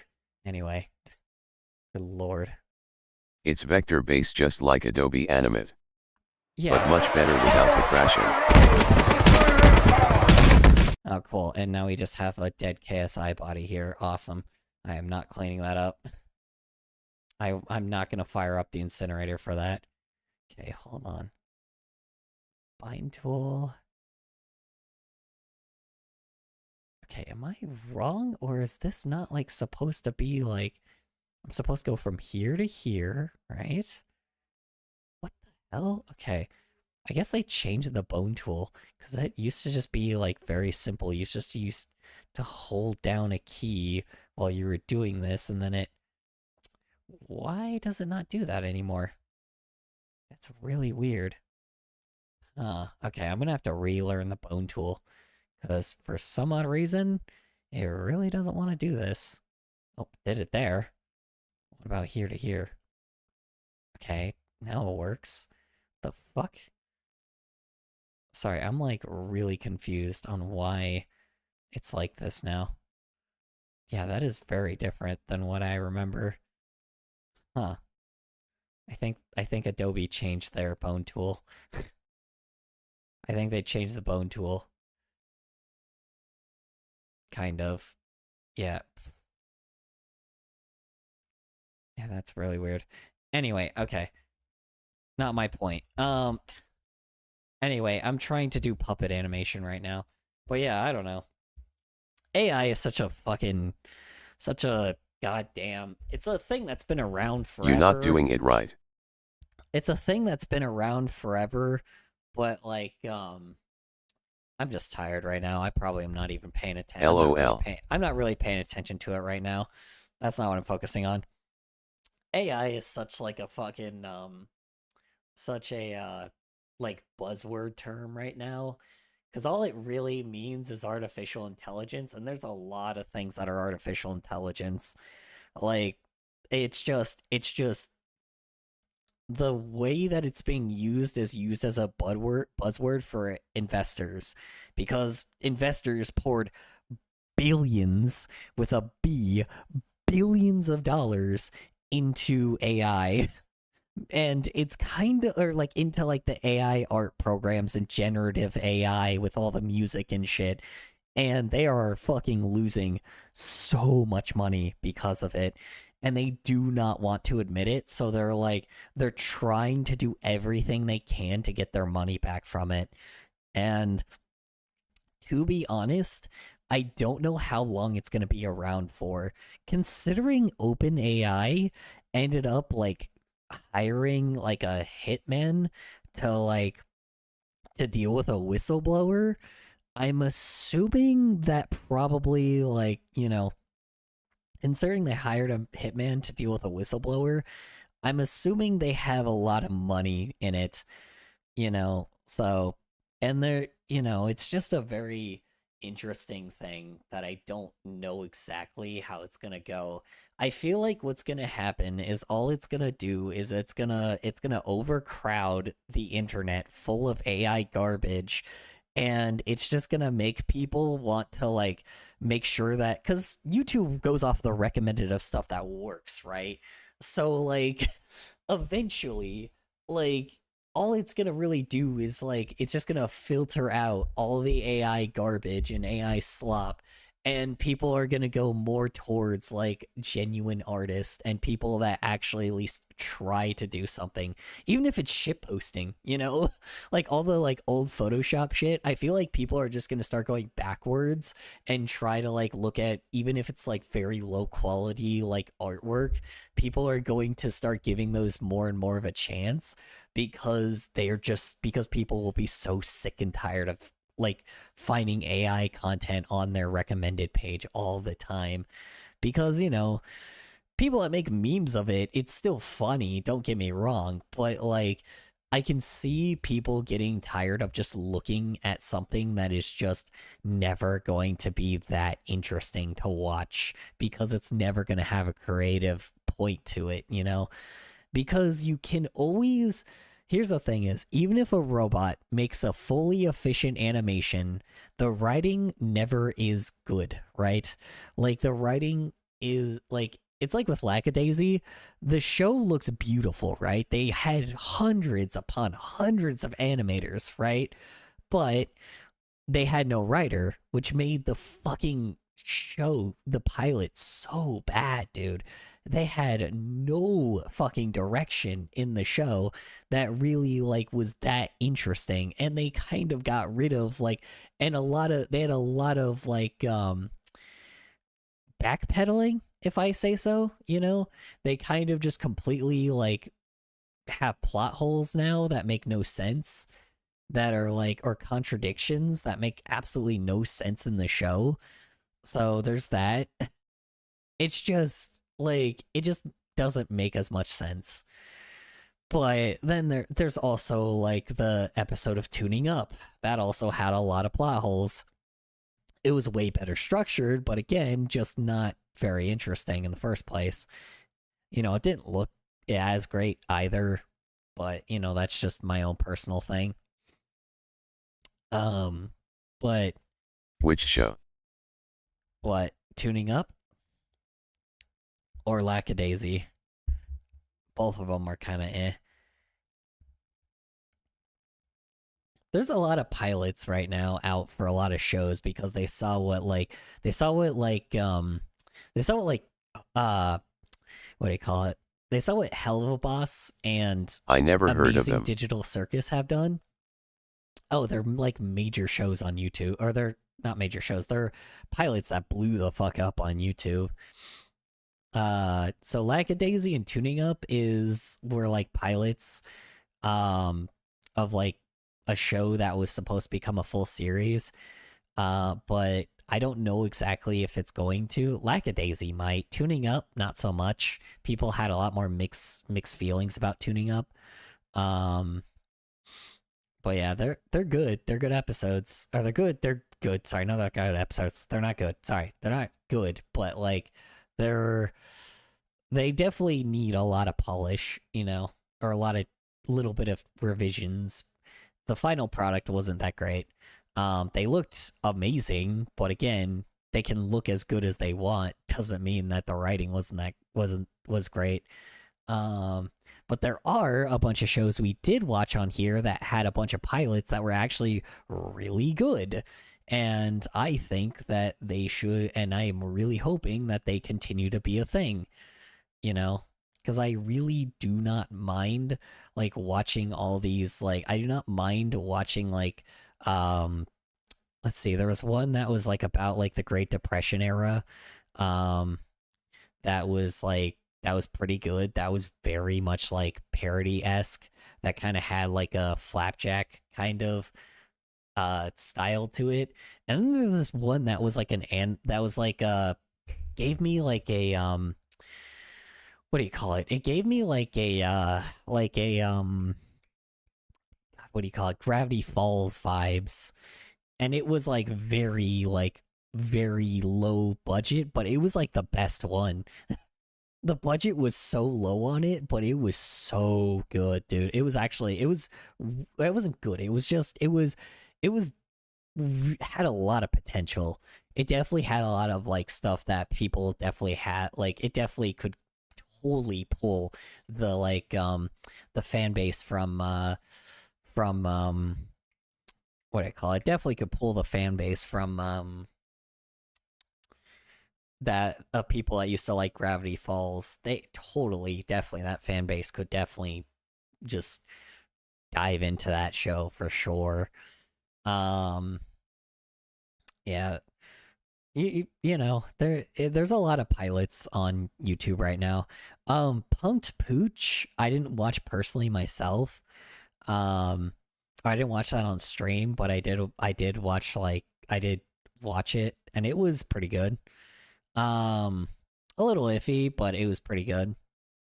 So there's a lot of pilots happening on YouTube right now because people are kind of realizing that, we could just completely cut out the distributor, like cut out like the corporations, and then just use what we have to make a show, and it always works. It's just the issue is the ones that have to fund it are the Gravity Falls I heard about but never watch it. Oh, Gravity Falls was really good. How it started was but how it started was pretty difficult to probably start with, but then later on it became really deep. So, it's like with Adventure Time. Like, I would say just fully skip the first season of Adventure Time. If you watch Adventure Time, skip the first season. Full blown. Skip the first season. It is not like it. They were way too much trying to get in their footing. Like, their audience, they thought was way younger than it was, and turns out it was a little bit older. So, yeah. Adventure Time was weird. Yeah, the first season, I will say, was really bizarre. After that, it's more of like a charming bizarre that it actually, like, everything kind of ties into, it's like a big old storybook after a while.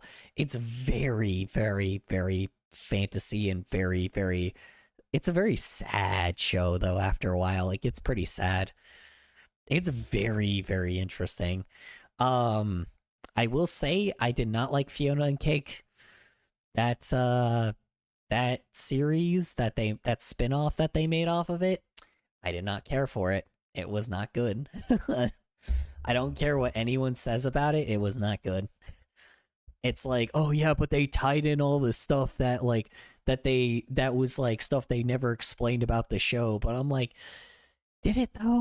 Like all it was just like dimensional hopping, and it kind of just wasn't that interesting. It just like, it never really kind of gave any good resolution.